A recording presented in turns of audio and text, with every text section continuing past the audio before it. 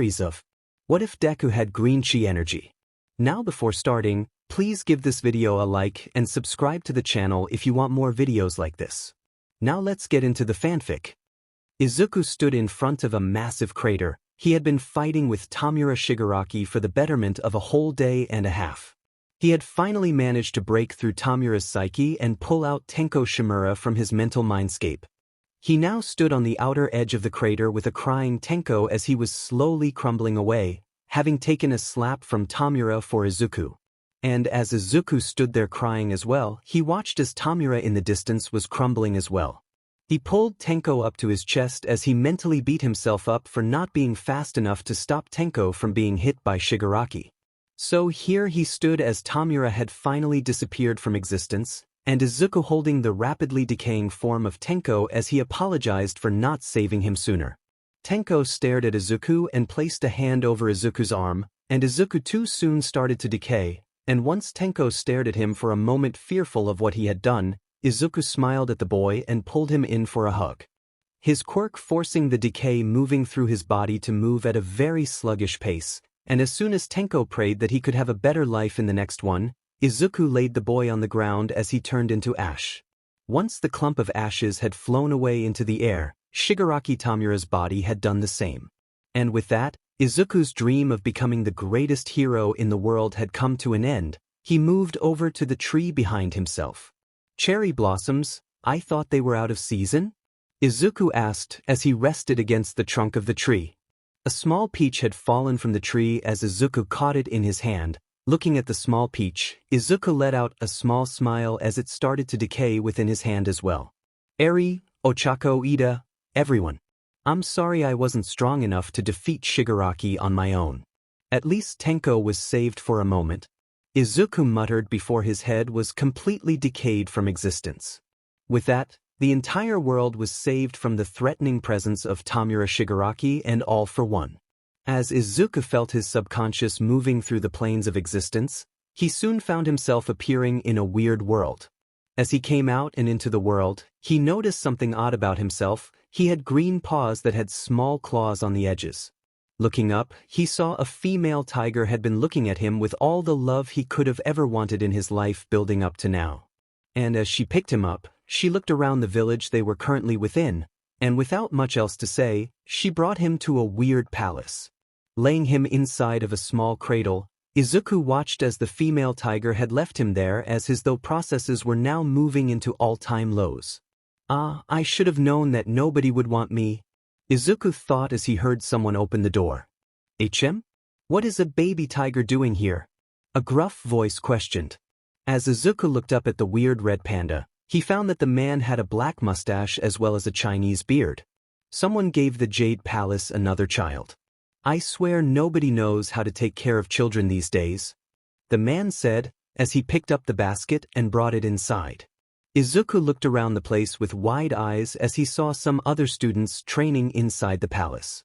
Izuku noticed that one of the students had taken a brief glance at him and stared for all but a few moments before moving back into their training.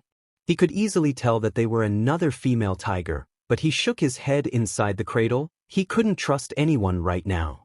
As soon as he and the weird panda man had brought him to a small room, the man sighed before setting Izuku's cradle on the ground. "My name is Shifu, and from here on out, I will be your master," Shifu said, as Izuku looked at him with a weird expression for a child before nodding. "Within this palace you will learn how to use Kung Fu in order to protect the Valley of Peace, not to mention all of China," Shifu said, as he pulled Izuku out of his cradle. As soon as Izuku was standing on his 2 feet, he felt himself slightly off balance before landing on his front 2 paws. He felt something swishing behind himself as he turned around to find a tail that was green with black stripes was swishing back and forth. "It seems like you are learning how to use your limbs. That is good. You might become a great Kung Fu master when you grow up. I expect great things from you," Shifu said as he left the room. As Izuku sat in the room he was placed inside of, he explored the area in order to see what the place had in store for him. As a hero in training, he had to make sure that wherever he was at was safe from any and all threats to his health. And after clearing the room with about a few hours worth of stumbling as well as clumsiness, he had finally managed to make sure the room was safe and sound for him. As soon as Shifu had arrived back to the room, he soon found Izuku sitting in the middle of the room with the most calming expression on his face as he seemingly meditated. Well, at least you know something about Kung Fu. It will be a pleasure to train you to become worthy of the title of Dragon Warrior. I can only hope that you aren't rejected, Shifu said, muttering the last sentence. Izuku, noticing the diminishing mood, crawled over to Shifu and placed a small paw on Shifu's hand. The red panda had looked into Izuku's emerald eyes as Izuku's empathy had shown true to him as Shifu started to let out a tear from his eye. I miss the young snow leopard that I raised from childhood, similar to what I am to do with you. I don't know why I am telling you of all creatures this, but I feel as though you won't tell anyone. I raised him as if he were my own pup, and I trained him to become the next Dragon Warrior, only for Master Oogway to turn away from him. I was so distraught that I never stood up for him. His name was Tai Lung, and because I never assisted him in learning that he was never destined to be the Dragon Warrior, he turned on the Valley of Peace, attacking anyone in sight. He eventually came back to the palace, and I couldn't stand to hurt him, and it was up to Oogway to knock him out. Tai Lung was placed in Chorgum prison in order to prevent him from attacking us again, but I fear that he may come back again, Shifu said, as Izuku rubbed his head on Shifu's chin. Alright, that is enough story time for you. You will begin your training in the art of Kung Fu tomorrow morning with the rest of the 5 other students who are training with me, Shifu said, as he put Izuku to sleep. The next morning Izuku had been woken up by a strange sound, and as soon as he stood up and walked to the door, he found that there was a small group of 5 animals at his door. Hello? Izuku asked, as he cursed internally for his stuttering. Hello, I am Tigress. This is Viper, Mantis, Crane, and Monkey. Tigress introduced herself as Izuku looked at each of them. Tigress was a slightly taller female tiger, Viper was a boa constrictor snake, Mantis was a praying mantis, Monkey was just that, a monkey, and Crane was a tall crane. Hello, I am Izuku. And I think I am a T-tiger? Izuku said, introducing himself, albeit in a questioning manner. Yes, you are a tiger, although I've never seen one of my kind with your colors, Tigress said, as she helped Izuku walk around the place. So what are we going to be doing today? Izuku asked as Tigress and the others stared at him. We will be training with Master Shifu today, and he will be teaching us the styles that would suit us best for combat, Tigress said, as Izuku followed after the group. Arriving inside of a training room, the group stood at attention as Izuku looked around the place. Wow, I've never seen a training area so dangerous, Izuku muttered as Tigress stared at him in shock. Oh, you can speak. That is good. What is your name? Shifu said, scaring the daylights out of Izuku. The tiger cub was so scared that he let out a small meow and attached himself to the ceiling out of fear. Your instincts are nearly there. Just need some time to get you up to par with the rest of the Furious 5, Shifu said, as Izuku slowly and whilst twitching landed on the ground with a stumble. My name is Izuku, he said, as Shifu nodded. Saves me the time of naming you, anyway. Come over here, Izuku. The rest of you, go into your training regimen, Shifu said as the rest did that. Izuku walked with Master Shifu as the man stood next to a weird-looking dummy. Punch it, he said, as Izuku let out a small punch.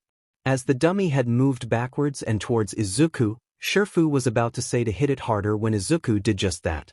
Punching it as hard as he could, Shifu watched as the dummy had slammed into the ground before coming right back up as Izuku dodged out of the way with a small eeping meow.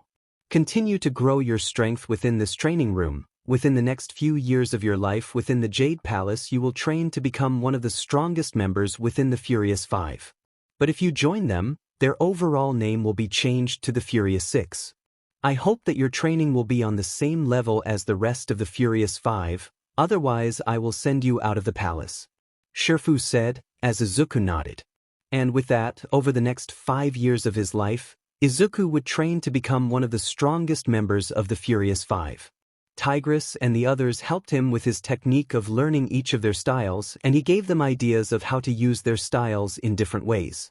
We eventually move on to when the Jade Palace is holding a tournament to see who would become the Dragon Warrior, since Uguay had mentioned that the Dragon Warrior was within the Valley of Peace. Izuku was now standing almost as tall as Tigress, as he was looking more akin to a very trained and muscular tiger. Standing next to each one of the Furious Five, the young tiger watched as Master Uguay had looked over each and every one of them with a scrutinizing gaze. Izuku had been training in secret whenever he could in order to refine his fighting style, as well as had been studying the many techniques that Master Uguay had learned in his lifetime. Master Uguay had caught him one night looking over the many combat scrolls that the old tortoise had held within the palace, as the old turtle had given him advice on how to fight better. So to see the tall tortoise watching over each and every one of their displays of strength as well as technique, the display began. They had all been up against a giant mechanical beast that could fight each of the Furious Five without fail. But considering that Izuku had been brought to the palace about 5 years ago, Izuku knew that it didn't know his style of fighting being a mixture of all the Furious Five as well as whatever techniques he gained over the 5 years of training. Moving about the arena, the Furious Five had fought the mechanical beast as Izuku stayed further back and stayed in his peaceful stride towards the mechanical beast. Out of the corner of his eye, though, Izuku saw a panda looking through a small hole in the wall, and with a confused face he focused back on his display. He knew that he wouldn't be getting the title of Dragon Warrior. He still had a lot of things to do in order to build up to that title. Within the next hour of moving about the place with precision as well as using his kung fu moves in order to dodge and weave through each and every attack the mechanical beast threw at him, he soon arrived at the top of the beast and turned it off. Tigress and the others had soon arrived after him, not by too much of time passing, but enough that they could have been faster to take first place. It was when they were about to fight against one another to show who was the strongest between the group when everyone heard Master Uguay speak. "I sense the Dragon Warrior is among us." And this caused everyone and Shifu to stand ramrod straight, as each member of the Furious Five and Izuku to stand in the middle of the arena and wait for Uguay to make his decision. As Master Uguay had looked at each fighter as he moved towards them, he spoke to all of the people as he had a smile on his face. "The one who will become the Dragon Warrior is..." Uguay said, pausing for dramatic effect, was interrupted by a panda falling from the sky screaming. He screamed as Izuku immediately looked to the sky and jumped to catch the panda. As soon as Izuku caught the panda, he had nearly broken his arms from catching him from his fall. But he landed safely and placed the panda on the ground as the panda was being pointed at by Master Uguay. Master Uguay said, as Izuku stared at the master in shock. What is going on?" The panda questioned before Tigress moved forward. "Master, are you pointing at me?" she asked before the panda moved in front of her and out. "No, the panda. The universe has brought us our Dragon Warrior," Uguay said, as everyone stood in shock. Shifu was the most in shock at how a random panda breaking through the group from the sky had become the Dragon Warrior. "And Master Uguay, there has to be some kind of mistake," Shifu complained to Uguay as the tortoise looked at him with a happy smile. "There are no accidents," he said as he moved away. As Shifu stood in the middle of the arena with the Furious Five and Izuku, he just growled audibly before he felt someone's paw on his shoulder. "Don't worry about it, Master. I had a feeling that none of us would be chosen as the Dragon Warrior," Izuku said, as Tigress and the others stared at him in shock. "What are you talking about?" Tigress demanded. "Well, I had a conversation a few months ago about Uguay's choice in a Dragon Warrior. He said that the Dragon Warrior would be someone who was consisting of the colors black and white. Not to mention, he had a vision of the future when he made the Dragon Warrior legend," Izuku said as he followed the parade up to the Jade Palace. "I certainly hope that you are correct, Izuku, otherwise I will be making sure that the panda doesn't enjoy his stay here," Shifu said, as Izuku stared at him in worry. "Instead of making his stay here a nightmare, how about we encourage him to become the best he could be?" Izuku asked, as Shifu glared at Izuku before huffing and walking away. "I need to speak to Master Uguay," he said, walking off. Izuku stood alone as the rest of the Furious Five had walked to their bedrooms within the Jade Palace, but one looked back at him with a concerning look on their face before walking away. As the civilians had dropped the panda inside the Jade Palace, We find the panda moving about the place with an awe that couldn't be replaced by a child. He walked about the place looking at each weapon, armor, painting as well as urns of the many years of kung fu masters as well as their exploits. He eventually came across an urn that was stated to have the entire Tenchu army's souls hidden within its small form. The panda gasped when he saw the urn just sitting on display within the Jade Palace, and ran all the way over to inspect it. The legendary urn of Whispering Warriors, said to contain the souls of the entire Tenchu army. The panda said as he walked closer to it holding a hand near his mouth. "Hello?" he asked, before another voice from behind him had spoken up. "Have you finished sightseeing?" The voice asked, vaguely familiar. "Sorry, I should have come to see you first," the panda said as the voice spoke up again. "My patience is wearing thin," the voice said with a noticeable sound of annoyance. "Oh, well, it's not like you were going anywhere," the panda said as the voice spoke up again. "Would you turn around?" the voice asked as the panda turned to look at whatever was there. He sees a small form behind him that appeared to be Shifu as he was staring at the panda with noticeable annoyance. "Sure, hey, how are you doing?" Before he looked back at the urn to speak to it once more.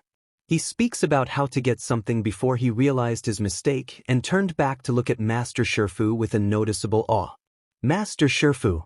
Oh, someone broke that. But I'm gonna fix it. Do you have some glue or something?" he said as he backed away from the broken urn that was in pieces on the ground. Shifu just put a strained smile on his face as he looked at the panda as he attempted to control himself. "So you are the legendary dragon warrior, he questioned as the panda stood up now. I guess so?" the panda questioned. "Wrong.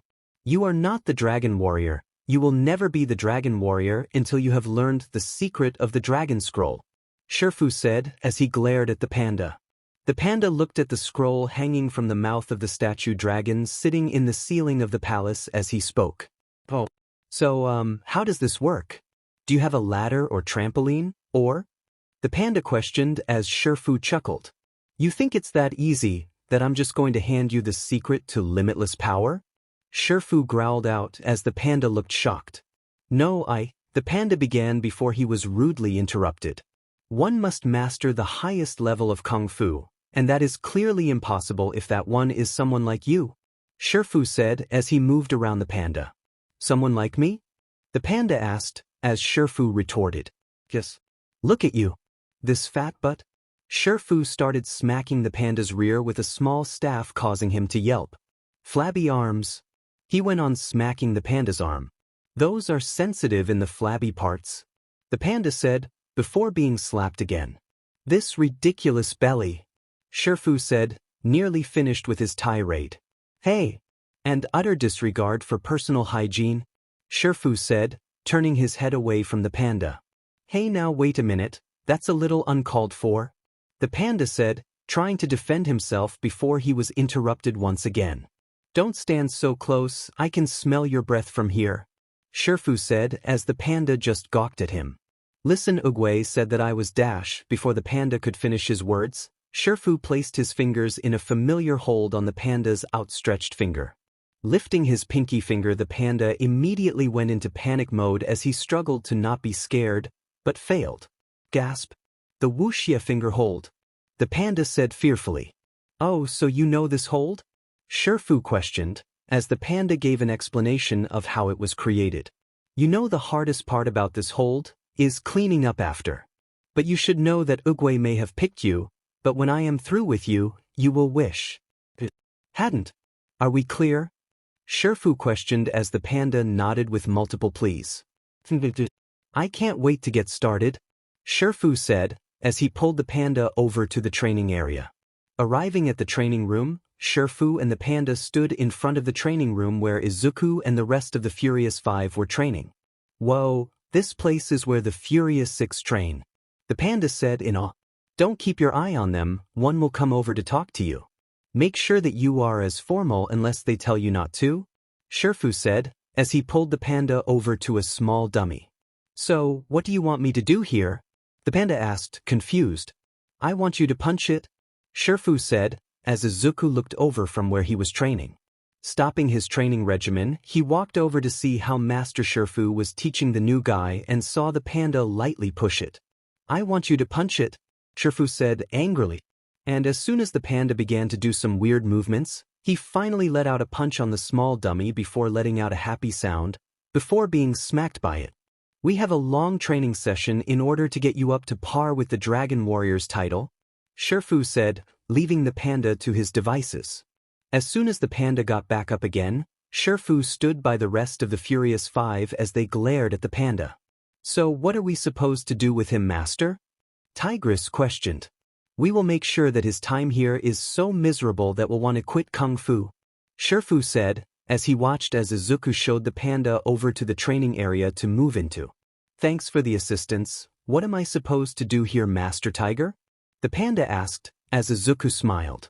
"Just call me Izuku, and what you are supposed to do here is get through this training area as fast as possible without dying," Izuku said, as the panda stared at him in shock. "Well, no such thing as trying, right?" the panda asked, as Izuku nodded. "I wish you luck, panda," Izuku said as he moved away. Standing near the rest of the Furious Five and Master Shifu, they glared at him for all but a moment before letting out a sigh. The panda had moved throughout the training area as he tried his ultimate best in order to not get hurt too badly. It was kind of funny how he was getting beaten up by the small red statues with barbs on them. Izuku had winced when the panda had been hit in the groin as he let out a hiss at the feeling there. The panda then moved over to the weird bowl thing as he rolled about inside of it and landed on the flaming area where he can increase his reaction time as well as others.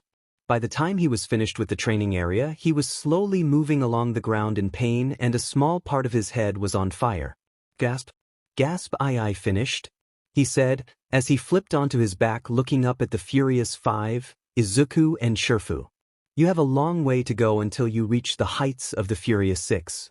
But until then you will begin your training in full tomorrow," Shifu said, as he left the room with the remnants of the Furious Six. Izuku stayed behind to help the panda up and get to the animal's room for the remaining time he stayed there. "Thank you for the help," the panda said, as Izuku smiled. "That is just what a normal person is supposed to do. It's what a hero would do," Izuku said as the panda spoke again. "The name's Pooh if you wanted to know. Didn't mean for that to rhyme, but I hope that we become close friends," Pooh said, as Izuku helped Pooh stand up.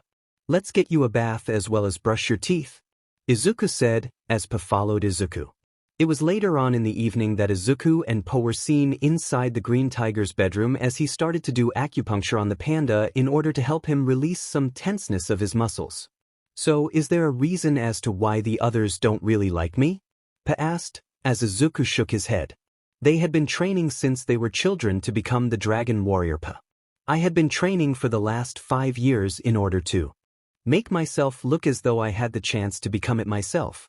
But I knew that Oogway had chosen someone else a few months ago and made peace with that," Izuku said as Pooh stared at him. "Really? Oogway knew about me being the Dragon Warrior a few months ago?" Pooh questioned. "I don't know if he saw you, but if I remember correctly, he said that he sensed the Dragon Warrior would be one who was black and white. The symbol of the yin and yang," Izuku said, as Pooh nodded. "So what do you do in your free time, Izuku?" Pooh asked as Izuku smiled. "I just help those who are in need. I go on many missions when I leave the valley around China in order to protect civilians from harm. My only goal is to become the best version of myself as possible, that way I don't have to worry about becoming the best," Izuku said, as Pooh just nodded before one of the needles had hit a spot that caused him to make a weird face. Closing the panda's mouth, Izuku finished the acupuncture treatment, allowing Pooh to let out a slight groan of pleasure as Izuku pulled each one out. "Well, that's all you needed for today. I won't be here tomorrow because I will be meeting with the rhinos of Chorgum Prison holding Tai Lung," Izuku said, as Pooh stared at him confused. "Isn't he the one who attacked the Jade Palace about 10 years ago?" Pooh asked, as Izuku nodded. "He wasn't given the title of Dragon Warrior, so he took his anger out on the village before coming back here to take it for himself. Oogway had defeated him by blocking his chi pathways and knocking him out. He then sent Tai Lung to Chorgum Prison in order to keep him in check. But Master Shifu believes that Tai Lung will return, the same is from Oogway as well," Izuku informed as Pooh nodded. Will I have to fight Tai Lung someday? Pa asked, as Izuku shook his head. I don't think you will. Unless he decided to break out of prison, it could become a possibility in the future. But the future is never set in stone, Izuku said as he stood up. Pa followed after him as Izuku led him to the bedroom that belonged to the panda. This is your room for now, until you decide to leave of your own volition or if you decide to stay here. This will be your new home from now on, Izuku said as he left the panda there. Now that he was all alone, Izuku went to go find Master Oogway in order to ask him about Tai Lung. Deep within the recesses of a massive mountain, a snow leopard had been chained up, his blue eyes looking everywhere as he waited for the right moment to escape. It's only a matter of time before I return, Master. And then I will take the title of Dragon Warrior by force. The snow leopard thought to himself as he heard a commotion high within the mountain between a rhino and a goose.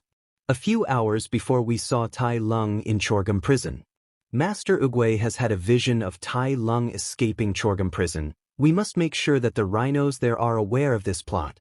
Shifu said to the messenger bird. What are you talking about? Chorgum prison is the strongest prison that we know of. The messenger bird called out concerned. Listen to me or not, you need to inform the head rhino there in order to prevent him from escaping. Shifu said, as the messenger bird immediately took off in order to inform the rhinos guarding Tai Lung about his escape.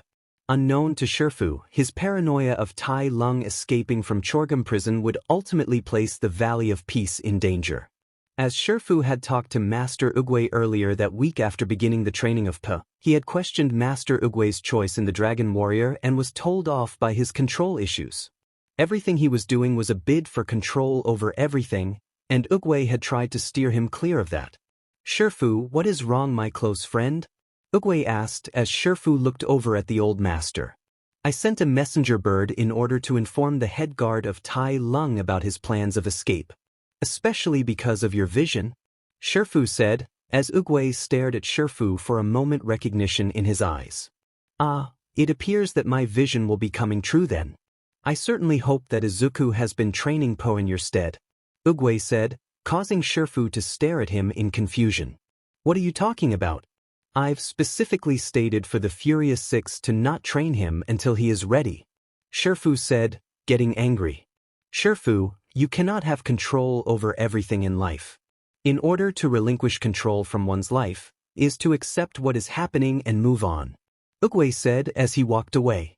Unknown to Shifu though, Oogway had noticed Izuku standing behind the walls around the corner as he had overheard everything. Izuku had turned away and ran off thinking about everything that had happened up until this point in the training of Pa. The panda had been doing very well with his training under Izuku. He had been taking his lessons of kung fu under himself like a fish to water. Ironically, because of Po's different body shape, Izuku had to change up every single fighting style he knew to better fit a panda's fighting style. And the two had become better fighters because of this change, especially because of the fact that Izuku was incredibly honest with his opinions about training Pa. The last words Izuku said to Pa before he left him to his own devices though, were something that Pa didn't really want. I don't wish to stay within the Jade Palace if Master Shifu doesn't wish to have you be trained to be the Dragon Warrior. I need to be on the front lines to prevent Tai Lung arriving in the Valley of Peace. In order for Master Shifu to get over his wish for control, he needs to train you differently from how he trained me and the Furious Five, Izuku said, leaving the Jade Palace. Wait, are you going to fight Tai Lung? Pa yelled as Izuku turned around. His expressive tiger eyes showing his want as well as his instincts telling him to fight. It's not because of the fact that Master Shifu doesn't want to train you, Pa. Should Tai Lung escapes Chorgum prison, nobody will be here besides Shifu to fight him. I need to make sure that Tai Lung has expended a lot of his energy before reaching the Valley of Peace, Izuku said before leaving the Jade Palace. Pa that night had nearly cried himself to sleep since his closest ally within the palace had left in order to fight an incredibly powerful opponent without backup. After the messenger bird had left the Valley of Peace, they found themselves nearing the snowy mountain where Chorgum prison was located. Landing just outside the doors, shivering from not just fear but the cold itself, he knocked on the doors. Who goes out there? The rhino's voice called out. It's me. the messenger bird from the Valley of Peace. The messenger said, as the rhino opened the doors. Oh, what is some squeaky bird doing here from that small town? The rhino asked, laughing. Master Uguay has had a V-vision. Tailung has been seen in the V-vision to escape FR from this prison. The messenger said as the rhino widened his eyes for a second before belly laughing. Tai Lung escaping from our prison. That has to be a joke. This prison has TNT littered all over this mountain, not to mention that there are 1,000 guards that are keeping an eye on that snow leopard from morning to dusk. And from dusk to morning. He will not escape, the rhino said, as he showed the messenger around the prison. They soon arrived at an elevator as another rhino had jump-scared the bird, causing them to let loose a lot of feathers. Unaware that they just set up their own downfall. Master Shifu was looking around the Jade Palace for Po as he was preparing to set up a regimen for the panda to start training with. He hadn't seen the panda for a while since Izuku started the panda's impromptu training without his say-so in the matter. He would punish the green tiger when he found him later, but that could wait. He was walking through the halls as he later found the panda standing in front of the Furious Five as they were watching him in awe, some even laughing. Looking up, he found that Pa had some noodles under his nose that made him appear to have a mustache like himself, as he had been on his knees to represent his height and was mocking his voice. Granted, it got a silent chuckle out of him for his impression, but he put on his angered look as the rest of the five started to warn the panda about his presence. Having fun? He asked aloud as Pa looked over at him. He yelped as he jumped away from the master. The rest of you may head to bed, I need to talk to the panda. Shifu said as Monkey rose his hand. What? Shifu asked as Monkey pointed at the space beside him. What are you doing? Shifu asked, before noticing Po's disappeared form. You all go to bed and I will get the panda. Shifu called out as the rest of the five had left the room. Shifu had walked away from the building as he searched the area around it in order to find the panda. He was surprisingly fast when he wanted to be. As the messenger bird had arrived at the lowest area of the prison, he saw that there in the middle of the prison field was Tai Lung with a turtle shell on his back with many rods holding him there. You see, Tai Lung will not be capable of escaping from this place. We have a dozen guards aiming their weapons on him. Should he make an attempt, he will die as fast as we could skewer him with our arrows. The rhino said, as he smacked the bird on the back and headed back to the upper surface. The bird though gave one last look at the snow leopard as he glared at him with seemingly orange eyes that were borderlining on yellow. Becoming skittish, he ran into the elevator as the rhino had laughed at his timid nature towards the snow leopard. Time to send you back to the Jade Palace and inform that Tai Lung will not be escaping from this prison until his sentence is fully done. The rhino said as they walked near the front doors. Down where Tai Lung was though, a small feather landed in front of him as he used his tail to pick it up and placed it in the keyhole and moved it around until the shell on his back opened up and he started to pull on his chains. As soon as some of the rhinos had launched their ballistas, Tai Lung used them to his advantage as he broke the chains with them, freeing him from his prison at the bottom.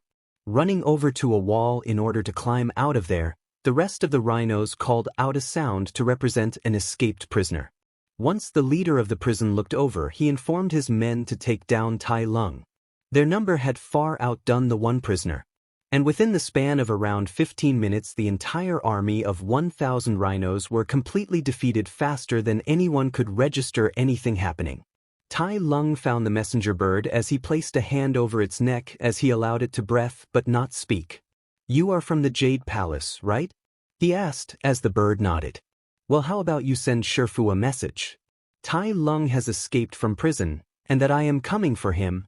Tai Lung said as the bird nodded swiftly. Tossing the bird in the air, he watched it fly away as fast as it could in order to send the message. The dragon warrior has been chosen, if those rhinos were right about who they were talking about. I wonder who Shifu named as the dragon warrior. Tai Lung questioned before running out of the mountain. Izuku was seen running towards a massive bridge as he saw that the prison was off in the distance. Shaking his head, he took the parts of the bridge apart in order to at least slow down Tai Lung before they would both meet up. This is to just buy time for Po to be trained. I know I could have trained him myself, but I need Master Shifu to learn this lesson. Not everyone needs to be trained the same way, Everyone needs their own way of teaching? Izuku muttered to himself as he broke apart the last bridge and ran back towards where he would meet Tai Lung. He never saw the bird flying over him in a hurry. Back at the Jade Palace, Shifu had found Po and had brought him back into the palace in order to begin his training the next morning. He was just about to head over to Master Oogway in order to show him the progress he was at in order to find out which way to train the Dragon Warrior. He was suddenly interrupted with the messenger goose he sent out to Chorgum coming in with fear written on his face. "What's wrong?" he asked, looking at the bird with a serious expression. "Tai Lung has escaped from Chorgum prison. He said that he's coming here for both you and the Dragon Scroll," he said, as Shifu cursed himself internally. "Make sure to have the Furious Five evacuate the Valley of Peace within a day's time. We need to make sure that there aren't any civilians here to cause irreparable damage to," Shifu said as the messengers spoke up again. "I saw Master Izuku out there waiting for Tai Lung, sir. He is all alone out there," the messenger called out, causing the master to stop in his tracks. "What? What is he doing out there?" Shifu questioned. "I don't know, but he seemed pretty resolved to fight Tai Lung. He was standing in the direction Tai Lung was running to," the goose said, before running off. "Damn it. I need to inform Master Oogway about this bad news," Shifu muttered to himself before heading to the peach tree where the old master was. Running up the path leading up to the peach tree that Oogway had always sat under, Shifu stopped to catch his breath. Oogway seemingly had noticed his presence coming closer as he had turned around to look at the master. Master, I have news, very bad news," Shifu said as Oogway looked at him in the eyes. Shifu. "There is just news. There is no good news or bad news," Oogway wisely said as he walked over to him a little. "Master, your vision was right. Tai Lung has broken out of prison. He's on his way," Shifu said, staring at the old master in fear. Oogway stood still for a moment, his eyes going wider as he noticed that this was bad news. His voice showed his shock. "That is bad news," he said, looking downward in thought. "If you do not believe that the Dragon Warrior cannot stop him," Oogway said, as Shifu stared at him in even more shock. "That panda? Master, that panda is not the Dragon Warrior. He wasn't even meant to be here. It was an accident," Shifu said as Oogway smiled at him. "There are no accidents," Oogway said as Shifu looked down inside. "Yes, I know, you've said that already twice," Shifu said, as Oogway had chuckled. Well, that was no accident either," Oogway said, as Shifu placed a paw with 3 fingers up. "Thrice. My old friend, the panda will never fulfill his destiny nor you yours. Until you let go of the illusion of control," Oogway wisely said, as he stared at Shifu in worry. "Illusion?" Shifu asked, with a complicated expression. "Yes. Look at this tree, Shifu," Oogway said, as Shifu turned around to look at the peach tree. "I cannot make it blossom when it suits me, nor make it bear fruit before its time," Oogway tried to reason. "But there are things we can control," Shifu stated. "I can control when the fruit will fall." Shifu starts, as he is smacked on the head with a random fruit. The action caused Oogway to smile a little at the random fruit. "And I can control where I can plant the seed. That is no illusion, master," Shifu said, slicing a peach perfectly in half and grabbing the seed midair. He then slammed his fingers into the ground, making a small hole, and threw the seed of the peach into it. "Yes. But no matter what you do, that seed will grow to become a peach tree. You may wish for an apple or an orange, but you will get a peach," Oogway said as Shifu had paced a little. "But a peach cannot defeat Tai Lung," Shifu said exasperatedly.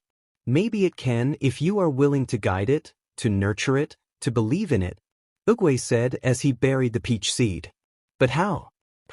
"I need your help, master," Shifu pleaded, placing his hands together. "No. You just need to believe. Promise me, Shifu, promise me you will believe," Oogway said, pointing at Shifu for all but a second. I will try," Shifu said, as Oogway began to lean upright. But his body had started to tremble slightly as he stood back upright, looking off into the distance. "My time has come," Oogway said, as he gained a moment of clarity. Leaning back over to give Shifu his staff, he smiled at the other master as he gave it to Shifu. "You must continue your journey without me," Uguay said as he turned around to walk away, peach tree blossoms moving about his body as he did. What are you what?" Shifu asked in confusion. "Master," Shifu called out, taking a single step as Uguay got close to the cliff. "You can't leave me," Shifu said, as Uguay finally stopped and turned to look at Shifu. "You must believe," Uguay said, before Shifu moved again, staring at the tortoise in shock and fear. "Master," he called out, as Uguay glowed a blue color as the pink petals moved around him. Shifu watched on as the petals took the spirit of Uguay away from him and off into the sky as he stared on in shock as the tree next to him had seemingly died as well. Meanwhile, just on the outskirts of the bridge, Izuku stood looking off into the distance as he saw markings of a snow leopard moving towards him. Standing his ground, he waited for the person to show up, and as soon as they did, they were shrouded in darkness. "Are you the dragon warrior? I've never seen a green tiger before," the shrouded person asked. "Tai Lung, I am here to prevent you from reaching the Valley of Peace. And it will be an honor to fight against my senpai," Izuku said, entering a combat stance as the shroud cleared up to reveal a very confused Tai Lung. "So you aren't the dragon warrior?" he asked, as Izuku shook his head. "Then we will fight to see who the better fighter will be, me or you. Can I at least have your name?" Tai Lung asked as Izuku spoke. "My name is Izuku Midoriya, and I will be the one to stop you," Izuku said, as he moved slightly in a reminiscent pose of Uguay. Tai Lung growled as he prepared to launch himself at Izuku. And once he did, the two ran towards one another on all fours as they both jumped into the air and threw a singular fist at the other, causing the ground underneath them both to crack. The two opponents landed blows in the air as the ground cracked underneath their power. Izuku switched styles as he used his flexibility and landed a few tail blows to Tai Lung's face. As Tai Lung then bit down on Izuku's tail, he kicked Tai Lung in the face before the two separated in the air and landed on the ground. The two didn't allow this to stop their fight. No, they just moved towards one another where they traded attacks, countered blows with their own, and then separated before moving back at it again. They used chi attacks as well in order to try and block out the other's ability to use the supremely powerful ability within Kung Fu. Tai Lung's chi was blue in color whilst Izuku's was green in color, but not that it would make him greedy. He was calm in nature as he fought Tai Lung. The snow leopard had been increasing his speed in the fight as Izuku fought to keep up with the leopard. Tai Lung jumped into the air where he sent a kick towards Izuku as he blocked it with his forearm as the ground cracked and crumbled beneath the two as they fell underground. Their fight continued further as the two broke the area around themselves as their fight began to reach newer heights. "It appears that your strength should be close to that what the dragon warrior is supposed to be. Are you sure that you're not the dragon warrior itself?" Tai Lung taunted, as Izuku grunted before launching another flurry of punches and kicks in pressure-pointed areas around Tai Lung, who expertly dodged each strike. "Well, I would assume that you wouldn't know who the dragon warrior was, even if you had only heard rumors," Izuku said, as he smirked at Tai Lung. This act angered the leopard as he ran towards Izuku using an even faster move set that Izuku struggled to counter, but managed. The two appeared back above ground as they moved towards the Valley of Peace. Tai Lung was moving the fight closer to the valley. Izuku knew where this fight was bound to go, and he increased his strength in order to move Tai Lung back where they started the fight. Punch after punch, kick after kick, both fighters were giving it their all in order to win the fight. Izuku may not have the experience as Tai Lung when it comes to martial arts, but he has the smarts to keep himself in the fight. Eventually, one of their strikes had managed to create a massive boom around them. Shockwaves of a yellow aura moved about their location around the forest they had arrived within. Both fighters immediately took to the trees in order to fight above the ground, using the leaves as well as branches as cover for their next moves on the other. What they were unaware of, though, was that there was another group of fighters making their way to said forest after seeing the explosion of power. Eventually, the two stopped hiding within the trees and landed on the ground using the terrain to their advantage as they ran towards one another. Izuku sent a kick outward to be a feint, but was grabbed by the foot as a blue aura came across Tai Lung's fingers and Izuku countered it with his other foot. But there was something wrong when he countered. The nerves in his left foot had been cut off from the rest of his body. He couldn't feel his left leg anymore, and as he styled to a different version of the Furious Five, he stood like a praying mantis. Letting out a breath of air, Izuku sucked in some more as he watched Tai Lung launch towards him again. Sending a kick towards Izuku, the young man ducked underneath the attack before swinging his unconscious leg out and smacking the villain in the back, sending him up in the air a little before grabbing Tai Lung's throat with his tail. As soon as he wrapped his tail around the leopard's throat, he pulled the villain back and punched him in the face before sending another kick, launching him into a tree. "You're good, Master Shifu trained you well. But you won't be able to beat me if you continue on like this," Tai Lung said as the two stood apart from one another. "I will do what I must in order to protect the Valley of Peace. I know that this battle will probably put me out of the rest of the day, but I just need to hold you off for just enough that Pa and the others can escape," Izuku said as he moved back into a calmed stance. "Did you find inner peace?" "I swear if that turtle," Tai Lung questioned angrily before a swift kick was sent his direction that he barely dodged. Turning back to look at Izuku, he found that the green tiger had moved swiftly, much faster than he was before, as he sent swift but light attacks on the villain. Being pushed into a corner, Tai Lung had just decided to end the fight as fast as possible as he started to use chi attacks in order to make sure that Izuku wouldn't be able to fight. But each time he struck out, the tiger would just flex his body enough that he would dodge by just a hair. This infuriated Tai Lung further as they soon made it to the outer territory just outside of the Valley of Peace. Both fighters were seemingly tired, although Izuku was more tired than that of Tai Lung. The tiger was leaning on a tree as he watched the snow leopard had been panting slightly, signaling his lowered breath. "That was a good fight, might be the best one I've had in years. But you are just a few years short of defeating me," Tai Lung said as he went into a similar pose for the chi-canceling technique. "I will see you when I take over the Valley of Peace," Tai Lung said as he roared at Izuku. Izuku didn't know how long it had been since he was knocked out by Tai Lung, but when he noticed that he could feel his movement again, he struggled to stand back up. Looking around himself, he found that the rest of the Furious Five were on the ground next to him and Master Shifu was helping them up. What happened?" Izuku asked as he tried to remember the battle he had. "Tai Lung was too strong for both you and the Furious Five, so tell me, what made you think you can hold him off from the Valley of Peace?" Shifu demanded as Izuku shrunk back.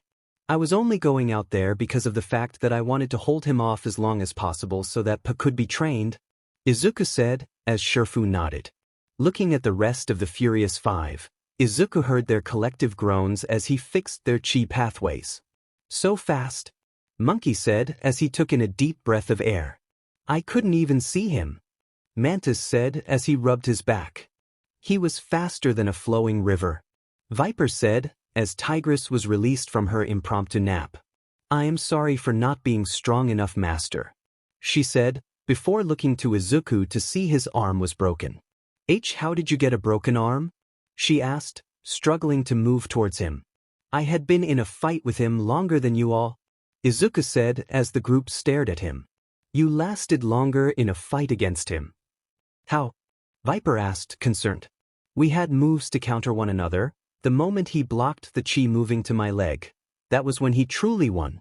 I have still a few more years before I could have defeated him on my own," Izuku said as he thought back to his fight with Tai Lung. How are you still awake then?" "We arrived after you got knocked out," Monkey questioned as Pa entered the room. "Shouldn't we be evacuating the civilians out of the valley?" Pa asked as Shifu nodded. "Wait, Tai Lung still hasn't arrived?" Izuku asked as both nodded. "Pa, make sure that when Tai Lung's paws glow blue, don't let it touch you. It will block your chi paths," Izuku said as Shifu spoke up. "What makes you think that the panda will last longer than you all?" Shifu asked as Izuku glared at Shifu. "What makes me think that? I taught him everything I knew up until the day that I left to fight Tai Lung. I watched him grow over the last few days before I left. I was the one who made sure that he was wanted in the Jade Palace for Kami's sake," Izuku said, starting to get furious. The Furious Five were getting antsy since they had never seen Izuku get angry before, much less seen him let it out. He always kept it bottled in for whatever reason he had to be angry. He always projected a calm aura, so to see him so angry caused them to be slightly scared. Tigress though had to think about her actions towards Pa, as well as how she had treated Izuku during the time that Pa was with them all. If you want my opinion, Master, then out of all of us, Pa has the strongest chance of defeating Tai Lung on his own without our help, Izuku said, as Shifu glared at Izuku. It should be the duty of the master to defeat their student had they gone on a horrible path, the same path Tai Lung goes down, Shifu said, as Izuku let out a roar. You were never my real master. Izuku screamed as everyone stared at him in shock. Green lightning stretched across his green fur, turning it teal for all but a millisecond. Pa, though, had noticed something that the others couldn't. He could still see the aura and lightning of Izuku as it moved about his fur. Izuku stamped his foot on the ground, causing it to crack under the power of the attack, and Shifu stepped backward in a fighting stance. Izuku just walked toward Shifu without an inch of a fighting stance. You always state that we better meet your expectations or else we are just going to be booted out of the Jade Palace. But do you really expect us all to meet these so-called expectations every single day of our lives? I had gone out of the Jade Palace that night because I couldn't handle all the toxicity towards Pa, all over the fact that he shouldn't have been the Dragon Warrior. You all thought that he was not meant for it because of his body shape, his mentality towards Kung Fu, not only that. But you all talked about how he wasn't even a master of Kung Fu. All Pa needed was to believe in himself in order to become the Dragon Warrior. If this is how things are going to continue, I would rather leave the Valley of Peace, Izuku said, turning to walk away. As the tiger walked away, he felt all the inner emotions coming up to the surface as tears broke through his eyes. He couldn't keep all the built-up emotions he had deep within as he turned one last time to Shifu, who was standing in shock. You put it into my head that if I wasn't good at what I was doing, that I would be kicked to the curb and left to die on the side of the road. I will not stay in a place such as this, if this is what the whole rules of this place will become, Izuku said as he walked away. Everyone standing near the entrance of the Jade Palace had stayed quiet as Tigress let out a sigh before walking to Pa. As the panda stared at her for a second, she apologized for her actions. I'm sorry for everything that I told you on the first night here, Pa. I wasn't in my right mind, and that isn't an excuse. I need to go find Izuku. He really shouldn't be alone when he is this mentally weakened, Tigress said, as she ran off towards the direction Izuku had walked to. Master Shifu, should you really be the one to stay at the temple? If Tai Lung sees you, you won't be able to win against him, Pa said as Shifu stared at Pa for all but a second. I will not have my students be in the Jade Palace whilst a terrorist will be there to end me or all of my students. As per order of the Jade Palace, I am to stay as the master and deal with any threat that may threaten the populace of the Valley of Peace. Leave with the rest, Pa. I will handle things from here, Shifu said, as Pa nodded. Off in the mountains near the Valley of Peace, a snow leopard had finally arrived at the place he was raised. Shifu, I have finally come home. I sure hope that you are prepared to take responsibility for what you had done to me, Tai Lung said, as he took one step towards the valley, lightning flashing in the distance behind himself. Izuku had been walking down the path of the Jade Palace since he had yelled at Master Shifu for not training Pa like he was supposed to. The Dragon Warrior had been someone who was heralded as the one who will protect Kung Fu from any and all threats. So to hear the fact that Pa wouldn't be the one to protect the Valley of Peace made Izuku feel as though Pa's efforts to become the Dragon Warrior wouldn't amount to much. And because of that, Izuku had decided that he would leave the Valley of Peace in order to live elsewhere so that he didn't have to worry about the controlling lifestyle of Master Shifu. He didn't get very far when he heard a feminine voice calling out to him from behind, and as he turned his head around, he found Tigress running to him, worry evident on her face. He had only seen something similar to that about 3 years ago when the two were on a mission over in Shanghai, when they were told to help the civilians there be protected from a very powerful Kung Fu master. Izuku! Tigress called out, as Izuku stopped in his tracks in order to allow her to catch up to him. When Tigress stopped behind Izuku, a thought appeared in her head as she looked at his tall form. When did he get so tall? Shaking her head, she moved in front of him as she looked into his expressive emerald green eyes. There is something wrong, Izuku, And you need to tell me what is going on. Tigress said, as Izuku stared at her. Pa needs to be the one to protect the Valley of Peace, not Shifu. Izuku said as he sat down on the building he talked to her on. Well, how about we think about something that will take your mind off of that? Master Shifu has always wanted some kind of control in his life. Just sucks that it needs to be how we live our lives as master kung fu artists. Tigress said as they both looked to the sky. I remember the mission we both went out on to Shanghai. Izuku said as Tigress looked at him. A red tint to his cheeks as he looked at her again, he stared into her eyes as he went on to talk about their time as warriors for the Jade Palace. Jade Palace 3 years ago. Tigress, Izuku. I need your presence within the Jade Palace with Master Oogway. Shifu called out, as the two stopped their training regimen and ran after Shifu. Walking through the halls of the Jade Palace, both tigers were looking around with slight awe as well as the green tint to the building. You have come. Sit and have some tea, Oogway said as he was sitting at a small table with tea prepared. Sure thing, master, Tigress said, as Izuku sat down as well. It was during this time that Izuku was very skittish and timid, all because of the fact that he was close to Tigress. We have a mission for the two of you to complete, since you both are the ones who are best suited for this mission. Shifu began as Oogway smiled at the two. What is the mission, sir? Izuku asked as Oogway smiled at him. You two must go to Shanghai. I have a contact there that has gone quiet. His is Master Turtle. He hasn't contacted us ever since he had left the Jade Palace 10 years ago, and I need to make sure that he is still alright, Oogway said, as Izuku nodded. What is the briefing about this mission? Tigress questioned as Shifu nodded. You both will be heading to Shanghai by boat. You will move along this strait before you get of near Gongmen City, then you will move by land to the neighboring city of Shanghai in order to find a small safe house.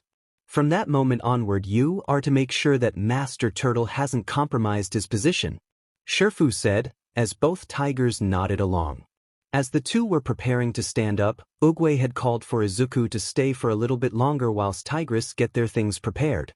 He also for some reason called for Shifu to leave the two of them alone so that their talks could be in private. Izuku was becoming slightly more worried as he stared at the old tortoise as he stood up and started to turn on some candles. I know about the feelings you harbor for Tigress. I think it is a very good thing for you to hold feelings for one another, Oogway said as he turned all the candles on. Turning around, Oogway found Izuku looking everywhere but him as he chuckled. Why, you knew? Izuku asked as Oogway smiled at him. I've known from the moment you laid your eyes on her. She is a very beautiful tiger, but at the same time a very feisty one. But this mission requires for you both to be serious as well as professional, Oogway said, as Izuku nodded. I will master, Izuku said with a determined tone. I'm not saying you cannot tell her your feelings, but at the same time I am telling you not to let them get in the way of your mission, Oogway said, as Izuku stood up. As he was walking to the door, Oogway spoke up again. You are from a different realm, he said, causing Izuku to freeze in place. How? Izuku asked as Oogway smiled at him again. Your chi, it is all over the place but at the same time, waiting to be revealed. Center yourself within inner peace on this mission, find it, and then you will be more capable of using chi to its best effect, Oogway said, allowing him to leave. Izuku and Tigress were moving along the Strait of Water as they prepared to start their mission for Gongmen City. So what was that talk with Oogway? She asked, as she sat down next to Izuku as he tried to attain inner peace. He told me that my chi was all over the place, and that in order to be able to use it in the best version of itself, I need to find inner peace, Izuku said, as he let out a sigh and meditated. Inner peace, huh? I wonder what that would look like for you, Tigress said, as she sat down next to Izuku. From what I learned from Master Oogway about inner peace, it allows one to basically move their body on its own. Kind of like mastering movement within your body and mind. Moving on instinct, Izuku said, as he kept up his meditation. So, is there a reason why you are doing it out here in the rain? Tigress asked as Izuku sighed. I've always had a peaceful time whenever I meditated in the rain. For some reason it was always calming for me, no matter the time I was going through, Izuku said, as Tigress nodded and entered the small cabin. All alone now, Izuku allowed himself to try and attain inner peace like Master Oogway said. He was taking in deep breaths as he let his chi flow through his body, letting it warm up his body even in the cold rain. His fur was getting wet and more soaked as he sat still on the ground as he soon stood upright, pointing a paw into the air. His paw had managed to catch a small water droplet as he moved it about his arms. As he did this, memories of his past as Midoriya Izuku had formed. The time when he was a 4-year-old as he went to the doctor in order to find out if he had a quirk, then the memory changed to a few hours after it. "Mom, cannot he be a hero too?" A younger voice called out, as his mother walked over to him and hugging him. "I'm sorry, Izuku. I'm so sorry." Inko called out as tears flowed out of both their eyes. The memories had then changed to when he was around 5 years old, and how he defended a young child from Bakugo Katsuki, or how he called him as a child. "Kaken.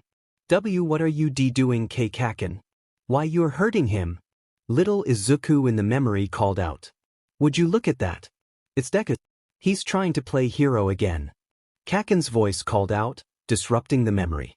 As soon as that portion of the memory came up and the word Deku sprang out from it, Izuku stopped what he was doing and interrupted his inner. As he fell to his knees, he pulled his face into his legs as he tried to get out of the building panic attack. Taking deep breaths, he never heard the stomping of feet behind him as he tried to push the thoughts of failure out of his mind. "Izuku? What's wrong?" Tigress called out, looking through the cabin door.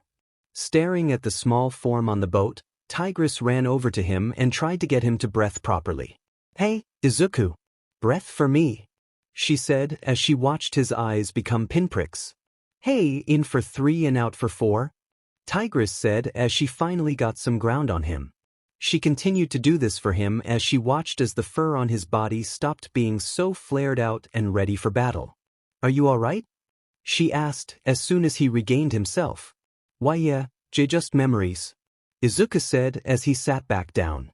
She eventually brought him inside the cabin as she dried his fur off with a towel she had brought with them. "How you managed to get your entire body soaked is beyond me, now strip," she said, as Izuku stared at her for a moment. "So you can get a change of clothes. God, don't be a pervert," she said, a blush on her face. Nodding quickly, Izuku started to take off his clothes, leaving him in his soaked underwear. "Those are coming off as well," Tigress said, as she used her tail to pull them off and tossed some clothes over to him. "Makes sure to clean up in the shower. We have a few hours before we arrive at Gongmen City," Tigress said as she sat at the bed. Once Izuku was gone, she kept thinking about what had happened during the meditation that Izuku was doing. She kept moving her mind's thought processes to when she saw him in the fetal position on the boat's deck as she thought about his words. Who is this Kaken character? And what did he do to make him have a panic attack that horrible? Tigress thought to herself. She heard movement behind her and found Izuku standing in his spare clothes as he sat down on his bed, and Tigress felt as though she needed to ask him a question. Turning around to ask him the question on her mind, she was interrupted with the sounds of small snores as she looked at his eyes. "Damn it. I wanted to ask who this Kaken character was. Might as well ask him later," Tigress mumbled to herself. A few days later, Shanghai City. Izuku and Tigress moved about the city in search of the safe house. They had no clue as to what was happening at the moment, but seeing as how there was barely anyone on the street was a red flag. Izuku and Tigress moved through the alleys as well as rooftops as they soon found their safe house. Entering through the door, they heard some movement downstairs as they heard civilians talking about how Master Turtle had turned on the city. Shaking their heads in shock, Izuku sat down on the desk nearby as he thought about everything that was happening. If what they are talking about is horribly and horrifying, we need to send word to Master Shifu and Oogway, Izuku said, as Tigress started up a letter to the Jade Palace. A bird had soon arrived. It was a small dove as Tigress had tied the note on its leg and sent it to the Jade Palace. Looking around the room, Tigress just sighed as she spoke up. "We will need to sleep on the same bed, so we will need to go to bed right now if we are to have enough energy tomorrow," Tigress said, as Izuku nodded. When the tiger woman got on the bed, she found Izuku laying on the ground and she growled audibly. "What are you doing?" she asked as Izuku looked at her with a blush. And my mother always told me it was wrong to sleep in the same bed as a female, Izuku said, stuttering slightly. I thought you were an orphan? Tigress asked, with a more concerned look on her face. Sitting up from his spot on the ground, Izuku stared into her eyes with building fear as well as concern. Will you promise and not to tell anyone what I tell you? Izuku asked, as Tigress thought about her options. Izuku hadn't been very truthful when he had first arrived at the Jade Palace. Not to mention the fact that he strayed as far away from most of the Furious Five when he trained. And for some reason him opening up to her right now seemed out of character, not to mention the fact that he was extremely scared at the moment. Letting out a sigh, she stared him in his eyes as she growled out her answer. If you tell me this story or whatever, you better get in the bed with me, Tigress said, as Izuku nodded. And from that moment on, Izuku told her about his harrowing past. From the moment he was born into a world filled with unique people, how he befriended a loud blonde boy. How he was declared as without a unique ability, betrayed by everyone he knew at a very young age. How his own mother didn't support his dreams of becoming a hero for that world, and how it all led up to his demise against a truly powerful villain who could turn anyone he touched into ash. And how he had saved the small boy within the villain's mind who still wanted to become a hero, only for them to take a disintegrating slap from the villain as the child hugged him tight. Accidentally using his decay power to slowly but surely end Izuku as well. Especially how he had become so skittish of his friends after hearing how they had no clue what it was like to live as a quirkless individual, whatever that quirkless word meant. How he distanced himself from said friends because of how they had talked about how the life of a quirkless person was probably better than their own. By the end of the story, Izuku himself had tears falling from his eyes, moving through his whole story of having stupid Midoriya tears even in another world. It was those last few words that caught Tigress's attention. In another world. You weren't meant to be here? She asked as Izuku nodded. In this world I am not meant to exist. But I do, and I am doing my best in order to not change anything about it since I know nothing about it, Izuku said as he wiped his tears away. Well, at least you told me. I won't tell anyone about your past. As much as I would like to state that whatever you told me was a lie, I feel as though nothing of what you told me was one. You cry too much, Tigress said, before laying down. Now get to sleep, we need to fight Turtle in the morning, Tigress muttered as Izuku slowly went to lay down on the ground again. In the bed, she reiterated. And as soon as those words were uttered, Izuku fearfully entered the bed with his own back to her own. Unknown to the both of them, their tails would entangle themselves within one another in their sleep. Present day. Those were the days, huh? Tigress said, as Izuku nodded.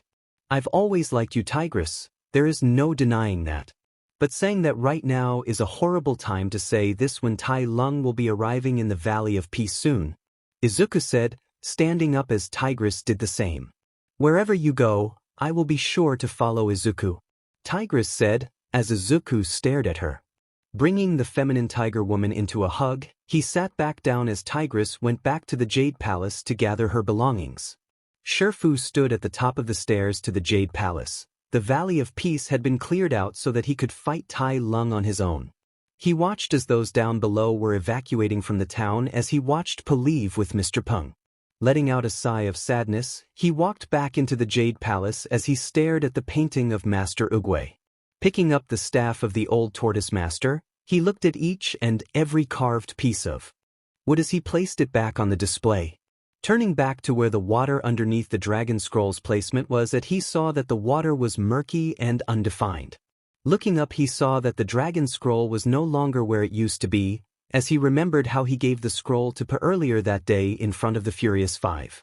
Izuku had been waiting outside the Jade Palace when Shifu gave the panda the dragon scroll, as well as the secret to limitless power. Only for everyone to find out from Pa that the dragon scroll only showed the person who was wielding the scroll itself. They were confused considering they believed that the dragon scroll would be the key to achieving limitless power. Although outside Izuku only knew of the real reason why it showed the person who held the scroll itself, it meant that whoever was the dragon warrior had to believe that they were the dragon warrior itself and believed in their own strength. So as Shifu sent everyone to evacuate the town, he stated that as the master of the Jade Palace, it was his decision to stay there to fight Tai Lung alone, without backup. And as everyone was evacuating, Shifu came back outside to see a storm on the horizon as the lights within the town were now off in the distance from the valley. He let out a calming breath before looking down to where the torii gates to the palace itself was opened silently. And closing his eyes, he took in a deep breath before opening them again, and looking up he saw Tai Lung appear in the flash of lightning. "I have come home, master," Tai Lung said, as he leaned a little to look at Shifu.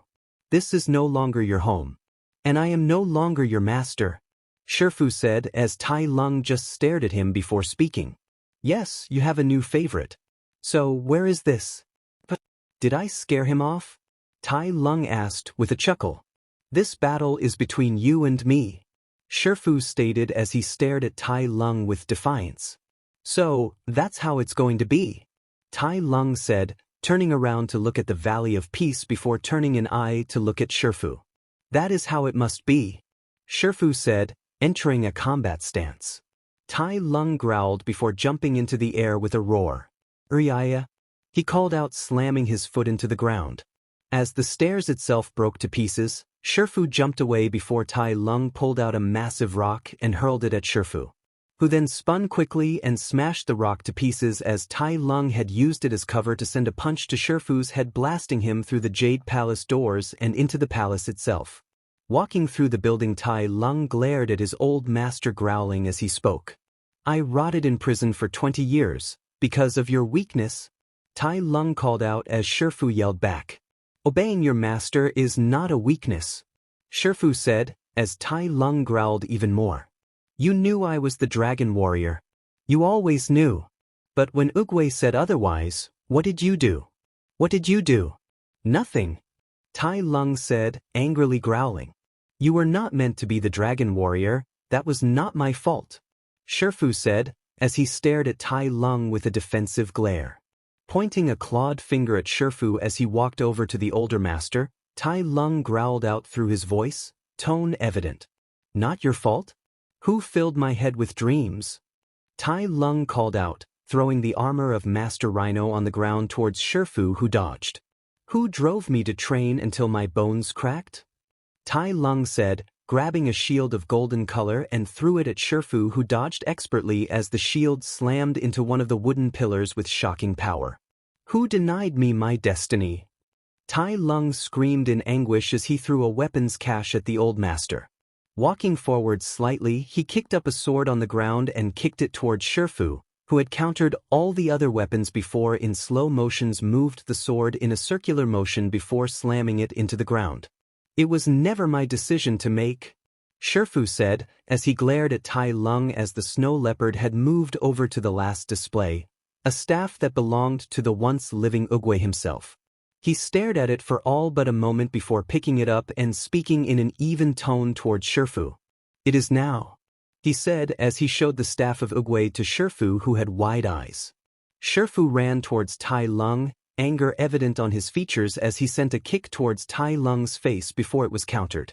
Tai Lung raised his leg in order to kick Shifu as the old master had placed an arm up to block before he was tossed into the air with Tai Lung's kick as he flew back towards his ex-student. The two dodged one another's final attacks, before Tai Lung slammed the hook-shaped staff over Shifu's neck, causing him to cough out a bit of his air before being slammed into the pillar behind himself. He was then flipped onto the tile ground as Tai Lung growled at Shifu as he pressed the staff harder into his master's throat. "Give me the scroll," he growled as Shifu glared back. "I would rather die," Shifu retorted as Tai Lung did a growling roar as he continued to put pressure on the staff. But as the two exerted their pressure on the staff itself, it was starting to break apart until it snapped in their hands. As Shifu looked over at the broken staff, he couldn't help but wonder what Oogway would have done in this moment, as a few peach blossoms had floated nearby. Tai Lung then kicked Shifu into the wall with his whole body on top of the red panda, and as the wall cracked under the powerful strike, Shifu tossed Tai Lung off of himself and jumped from each pillar. Tai Lung not too far behind.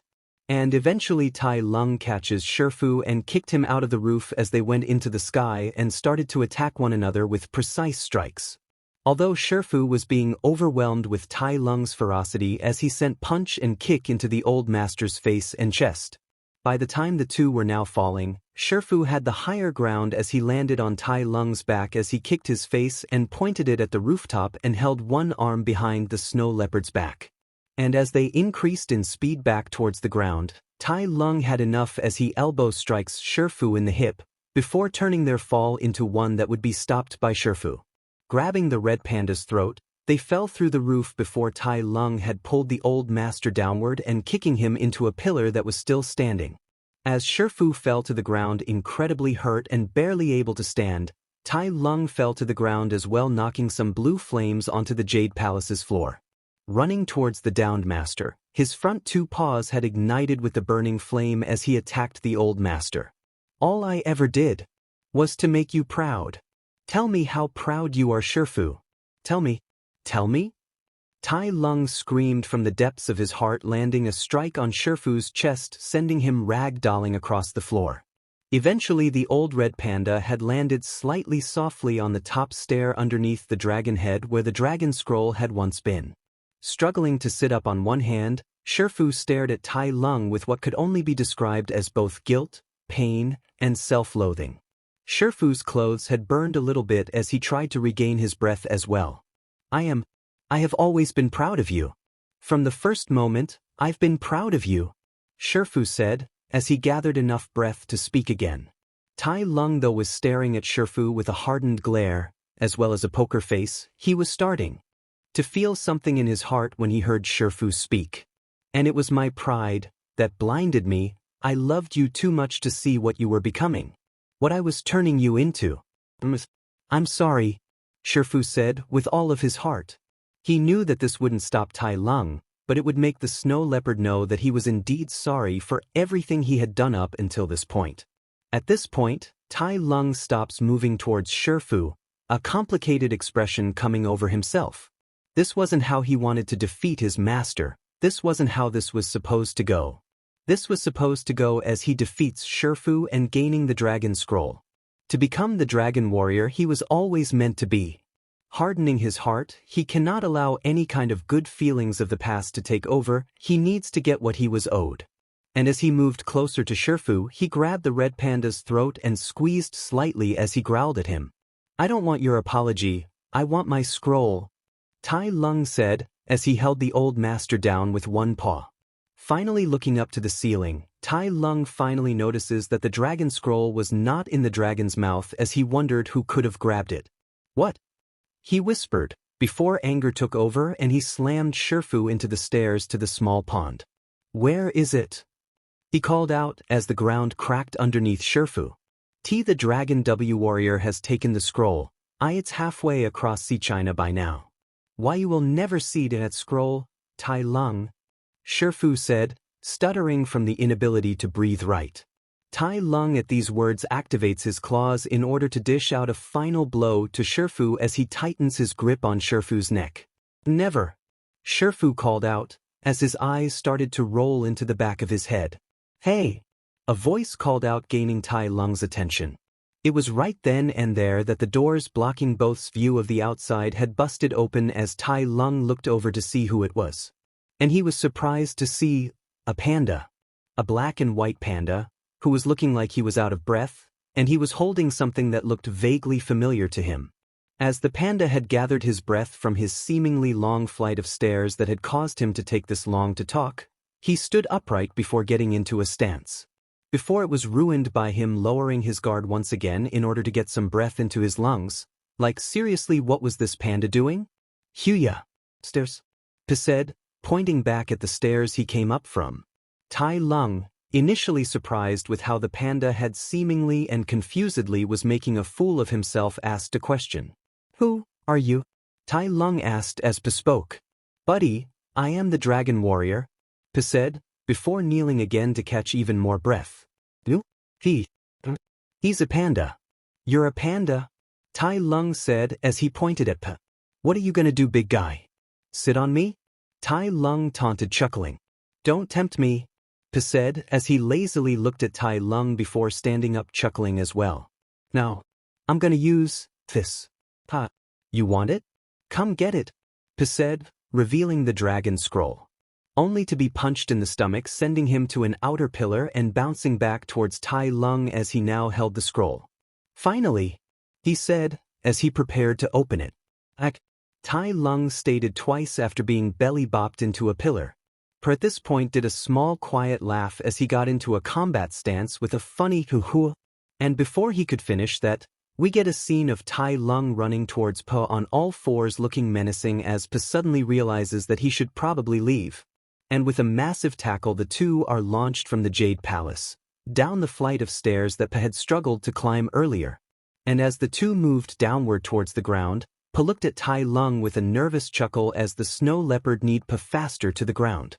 With Pa bouncing off a rooftop of a nearby building of the Jade Palace as he fell off the edge of the cliff once again as he landed on a tree bending it downward close to the ground with Tai Lung coming for him once again.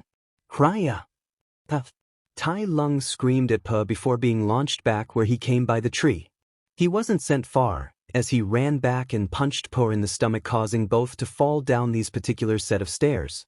And as both fighters had bounced off each one of the stairs, something hilarious happened. Every time they bounced off one of the steps, Pa landed powerful strikes to Tai Lung's face. And eventually they bounced for a third time as everything was moving in slow motion once again. But as Tai Lung landed on the step, he looked upwards and soon found Pa falling towards him, his ass coming in for his face. And as his ass squeezed Tai Lung's face to the point his eye was about to pop out, they finally reached the bottom of the stairs to the Jade Palace. Crashing through a rooftop, Pa landed in a small portable noodle container as Tai Lung landed near a rooftop where the scroll was located. As Pa gathered some of the noodles to create a makeshift whip, Tai Lung lunged towards the scroll only to have some noodles grab it from thin air and pulled back to Pa, only for the scroll to doink on his head and fly into the distance. Tai Lung then jumped towards where the scroll was about to fly over one of the buildings, as Pa used his upper body strength to pull Tai Lung downward comically and launch himself up in the air and slurping up the noodles. Whilst doing cartwheels in the air, he landed in a mixture of bamboo trees and came out moving whilst holding onto them.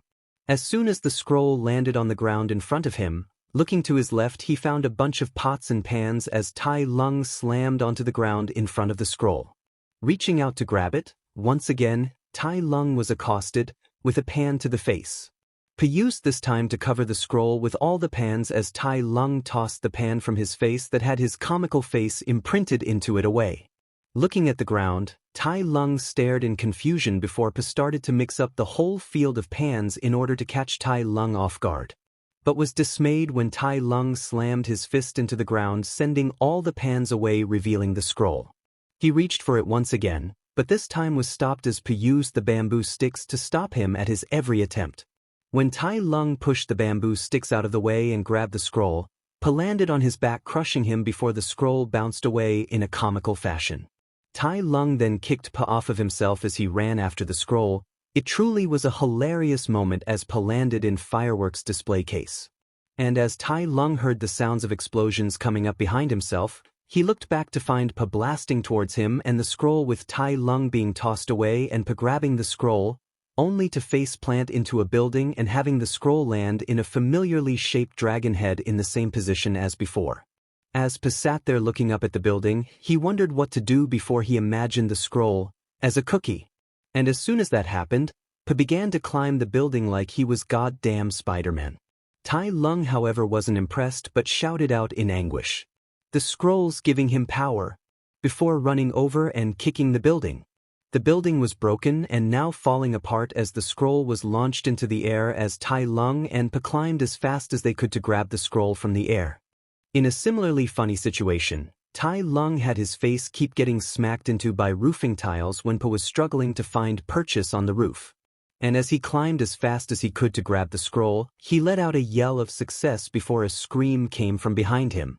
And through the smoke and debris, Tai Lung came up from the dust cloud and fell towards Pa, landing a powerful kick to the skull, sending Pa into the ground. Fixing his orientation, Tai Lung then landed what he believed would be the final blow against the panda, moving into a Superman position, this time facing Po's direct area. Slamming into Po's back, the panda let out a cry of pain as the ground erupted into a smoke dust cloud. Tai Lung flew through the sky as he appeared above Pa, and as he kicked him to the ground, he falls to the ground in a Superman pose facing towards the panda as he lands on his back. As a smoke cloud appears around the area, Pa was seen as soon as it cleared on the ground, looking worse for wear as Tai Lung moved towards the scroll on the ground. Picking it up, he had a smile on his face as he spoke out. Finally, after all this time, the dragon scroll is mine, he called out, opening it. Giving a confused expression, he was opening it and closing it multiple times, trying to figure out what was wrong. He flipped the scroll a few times to see what he did wrong before he came to the realization. It's nothing, he called out as he stared at a reflection of his own face. It's okay, I didn't get it at first either, Pa said, as he struggled to stand back up. What? Tai Lung asked, completely confused and seemingly scared. There's no real secret ingredient, Pa said as Tai Lung stared at him, completely bewildered. He tosses the scroll on the ground as he starts to feel fury through his mind as well as blood. It's just you, Pa said, as he looked at his own reflection with a smile. Growling, Tai Lung used a chi technique on Pa as he landed a strike on Po's upper chest and neck. And as Pa lands on the ground, he starts to giggle on the ground as if something was really funny. And as the panda was laughing, Tai Lung had to look at his hand to see if he did the technique wrong, because Pa should be on the ground in pain and paralyzed. Getting angry as the panda continues to laugh, he does the technique again as the panda laughs even more. Stop it. Oh ho ho. I'm gonna pee. Don't. Pa called out as Tai Lung officially had enough. He threw both of his arms out and slammed them into Po's stomach as something weird happened once again. Po's entire body absorbed the attack, causing his body to ripple backwards as he moved forwards once again in slow motion and slammed both of his own fists into Tai Lung, sending him into a nearby building. Tai Lung came barreling towards Po once again as he moved in with a right hook towards the panda's face. The attack was blocked with the flabby arm of Po's left arm as Tai Lung moved to make another strike with his left arm, hitting Po's left flabby arm again. Jumping up a little, Tai Lung attempted to kick Po in the head, only for the panda to duck underneath the attack.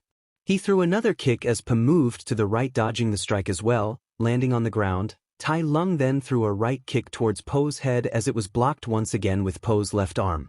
Po then slams his foot on Tai Lung's own foot, causing him to backpedal, and Po raises his arms and wiggles them a little before Tai Lung went for another right hook as it was parried. Tai Lung jumped to kick Po again, with his right leg as it was blocked by Po's own left hand. Moving into a fighting stance, Tai Lung watched as Po just increased his height over him and menacingly walked to him, only to slap him in the face.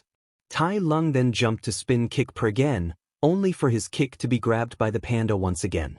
Slamming the snow leopard behind himself, Po then jumped in a backwards flip and landed on Tai Lung's back, crushing him slightly before bouncing in the air and grabbing the extended tail of Tai Lung, pulling him with his descent.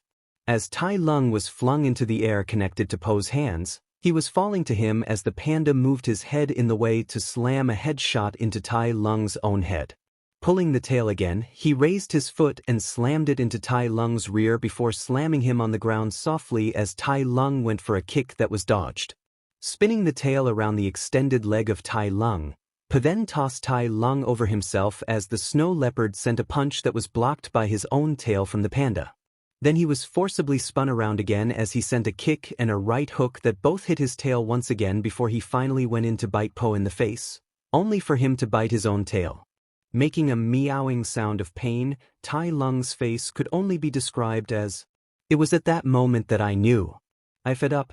Tai Lung then was pushed back because of his tail before Po turned around and booty smacked Tai Lung's back, causing him to ragdoll across the ground into a nearby building.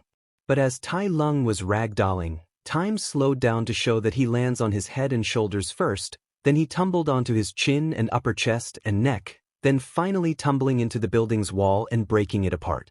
"Ooh," Po called out as he winced from the damage taken by Tai Lung. Standing up, Tai Lung turned his body 180 degrees in order to glare at Po as he roared at him with a scream as he sprinted at him. Po slid his foot behind himself as he clenched his butt cheeks, leaned forwards as he gave a condescending smirk towards Tai Lung as he furiously ran towards him and smacked the chin of Tai Lung, sending him into the upper atmosphere. Tai Lung screamed as it was echoing throughout the sky. Po would look at the sky with a confused and concerned look as he thought about where Tai Lung was going to be falling from. And soon enough Tai Lung was seen falling right where Po was standing as he backpedaled a bit before Tai Lung slammed through the concrete ground, creating a very Looney Tunes-style impression of his body as he gave the Earth's core a high five. You can't defeat me. You're just a big, fat panda, Tai Lung said, lunging towards Po with another right hook. Po would catch Tai Lung by his finger as he began to speak. I'm not a big fat panda. I'm the big fat panda, Po said as he raised his pinky finger. Tai Lung gasps as he noticed his predicament at the moment as he pulled a hand near his very disturbed face. The wuxia finger hold, Tai Lung said, very eerily scared. Oh, you know this hold? Po questioned. You're bluffing. You're bluffing. Shifu never taught you that? Tai Lung said, as he was getting more and more scared for his life. Nope. I figured it out. Skadoosh, Po said, dropping his pinky finger, as a golden ripple formed around the two and moved across the entire Valley of Peace. Further out of the valley, the Furious Five as well as Izuku and Tigress were seen evacuating the civilians of the valley when they saw the golden ripple. Holding the ones in their arms and protecting them from the ripple, they all felt the wind blast past them from behind. As a smoke cloud of golden dust covered everyone's view of the town, everyone walked through the seemingly empty town as they heard movement from in front of them all. Look! The Dragon Warrior! Some civilians called out as a figure was seen walking. Once it was revealed to be Po wearing a pan over his head as well as an apron. Over his chest, everyone stared at the panda in awe as he just stared at them embarrassedly. As soon as Po revealed himself, he coughed a little as the civilians had started to throw a party at how he had defeated Tai Lung. And as everything was starting to simmer down, Izuku was seen walking up the steps to the Jade Palace. Entering the building that was now in ruins, Izuku saw Master Shifu lying on the ground on his back as he was seemingly dead. Walking over to the body, Izuku knelt in front of Shifu as he asked if the master was dead. Are you all right, Shifu? Izuku asked as the red panda opened his eyes to stare at him. You've returned. I take it that the panda has defeated Tai Lung? Shifu asked as Izuku nodded. I'm sorry for the words I told you the day you were about to begin your training. I had not been in the right mind when I was beginning to train you, and had I been more caring like I was with Tai Lung, none of this would have happened. Especially if I had spoken up for my original student, Shifu said as Izuku sighed. You can't change the past, but you can do whatever you can now in order to fix what the future might become. You want to come down to the town in order to get something to eat? Izuku asked, as the red panda stared at him for a second before shaking his head. I need to have a moment to myself, need to reach inner peace, Shifu said as he laid back as Izuku did the same. They would continue to lay on the ground for a while longer before Shifu would speak up again towards Izuku. Izuku, I know that I haven't been the best of masters within the Jade Palace towards you. But, would you please consider coming back in order to train some new recruits to Kung Fu should they arrive? Shifu asked, as Izuku stared at Shifu for a moment.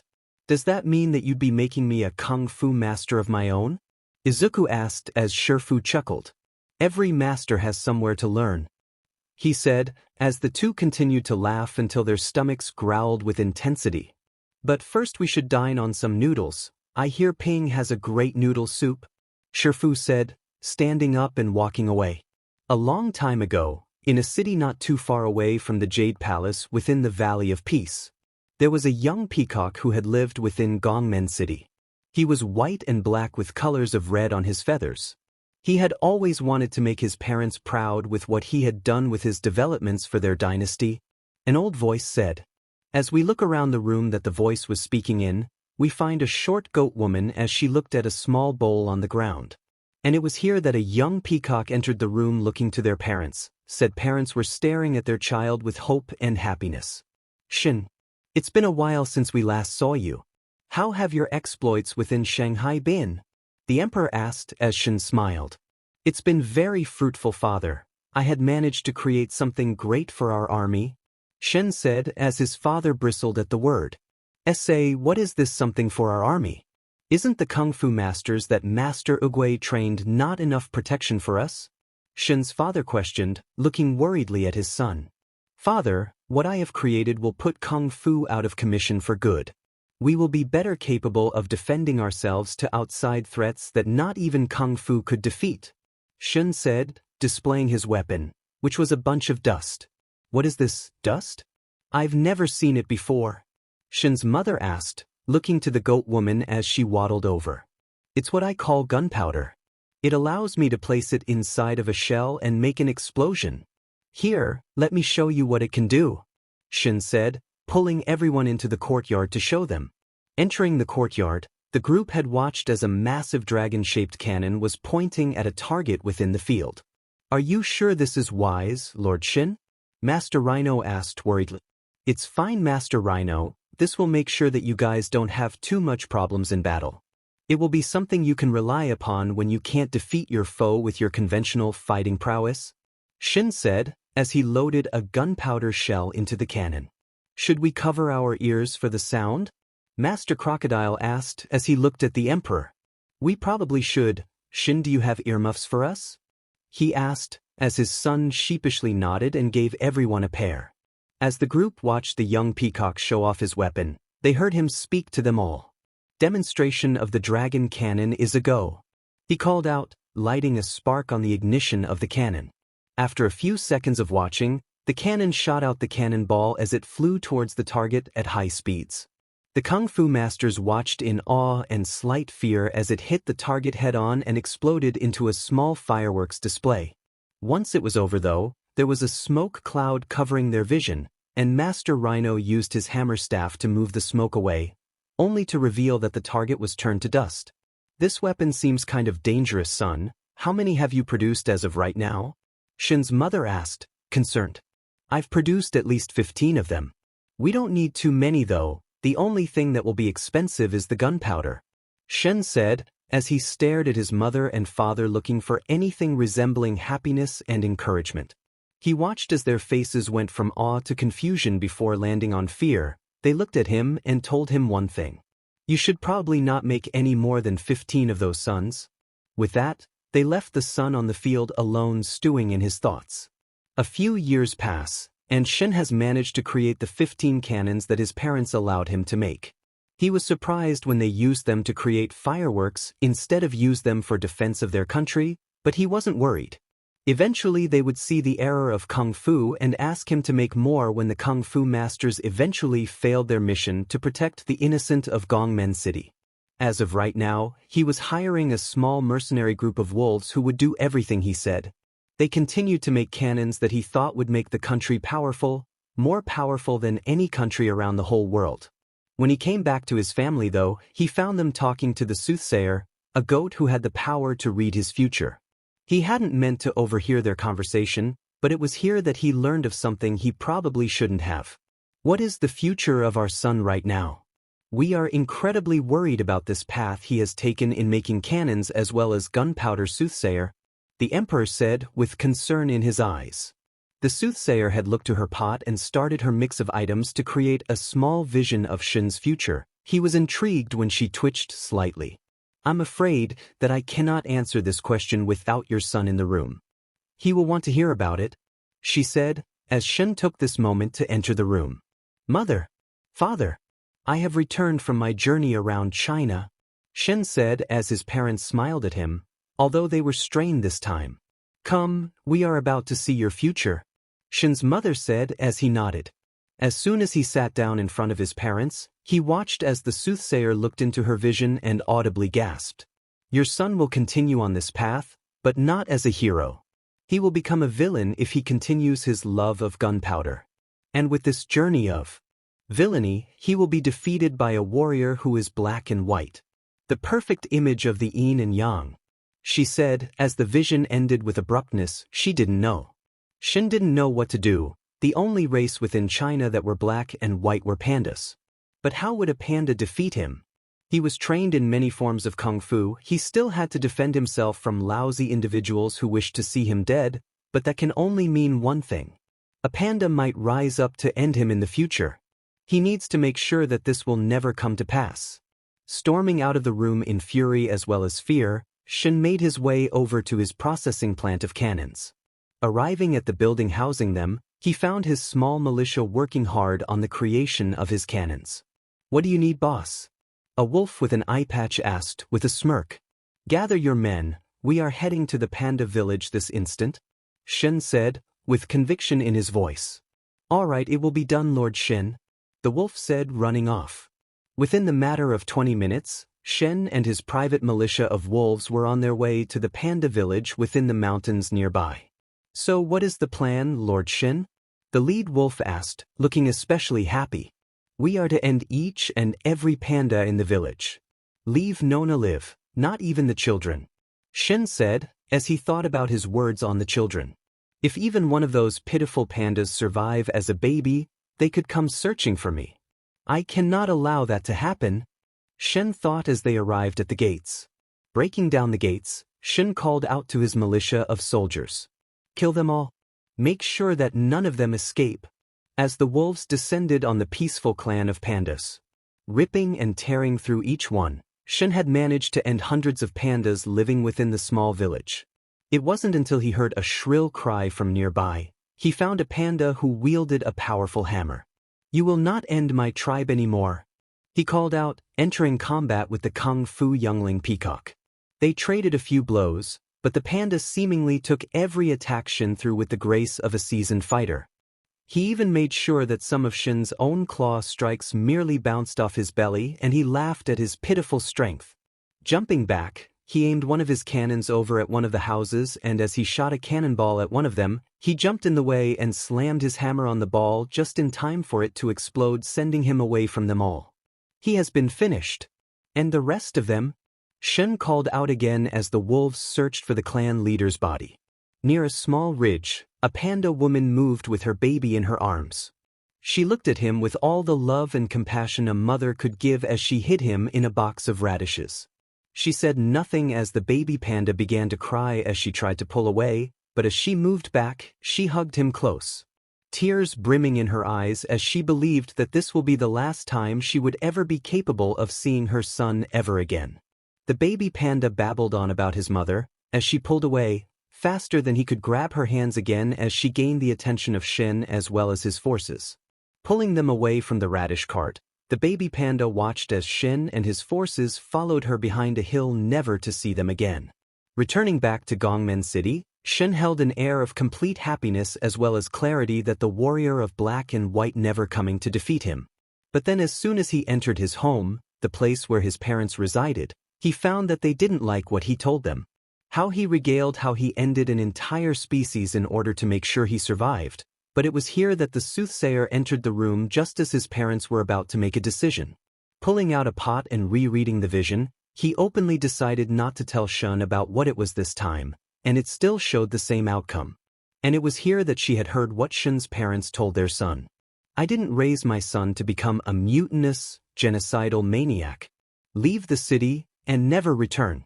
You are not my son," Shin's father said, looking at his son with fury, anger, but most of all, a deep-rooted sadness that he had somehow failed his son.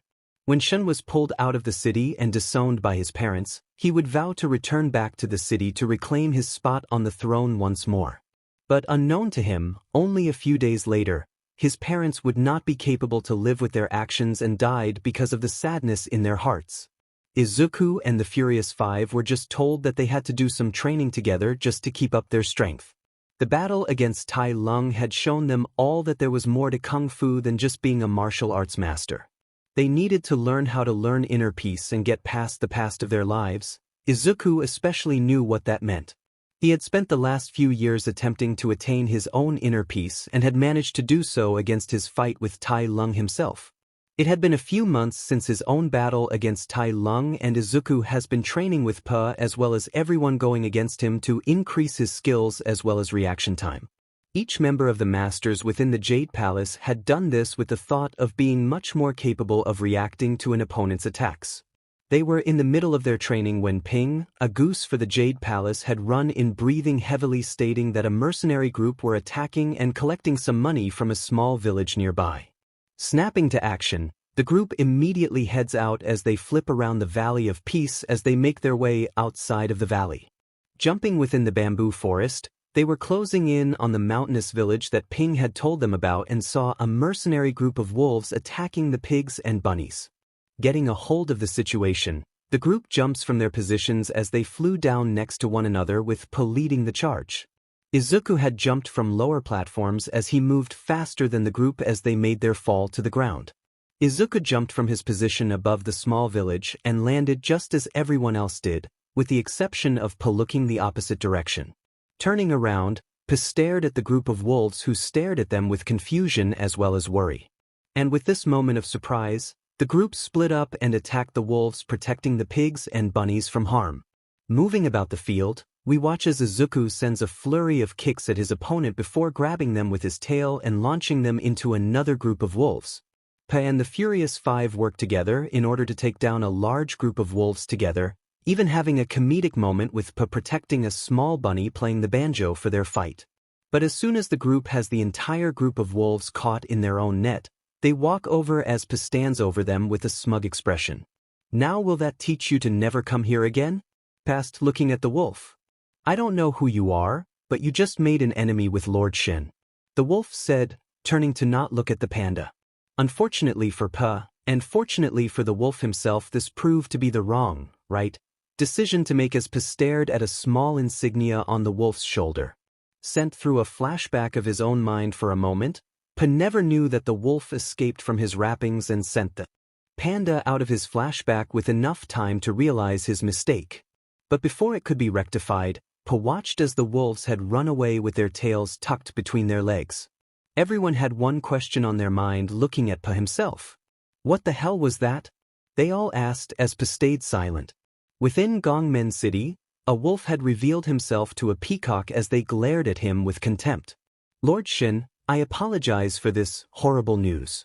But I just ran into the Furious Five of the Valley of Peace. But there was a slight issue," the wolf said, as Shin stared at him angrily. "What is the issue, boss wolf?" "I am kind of busy planning my takeover of my home," Shin said, as he dismissively looked back at his plans. "I kind of ran into a panda, as well as a green and black tiger. And their skills in Kung Fu rival that of seasoned veteran Kung Fu masters," Wolf Boss said as he looked at his lord in slight fear. "Panda, you say?" Shen asked, looking wistfully out the window. "Yes, it was a black and white panda. And if I remember correctly, he was the dragon warrior of legend," Wolf Boss said as Shen scowled. "This will not do," I ended the pandas. "Are you sure you saw a panda?" Shen questioned as the wolf nodded. Sending a small, spiked feather at the wolf, he kept the wolf against the wall as he growled at him. "For your failure, I will keep you around until I find a replacement. You are able to be replaced. I cannot have a subordinate who cannot defeat opponents who are legendary in power," Shen said as he tossed the wolf down the conveyor belt and back to his men. "Tonight we are retaking the palace," Shen said as the wolves looked at one another. "Which one?" a wry smiling one asked. "My home palace, you ignorant fool," Shen said, ending the wolf with a spare feather. A few hours later, Shen was seen walking up to the gates to his family's palace. Walking through the gates, he saw the three masters who were present at his home when he was shunned and disowned. "Master Rhino, I have come back to stake my claim to my original throne," Shen said, gaining the master's attention. "Lord Shin, you are not welcome here. Why have you returned from your exile?" Rhino asked, looking much older than before. "I have returned to reclaim my title as the Emperor of China. Surely you remember me as the heir to the throne?" Shin asked as he walked closer. "Stay where you are, Shin. I will use force in order to keep you outside of the palace," Rhino said as he pointed his hammer at the peacock. "Well, it seems like I will need to show my reasons for why I must take back my throne," Shen said, opening his feathers in an intimidation display as he pulled out feathers with sharp edges and threw them all at each of the masters. Each master deflected as well as dodged each strike of the spiked feathers Shen threw as they moved in to attack the older peacock. Strike after strike on Shen was deftly dodged as well as elegantly weaved through as the masters as well as Shen moved in a circular movement. Kicks and punches were thrown, weapons used as they tried to defeat the other in quick, precise movements. Eventually Shin was forced back to where he originally started as he panted slightly. It appears that you all have gotten stronger in the time I have been away, Shin said, chuckling. Stop this madness, Shin, and leave before you desecrate your parents' grave further, Rhino said as Shin stopped what he was doing. Dead? My parents are dead. That's news to me, Shin said as Rhino glared harder. You will not know where they are buried to desecrate their names further, Rhino said, entering a combat stance. Oh, don't worry about that. That was never the plan for me, but I have a surprise for you all. Can your kung fu stop my greatest weapon? Shin asked, as a massive cannon was moved onto the field. Rhino noticed how the cannon looked similar to the one he saw in his youth. Growling, he entered a defensive stance as he glared at the weapon. Last chance, Rhino. If you don't wish to die, you will move from your spot and serve me, Shin said, with an evil smirk on his face. Hit me with your best shot, Rhino said as he pointed his hammer at the cannon. With one of the most sinister smiles on Shin's face, Rhino thought that maybe he overdid his comment as he watched Shin's sharper claws ignite the cannon's powder. And within seconds, Rhino watched in a calm demeanor as a powder keg cannonball was blasted to his position faster than he could predict. An explosion had erupted from Rhino's position as the cannonball had smashed right into his body and created a smoke cloud. Master Ox and Master Crocodile had stared on in awe as well as complete fear as they looked at the clouded area for their master. As soon as it was revealed, Master Rhino was nowhere to be seen. If anything, his weapon being placed in the rubble where he should be laying was enough of a warning of the weapon that Ox and Crocodile had placed their arms in the air. A few hours later, after the whole mission for the village, Pe and the others sat down within the Jade Palace. They were thinking about the mission and how the wolves had managed to escape their grasp, and Izuku was looking at Pe with worry. Hey, are you alright, Pe? Izuku asked as the panda was still in thought. Oh, I think I'm okay. I just need to talk to my dad for a moment, Pe said, leaving the palace. And with the pandas leave, Tigress had moved to sit down next to Izuku as the two had sat next to one another in complete silence. What do you think happened to Pe? She asked, looking at him. In the last few months of training, Izuku had grown to be slightly taller than Tigress herself, and as he looked down to her with the corner of his eye, he sighed. I don't know. I don't recognize the insignia on the wolf that had caused Pe to completely blue screen, Izuku said, as Tigress stared at him for a moment. What? Izuku asked as Tigress spoke. Blue screen? She asked, as Izuku smacked his face. That's a saying that he completely forgot what he was doing and he was distracted by something, Izuku said, as Tigress nodded. So you think it was the insignia on the wolf's shoulder pad that got Pe all bothered? Tigress asked, as the rest of the Furious Five looked at them. Pe was distracted with an insignia? Viper asked, concerned. That seems to not be like him. He's normally very proactive with protecting the civilians, Mantis said, as Izuku wrote down the insignia. From the image that Izuku was making, they all watched with awe as the insignia was revealed to be an eye with feathers moving behind them. How did you notice the insignia to draw it so well? Viper asked, looking closer at the image. I don't know. I wasn't anywhere near until I saw the insignia myself from a few feet away as the wolf escaped. But something about that symbol makes me weirded out, Izuku said as he looked closer at the image. At first it did nothing to him before he noticed that for some reason it started to distort in his vision as he was thrusted into a vision of his past. Izuku looked around the place, and he realized that he was within his old world once more. Looking around the living room for his mother, he found her standing in front of the door with a fearful expression over her face. Hisashi, please don't come inside. I beg of you, Inko called out as she stared at the taller man. He was taller than Inko herself by at least a foot. Black curly hair moved about his head in a breeze as he glared at both her and Izuku, who was merely 5 at the time. This rat has no reason to be my son. He should have been given to the orphanage. Hisashi growled as smoke blew out of his mouth. Izuku could only watch in horror as his father started to beat down on his mother, calling her names he didn't remember at the time. But it wasn't long before his father glared at Izuku with all the fury a father could have, but for some reason, instead of the cold, ruthless black eyes that he saw as a child, They were replaced with the eye with feathers insignia on the wolf. It was about 10 years ago, the day that I was announced as quirkless to my mother. I hadn't had a good life after that day. I had woken up with a lot of energy to use, all because of everything that I was hoping for manifesting. Because it was my 4th birthday. The scene changed to Izuku being in the doctor's office. Izuku Midoriya had been sitting in the office looking around as the doctor had been doing tests on her son, making sure that he could see what the boy's quirk really was. The two entered the room as Izuku was vibrating with untold amounts of energy, and as he sat down next to his mother bobbing his head, the doctor sat with a blunt expression before bluntly speaking. "Well, I can firmly believe that you should give up," he said as he stared at the mother and son with an emotionless expression. "What are you talking about, doctor?" Izuku asked. "Mrs. Midoriya, what is your quirk, and the same for your husband?" the doctor asked as he stared at her with very neutral eyes. "My quirk is a small form of telekinesis, whilst my husband can breathe fire from his mouth. Although mine is called small attraction of small objects," Izuku said as the doctor sighed.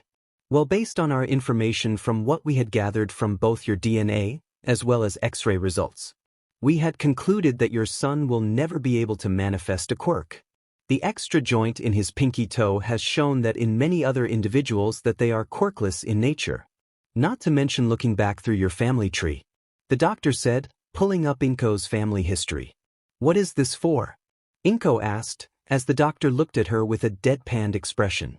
"What I mean by this is the higher up you go on your family tree, the more powerful your family's telekinetic quirks are.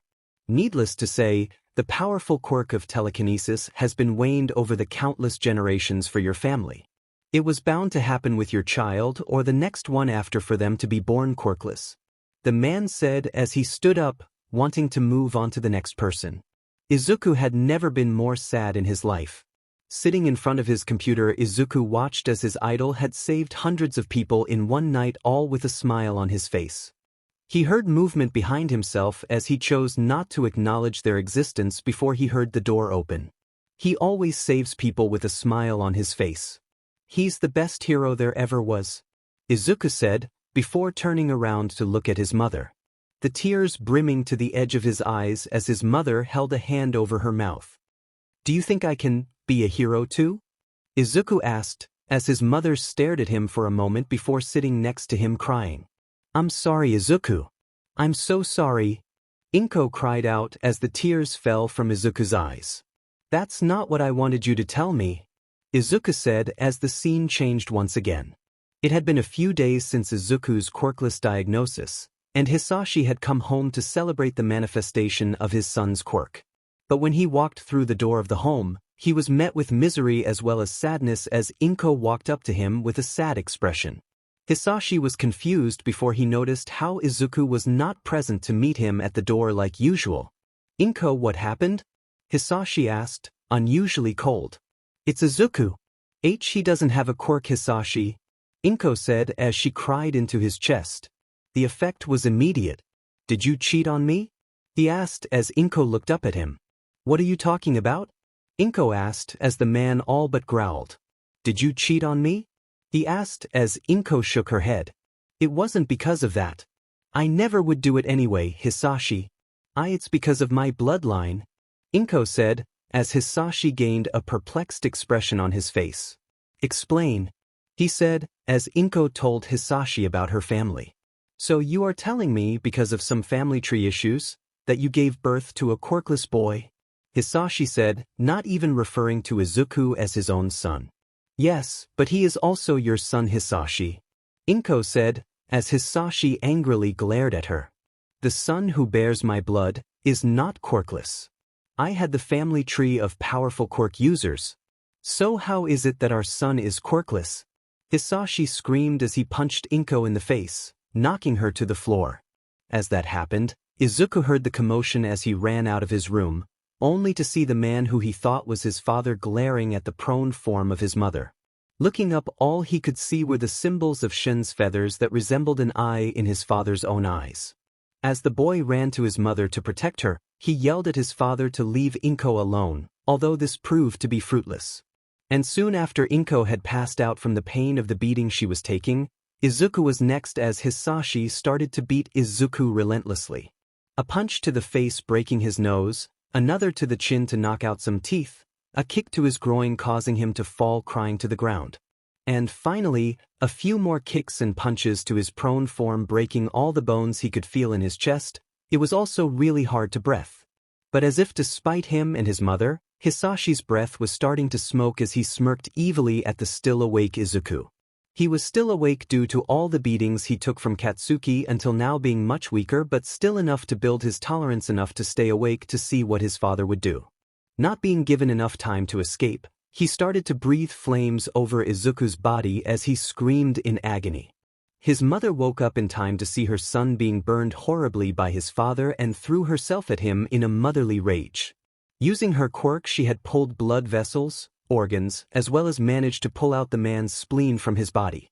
It looked like his mother had completely torn his father apart. And by the time it was complete, Inko had moved over to her son and picked him up softly as she did her very best to move him out of the apartment. And not too long after they left the apartment, it went up in flames as Hisashi's body was encompassed by it. Arriving at the hospital, Inko and Izuku were in the same room as they huddled together on the same bed. Izuku in a light sleep as he overheard the doctors and nurses converse to one another about the event that happened in his home, or what used to be one. The Bakugo family would soon arrive and hear about what Hisashi had done and were very protective of Inko over the time frame it took to heal from the attack. But that didn't make what Izuku suffered at school any better, and since he had scarring on his back from Hisashi's breathly flames, it made Izuku all the better target. The scene changed once more to Aldra Junior High, and Izuku was looking worse for wear as he laid on the ground. Burning up as his Gakuren was in flames as he patted them out. The burns on his back as well as arms flaring up whenever he tried to move in the uncomfortable clothing. Looking up at the person who had attacked him, Bakugo glared harder at Izuku as the boy picked him up. "This is all your fault. It's your fault that Auntie Inko ended herself," Bakugo called out, punching Izuku in the face. "It was your fault that Auntie had to hang herself.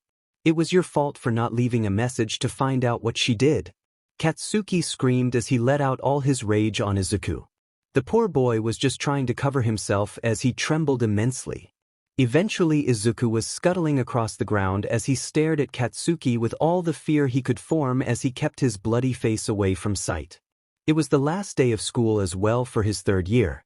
He had been training with all might and this was the last time he had to be here to train to become a hero. He had gotten into UA without any kind of cheating thing that Katsuki believed he did. "You really should have taken my advice earlier this month. Because no matter what you do, you will never become a hero, Deku. The simple fact that you haven't ended yourself yet proves that you're just a coward," Katsuki said as he turned to walk away. What Izuku said next though caused a rousing concern for the boy though. "Maybe I should listen to your advice," Izuku muttered, causing Bakugo to turn around to glare at him. "What did you say?"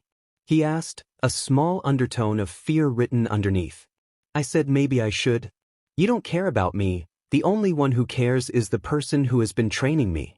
It's not my fault for what my mother did. I don't care how many times you call me a coward, but you never blame my mother's suicide on me." Izuku screamed as he punched Katsuki in the face before kicking him in the gut twice. The surprising attack from Izuku had been so much that as soon as he released the second kick onto Katsuki's stomach he stopped before looking at Katsuki's eyes once more.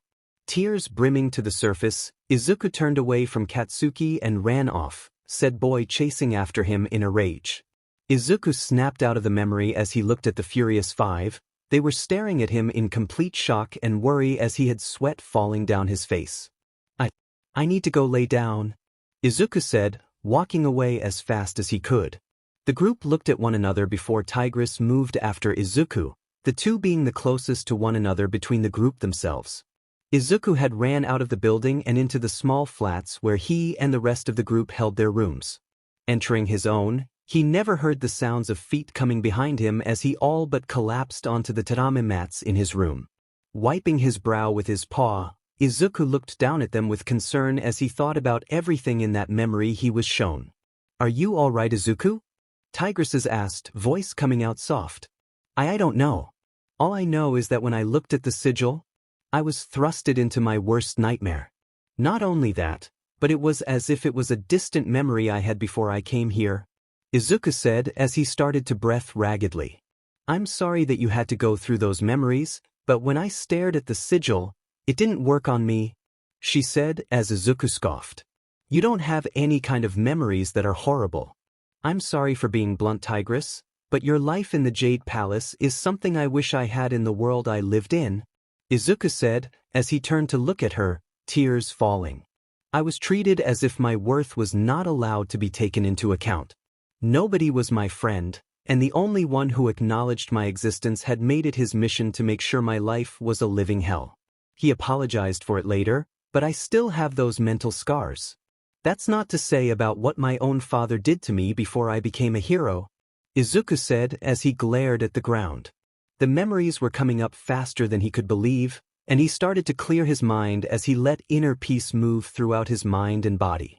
Well, I hope that you are going to be all right for our mission to enter Gongmen City tomorrow, Tigress said as Izuku nodded. I will be ready by then, I just need some time alone, Izuku said as Tigress gave him a hug from behind and walked away. Izuku sat there for a few more hours, and as soon as he felt at peace within his mind and body, he went to sleep.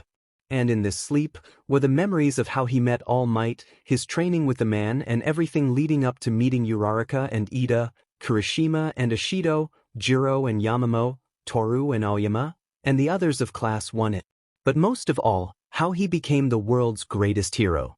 The night before the Furious Five and Po were supposed to leave for Gongmen City, Izuku had decided to leave early on in the night. He wanted to scope out the city before he and the rest of the Kung Fu masters had entered the city in the night to take on their newest threat. Call him a very paranoid tiger, but he just wanted to keep his new family safe from any and all harm. Taking a small boat in the night, Izuku moved along the strait that he and Tigress took all those years ago in order to take down the old Kung Fu master Oogway had told them about. Staring at the incoming city, Izuku had decided to let himself feel at peace before he came to a stop at the border of the strait.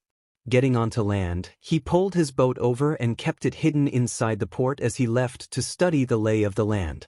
From what it looked like, Gongmen City was throwing a celebration for the return of their emperor's son Shen. He didn't know who this Shen was, but he would be making sure that the place is safe enough for his allies to enter without alerting the wolf mercenaries that walked about the place. Taking to the rooftops, Izuku ran on all fours as he looked about the place and memorized the city's alleyways as well as streets. It wasn't much longer before he arrived at a prison cell where he could hear the sounds of two people speaking to one another. Entering the prison, he soon found out who was talking to the other as they turned to look at him with confusion. Who are you? The ox asked as he looked at Izuku with a dead look. My name is Izuku, Kung Fu master of multiple fighting styles. What happened to you too?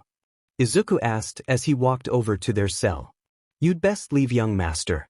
Shen will find you if you remain here, the crocodile said as he looked defeated. Can you tell me what had happened? How are two Kung Fu masters in prison? Izuku asked worriedly. Young cub, you do not belong here. You should leave before you are found out, the ox said, again getting angrier. Master Ox, with all due respect, I was sent here on a mission to see what happened to Master Rhino. He lost contact with Master Shifu a few weeks ago. And Shifu sent me and the Furious Five as well as the Dragon Warrior to come here to see what had happened, Izuku said, as both Kung Fu masters stared at him in shock. Master Rhino has been dead for weeks, how had Shifu not heard about that? Crocodile said, confused. So he is dead, I thought that goose wasn't lying. Izuku muttered to himself sitting down on a bench. Does Master Shifu know about Rhino's death? Ox asked, suddenly wanting to talk. Yes, he heard about it, he just sent us out to see if the rumor was true. And if he really is dead, then something happened that caused him to die a few weeks ago. Izuku concluded. That's right, Master Rhino had been defeated by a cannon. It was created by Shen when he returned back to Gongmen City. You really need to leave and protect the Valley of Peace. Shen will be heading there after taking over China, Crocodile said as. Izuku nodded. Thank you for the information, I can return back to Master Shifu and inform him about the loss, Izuku said, standing up. He left the room as the two masters believed they saved him from an early grave. As the Furious Five and Po were moving along the strait, they had overheard from Master Shifu that Izuku had gone ahead of them. He informed them by Messenger Goose that Izuku had left early on in order to map out the city for them to move throughout without getting caught. So within the next few days of preparation, they soon arrived at Gongmen City and saw someone wearing a cloak nearby. Looking closely, they found that it was Izuku as he led them over to where his boat was waiting softly on the shore. "Why did you leave without us?" Tigress questioned as she stepped off the boat. "I work alone, Tigress, and besides I managed to map out the entire city without being caught," Izuku retorted as Tigress sighed. "Wow, I never thought that we'd be coming to Gongmen City in my life. I can't wait to try out all the foods," Pa said, stepping off the boat as the rest of the Furious Five followed suit. "But we really need to focus on finding where Master Rhino's grave is. If we can find it we can inform Shifu about his demise," Izuku said, as Pa stopped staring at Izuku in shock. "What do you mean Master Rhino's dead?" Pa asked, whisper shouting. "I mean I got information from 2 masters locked in prison. He was ended by a cannon he took to the face. It was instant," Izuku said as he clenched his fists. "I just never thought that someone as powerful as Master Rhino could be taken out like that," Pa said as the group followed Izuku. Walking through the alleyways as well as nearby rooftops, the group finally arrived at Gongmen Palace. And in the middle of the courtyard, they found Master Rhino's weapon of choice, a massive battle hammer sticking out of the ground of rubble. Wincing at how the rubble looked, Izuku took a glance at each of the Furious Five as they moved throughout the city once more. Arriving at the prison, they entered through the skylight as they heard movement as well as talking within the place itself. Moving as silently as possible, they had finally arrived just above the people who were speaking and found Shin and his mercenaries speaking to Master Ox and Master Crocodile. "You will tell me the location of the Valley of Peace, or you will suffer the same fate as Master Rhino," Shen said, as he pointed a sharpened feather at the 2 masters. "Even if we knew where it was, Shen, we wouldn't ever tell you. That was the birthplace of Kung Fu. We will never betray Master Uguay's legacy," Crocodile said, growling at Shen. If Shen was scared or worried, he didn't show it before launching a small sharp feather at Crocodile as it pinned him to the wall by his rough hide.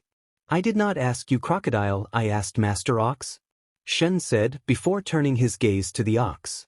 Said ox was just looking out the window as he glared at whatever was in the distance towards the mountains. "I will not answer to you, Shen. You are not my master," Ox stated before Shen sighed and left. "Your execution will begin later this evening. If you will not give me the Valley of Peace's location, I will find someone who will give it to me," Shen stated, leaving the 2 masters looking solemnly on the ground. As the 2 believed that silence would reign over the prison cells once again, they heard movement from above. Looking upwards, they found the Furious Five as well as Izuku and Pa coming down from the skylight.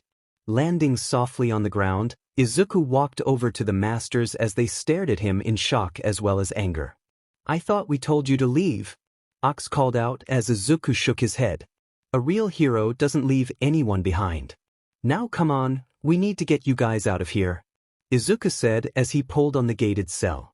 As it opened up, Ox stood up and pulled the door closed as he went to sit back down on the ground. It was opened again, this time by Pa, who just gushed about the 2 masters. "Master Ox, Master Croc, you really need to help us with our mission. We could take Shin down together," Pa said as Master Ox gained a furious expression. "We will not take part in a mission that will only get you all ended. Now if you don't mind, we will not be participating with your mission to take on Shun," Ox said, sitting down as he thought about the past. With that all said and done, the group of Kung Fu masters left the building as they thought about their new plan. "So with Ox and Croc out of the battle, we are all that's left before we can fight with Shifu?" Izuku said, as he pulled up schematics for Shin's manufacturing plant. "We are really heading there of all places? Shouldn't we head towards the palace?" Tigress questioned before Ox interjected. "You can't head to the castle, it's heavily guarded by wolf guards as well as guerrilla warriors. It's too hard to enter and exit without being caught," Ox said, before moving back to what he was originally doing. "Alright, so we can't move through the front door, how about the back door?" Viper asked, as Izuku shook his head. There's only one way in or out, and I would have to leave you here, Izuku said, as Pa looked at him in shock and confusion. Why am I not allowed on this mission? Pa exclaimed, looking at Izuku with anger. You nearly got yourself injured badly back in that mountain village looking at one of those eye hallucinations. I can't in good conscience send you out there with us if you are going to be under the effects of a hallucination again, Izuku said, as Pa just sat down with a sad look over his face. Just stay here and keep out of sight, Pa. We will make sure you know if we need your help, Tigress said, as she moved back to where Izuku was planning. It was about an hour later when the plan was created with full knowledge that it could be a trap. But Izuku didn't want to spring the trap, just have one member enter the building in order to spring it. And Viper had decided to be the one to spring it, considering it's kind of hard to not notice a green Viper moving along the floors. And as the group were waiting outside of the building, none of them noticed how Po was standing on a rooftop high above them all. They all entered the building as silent as possible, taking down wolf guards without making a sound. Moving along the floors, they cleared them up until they found the first gorilla warrior as Izuku ran up from behind it, calling their stealth mission off. Jumping in the air, he spun around as the whipping wind caught the attention of the gorilla in time for him to turn around to see a green tiger slam into his body and send the two of them out of the building itself. Just before Izuku would start falling from the second highest floor though, Izuku managed to grab the ledge of the 55th floor as he looked at the gorilla warrior land on the ground. I'm sorry, Izuku muttered to himself. Izuku would climb back up to the 79th floor as he would find Shin and Wolf Boss fighting the Furious Five. And from what it seemed like, the two were at a disadvantage as the Furious Five worked together to take Shin and Wolf Boss down. It seemed as though it would be a surefire victory for them all when the roof broke down as Per appeared in the middle of the fray, attacking Shin with his panda-style kung fu. Izuku re-entered the battle as he knocked out Wolf Boss and sent him down the conveyor belt. He couldn't apologize for the perceived death of Wolf Boss as he turned to see Shin, standing over a cannon pointed at Pa. Staring at Pa in shock, the panda seemed to be undergoing a hallucination again as Shin's feathers were showing the hallucination sigil, and Izuku closed one eye as he ran towards Shin himself. The Furious Five ran towards Shin as well as the peacock had lit the cannon, and just as Izuku was about to push Pa out of the way, the panda brought up a pan in order to protect himself as the cannon fired. What happened next caused everyone to look on in fear as Pa was launched out of the building and far into the countryside as an explosion was seen on the horizon where Pa once was. Izuku landed on Shin as the two entered combat once more as they countered and landed blows on one another until the building was overrun with wolves. Once the wolves had managed to overwhelm the Furious Five, they arrived to find Izuku standing over Shin. He had the peacock in his hold as he kept the peacock's feathers stuck to the ground as he growled over Shin himself. You are going to pay for that, Izuku muttered before picking up the peacock once more and kicking him out the window. Before the peacock had time to glide away, Izuku appeared in the sky after a running jump and tackled him out of the sky. The two would struggle to hold the other down until Izuku had managed to manhandle Shin into a position where his feathers would be in Izuku's face as he held onto them as they both fell towards the ground. And just at the last second, Shin managed to turn around and slam his foot into Izuku's face and pull his arm back as they landed on the ground, creating a smoke cloud. Shin looked at the ground as he stared at what remained of the green tiger that nearly defeated him. You are strong, yes, but you lack grace. It will be a pleasure to take you out with my cannon later, Shin said, as he had his wolves surround Izuku and tie him up with the rest of the Furious Five. Izuku struggled in the chains that were wrapped around his entire body. As he did his very best to escape from his binds, Shin was seen chuckling. I never thought that a tiger such as you was able to be born. I had never seen a green tiger before, Shin said, as he focused on the road. When I get out of these chains, nothing will stop me from beating you. Izuku growled as he struggled against the chains even more. Enough out of you, I would like to have a much more calming night than what you had done, Shin said, swiping his claws at Izuku's face, making a scar going down his left cheek. For the rest of the evening, the entire Furious Six were being moved towards the prison nearby as they were tossed into the cell. You will stay in there until your execution has been announced. Farewell, Shin said, slamming the door shut. Izuku got up from the ground as he looked around the cell and he kicked at the metal cell doors. Running back towards his window and ramming towards the door, he managed to break through after a few tries. He wasn't aware of the fact though that Shin had been preparing for him to attempt to escape from his cell as multiple wolf men had entered the building from above. Looking up, Izuku growled as he watched them jump from the ceiling as he entered a combat stance. He could only hope and pray that the Furious Five were all right and safe from being ended by that horrible peacock.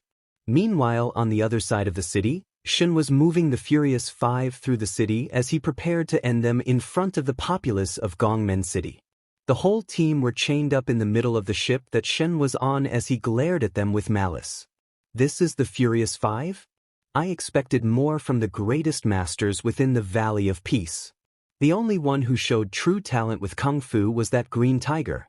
But no matter, I will make sure that you all are dead by the end of the night, Shin said, before walking back to his captain's deck. Although off in the distance on one of the buildings, a familiar form was standing glaring down at the ship where Shin had been seen on. The Furious Five had noticed the figure's presence as they all gained a happy expression on their faces. Back inside the prison, Izuku was seen fighting off hordes upon hordes of wolves as they all nipped at his legs before he sent a flying kick towards them each. He had been fighting for the betterment of about an hour as he tried his best to keep the wolves at bay from himself. But by the time he had defeated the last wolf, all that was left was Wolf Boss, who had surprisingly survived his fall given to him by Tigress herself. So you are the one that Master Shin had told us about. Honestly, I'm not impressed, Wolf Boss said as Izuku growled at him. You shouldn't underestimate me that much, Wolf. Just because I am tired and worn out, doesn't mean that I am no longer a threat, Izuku said as the two circled one another. Well, let's see who will win this fight, Wolf Boss called out, running towards Izuku with a mace. Dodging each swing of the mace, Izuku sent a kick to Wolf Boss's leg, causing it to let out a small crack before Izuku jumped in the air and sent a spinning flurry of punches at Wolf Boss's face. Landing on his tail and bouncing up from it, he sent an axe kick towards Wolf Boss's head, who had unfortunately dodged the attack and countered with his mace. Izuku blocked with his palm as he held onto the weapon and crushed it like it was paper mache. He then let out a flurry of combos that were combined with his tiger style of Kung Fu as well as Mantis Kung Fu style. His attacks were quick, precise as well as powerful as he managed to knock out Wolf Boss and sent him flying through the building. Not much longer after this though, Shifu had slammed the doors open to see Izuku breathing heavily. You survived. Where are the others? Shifu questioned as Izuku panted. I was stuck here, Izuku said as Shifu nodded. He then freed Master Ox as well as Master Croc before leaving the building as he told the other two masters to follow after him. Following after Master Shifu, the squad of masters had soon arrived in a big battle on some of Shin's ships as they watched in concern as Pa and the others had been fighting Shin's forces.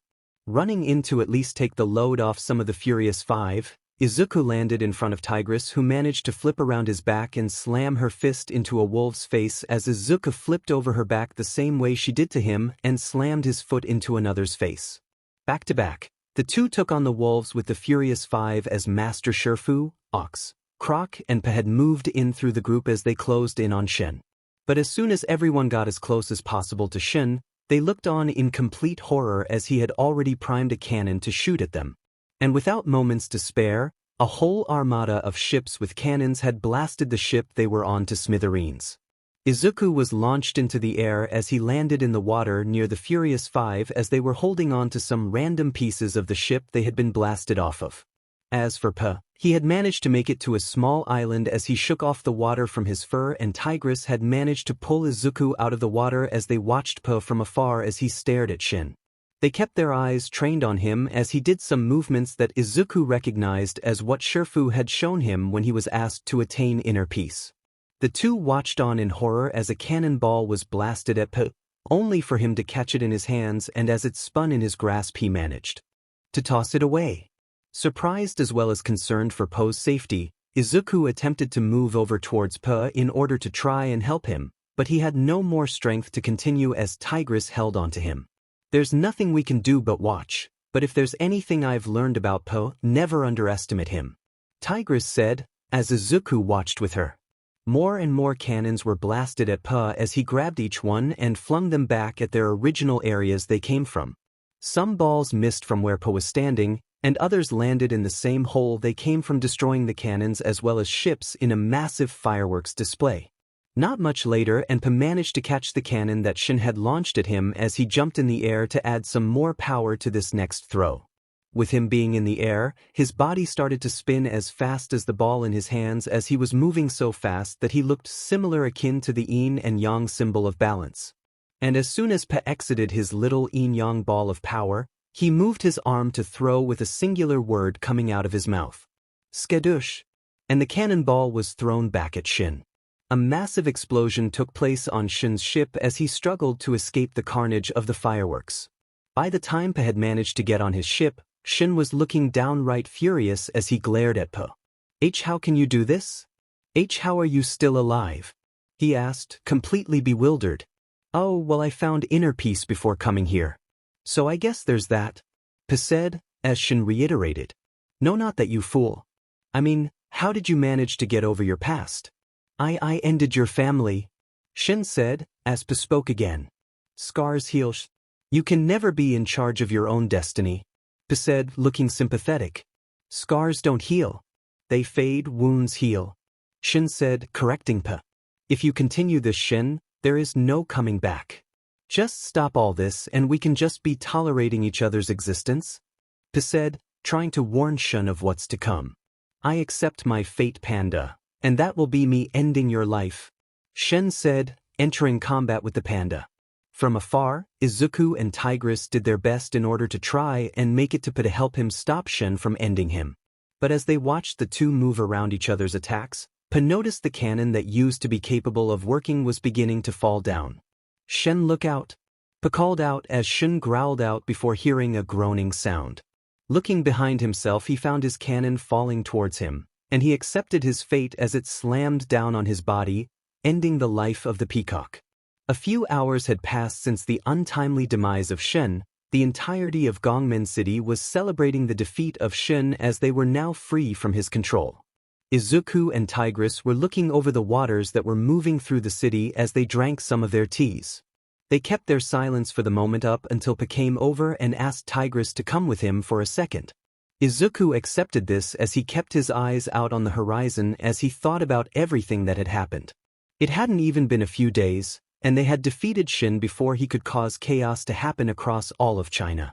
Shaking his head, he turned around to find Pa and Tigress talking about families as Pa spoke about the memories he was suffering from as they continued to come up. Izuku smiled at the two, seeing how close they became as friends as compared to when they first met.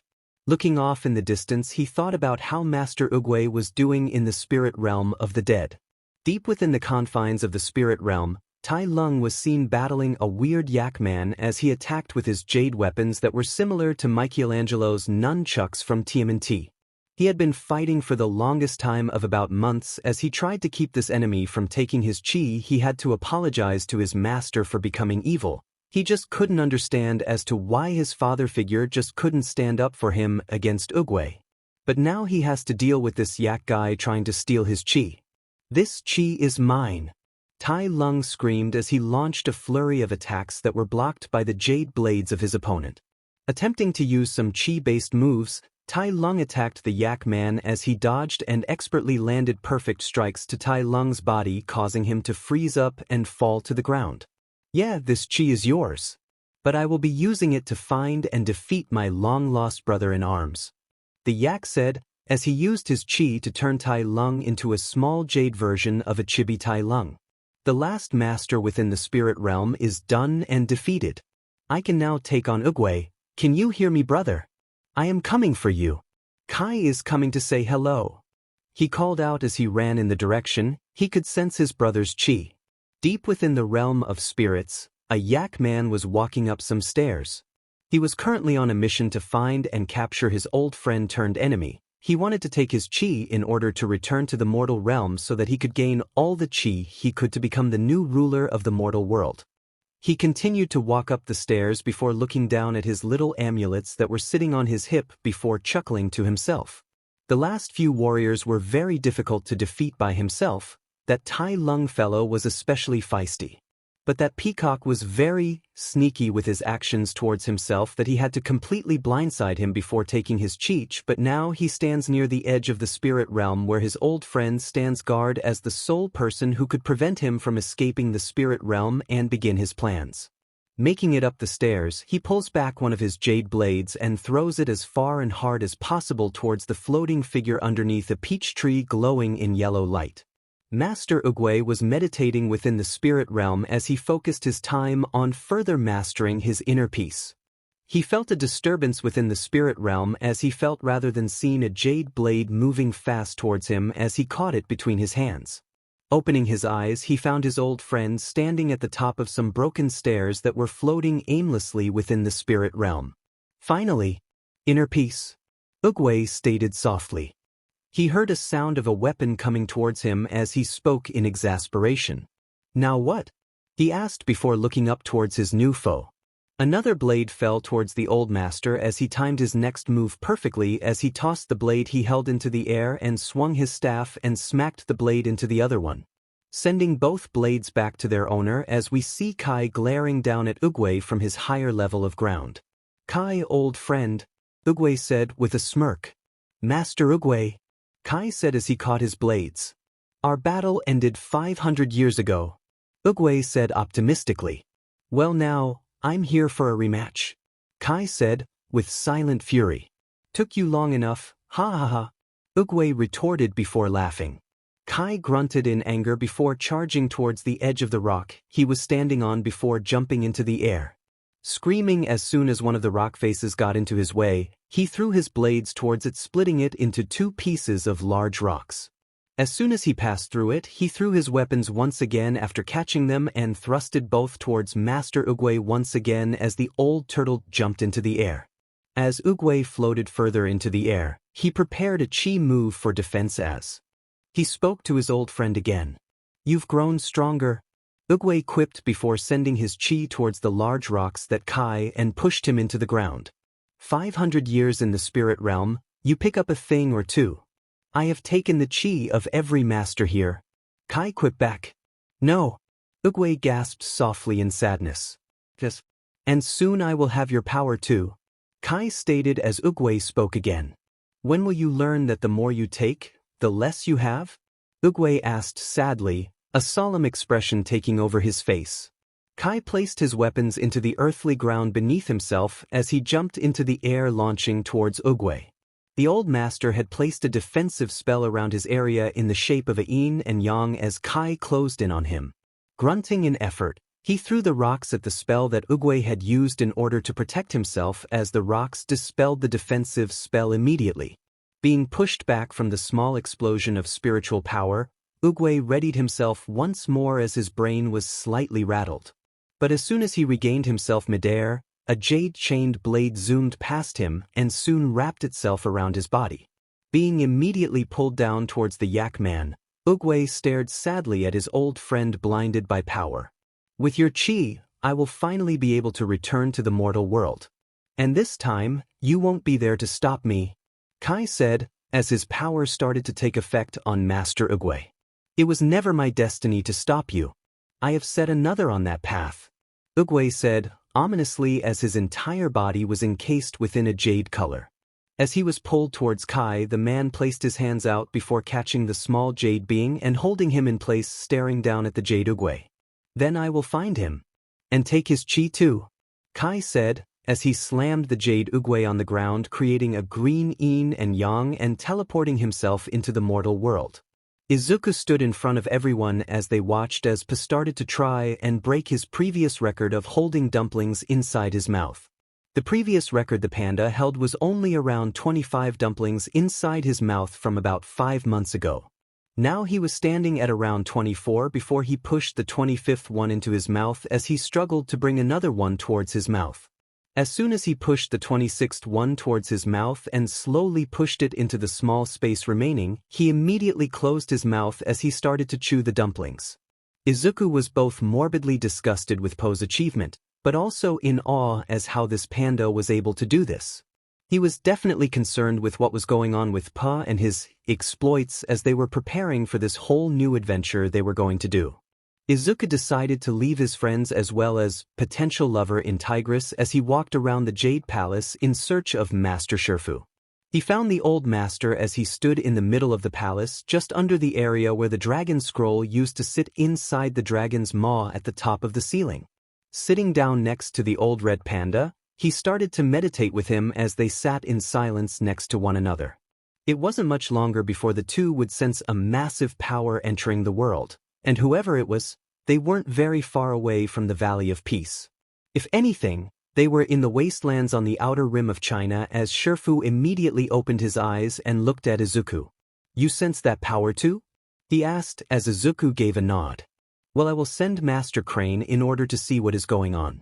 The other masters around China will be looking to make sure that everything is all right. Master Mantis will go with him. I need you to stay here with me and the others to protect the Valley of Peace," Shifu said, as Izuku immediately gained a serious look and nodded. "I will do my best to help out around the place. I may not have the experience that you do, but I will keep my word to help out when necessary," Izuku said, as Shifu left the young tiger in the room. With Shifu leaving in order to send Mantis and Crane out to take care of whatever threat has appeared, Izuku looked at the water below himself as he watched as it went from clear to slightly murky as he thought about the power that entered the world. He had read in the scrolls of Master Oogway that one could learn chi through the same methods that he had described in the scrolls he wrote. But when using this power, he should never let it go to his head. Oogway had stated in the scrolls that he had once made a friend who was very close to him fall into the throes of gaining power so that he could become the strongest.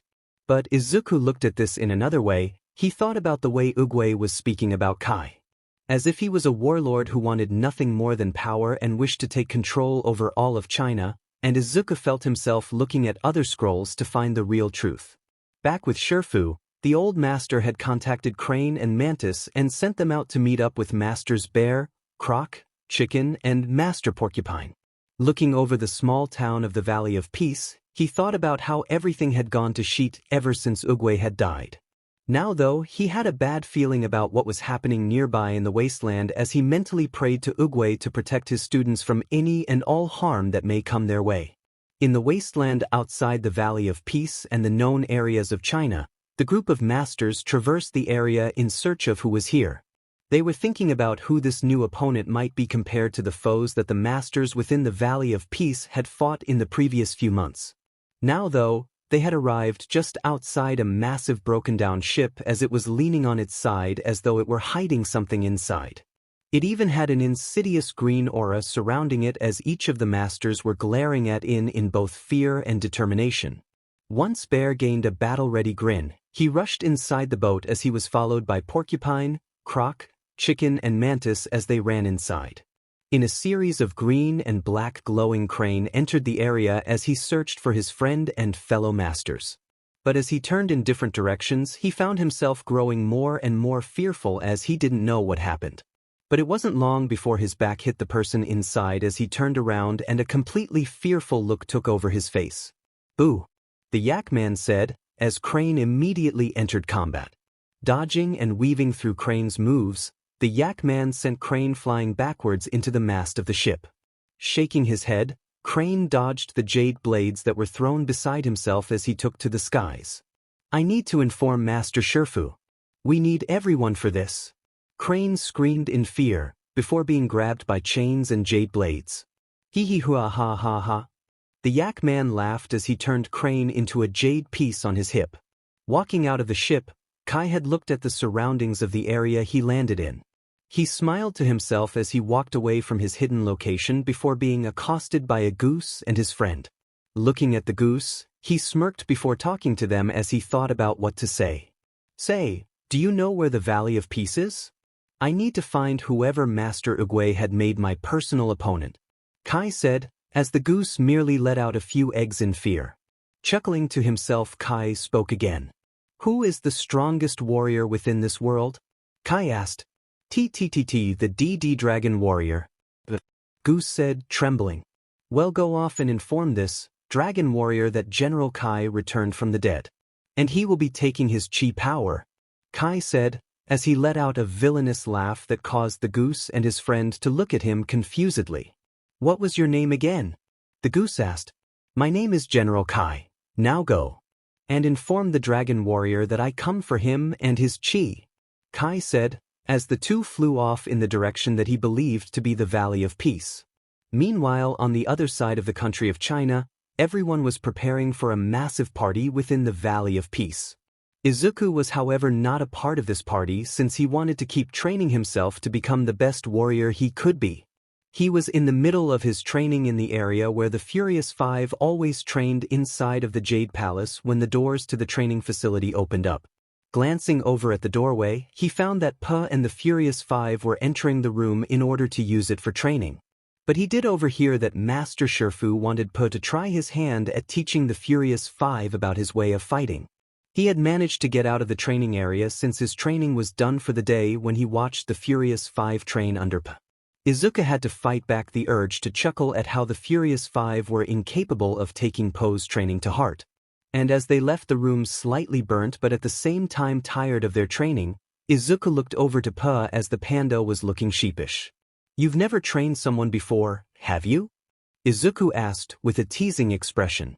"No, I don't know why Master Shifu had wanted me to try and train the Furious Five," Pa said, as Izuku patted his back.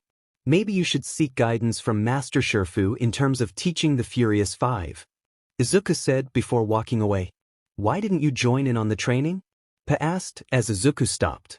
"I know a disaster of a teacher when I see one, Pa. I was not going to risk myself getting injured if I could stop it from happening to myself. Also, I wanted to see how you would teach the Furious Five from an outside perspective," Izuku stated before leaving Pa in the training building. As the day was turning to night, Izuku could be found inside the Jade Palace reading up on all the scrolls of Master Uguay's room. He was sitting cross-legged on the ground as he read each scroll that the old master had written in the past. He was enjoying his time reading them because it allowed him to learn about the one thing that Master Shifu hadn't been capable of learning. Chi. This ability allowed a fighter to fight at a power much higher than a kung fu master and gave them another power to use during a fight. So for the remainder of the evening, Izuku was training himself how to utilize Chi to his advantage so he could rely on another power in fights. Unknown to him, however, a threat was just on the outskirts of the Valley of Peace. And he would force him and the others to leave or they would become a part of his collection. The next morning the Valley of Peace was in great spirits as they prepared to throw a party at the Jade Palace. But that was interrupted by a goose that flew towards it with a very fearful expression on their face. Shifu, immediately recognizing the goose, ran over to it as they landed with their friend not too far away. "What is the meaning of this?" Shifu questioned. "There is a new threat to the Valley of Peace. He calls himself General Kai, and he holds a mysterious power to turn people into jade zombies," the goose said as they trembled in fear. "Jade zombies? What kind of power would do that?" Shifu questioned as Izuku remembered his training from the previous night. "Master Shifu, I think that this threat is something I read about in Master Uguay's scrolls last night," Izuku said as Shifu looked at him. "Tell me what this is," Shifu said, not asking but demanding. "From what I read, this General Kai can absorb the chi of those around him if he gets close enough to them.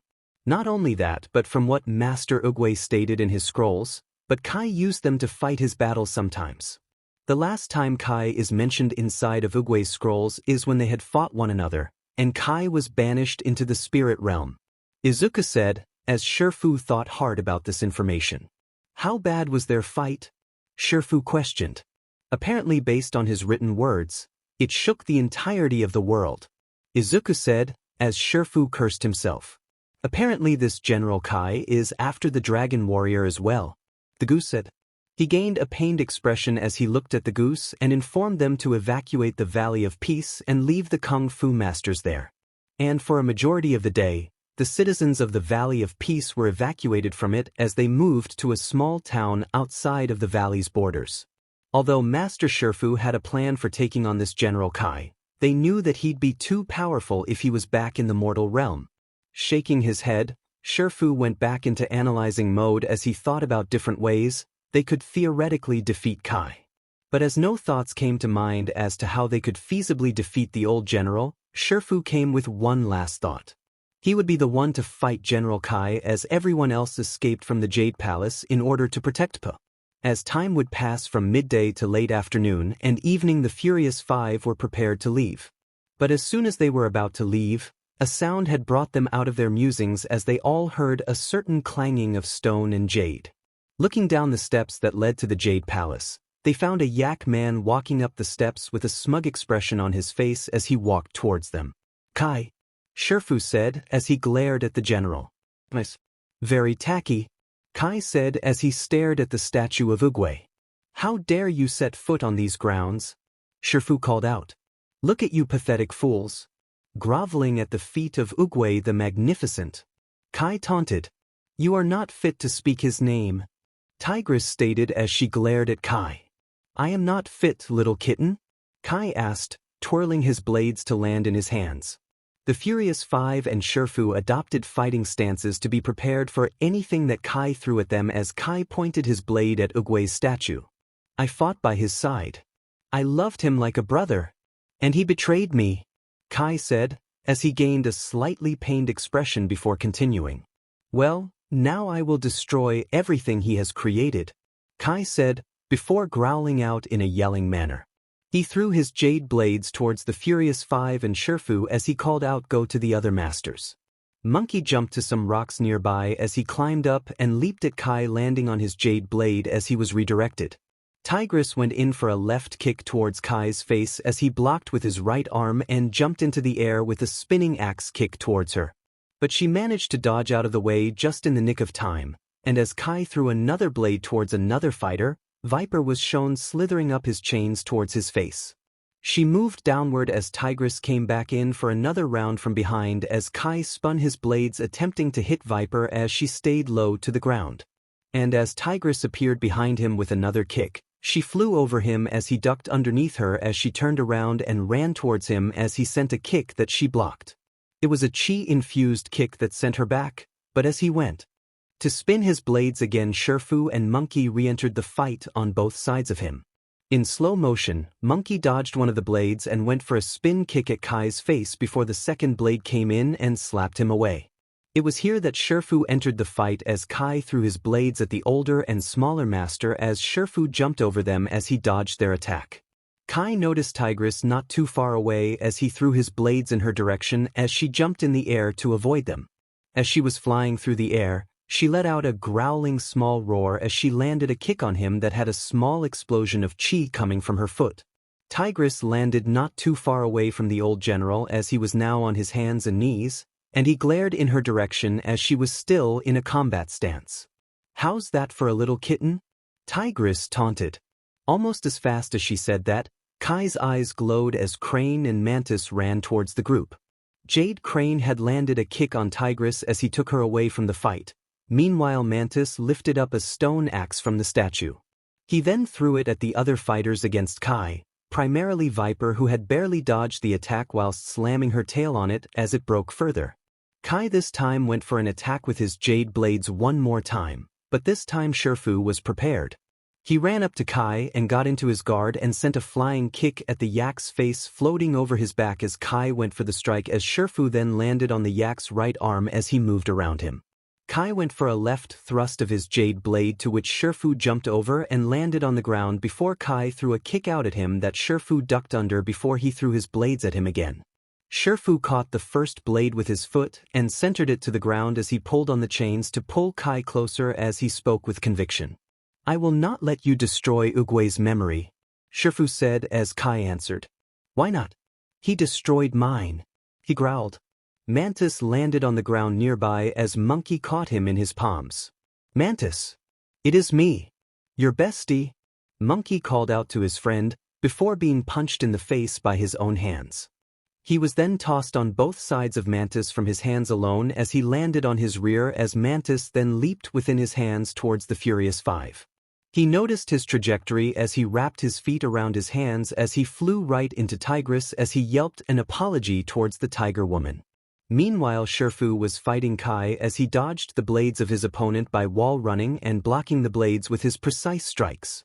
Kai then launched his blade towards the statue of Oogway before it was stopped by Shifu, who sent it into the concrete ground. He stepped onto the chain before sprinting on it towards Kai and jumping into the air before he noticed a certain jade amulet on his chest. He recognized the jade amulet as it bore a resemblance to Master Oogway as his expression fell from grim determination to complete shock. Kai had gained an elated expression as his smile widened further and further as Shifu became more distracted as he landed a blow to Shifu with his blade, sending him back to the ground. Smacking into the wall behind him, Shifu landed on the ground in a heap as he struggled to get back up. "Shifu," Tigress said as she fretted over her master. "Bring them to me," Kai said, his eyes and hands glowing an ominous green color. Once those words were uttered by Kai, Monkey's hands started to glow the same green as Kai's eyes before he was launched up in the air. And then he was pulled towards Kai. The same happened to Viper as she was held down by Crane as they both were pulled into the chi stealing technique that Kai had learned. And once that happened, they both were reduced to chi amulets as Kai laughed out about his victory. Haha. Kai laughed before another presence made their appearance. A green blur appeared in front of Kai so fast, he couldn't see them coming until their foot was in their face as everything moved in slow motion for him. He looked at the new arrival as they glared into his toxic green eyes. When he was sent sprawling on the ground and down the steps that he'd climbed up to meet the Jade Palace, Izuku landed nearby. "Sorry I'm late. Just told Po to leave the Valley of Peace and had to help him prepare for his journey," Izuku said, as Shifu and Tigress looked happy to see him. But as soon as they looked over the edge of the stairs, they found that Kai was now sprinting up them in order to get to their area. Tigress wanted to rush towards the threat and end it as quickly as possible before Shifu held her paw. "No. You need to warn Pa," Shifu said, as Tigress retorted. "Master, please," Tigress called out, before Izuku blocked another jade blade with a foot. "No time. You both need to leave and inform Po about this threat immediately," Shifu said, standing up from his damaged ground. "Master, we can defeat him if we work together," Tigress said, as Izuku landed a flurry of chi-powered strikes on Kai. "Tigress, Izuku cannot fight Kai for very long. He has only learned the foundations of chi since it hasn't been used for centuries. You cannot defeat Kai as you are right now. Now go," he said, using his speed to pull Izuku out of the way of another attack. It was also because of this attack that the trio were separated from Shifu as he watched as the jade blades land on the statue of Oogway. Kai then began to speak as he pulled on the statue of his old brother in arms. "I will show you the true power of chi." "Brother," Kai said, as he pulled on the statue of Oogway harder. Kai then pulled Oogway's statue out of the ground before using it as a wrecking ball and breaking apart the Jade Palace as Shifu cried out no. As the Jade Palace fell apart, the statue of Oogway had fallen towards the stairs that led to the Valley of Peace as it broke down in pieces down the stairs. The head of Master Oogway's statue then landed in the fireworks zone of the valley as it showed the signs of battle. Shifu looked at the destruction with the look of utter failure on his face as he couldn't hold back the tears that were starting to well up within his eyes. "Oogway, forgive me," Shifu said sadly as Kai arrived. "Hiu, HM? What do you say, Oogway? Do you forgive him?" Kai mocked as Shifu turned to look at him with anger. "You may have destroyed the Jade Palace, but you never succeed. There will always be someone to stop you," Shifu said, as he struggled to stay on his hands and knees. "Who? The panda? His chi is strong, but it won't be enough. He will meet the same fate as you," Kai said, leaning down to Shifu's height. "No," Shifu said as he struggled to stand once more. "And so will every panda in that village," Kai said, as he used his chi-stealing technique on Shifu. Tigress watched from afar with Izuku as she looked on in pure fear, but Izuku held his arm on her shoulder, causing her to look at him. She looked into his eyes as they basically told her that they needed to go and inform Po about this whole mess that had happened whilst he was gone from the Jade Palace.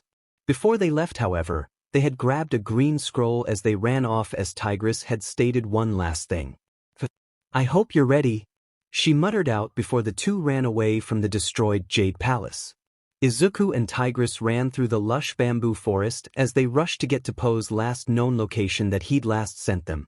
Apparently, the Dragon Warrior had left the Valley of peace earlier on that week and had been out of it for about a couple days.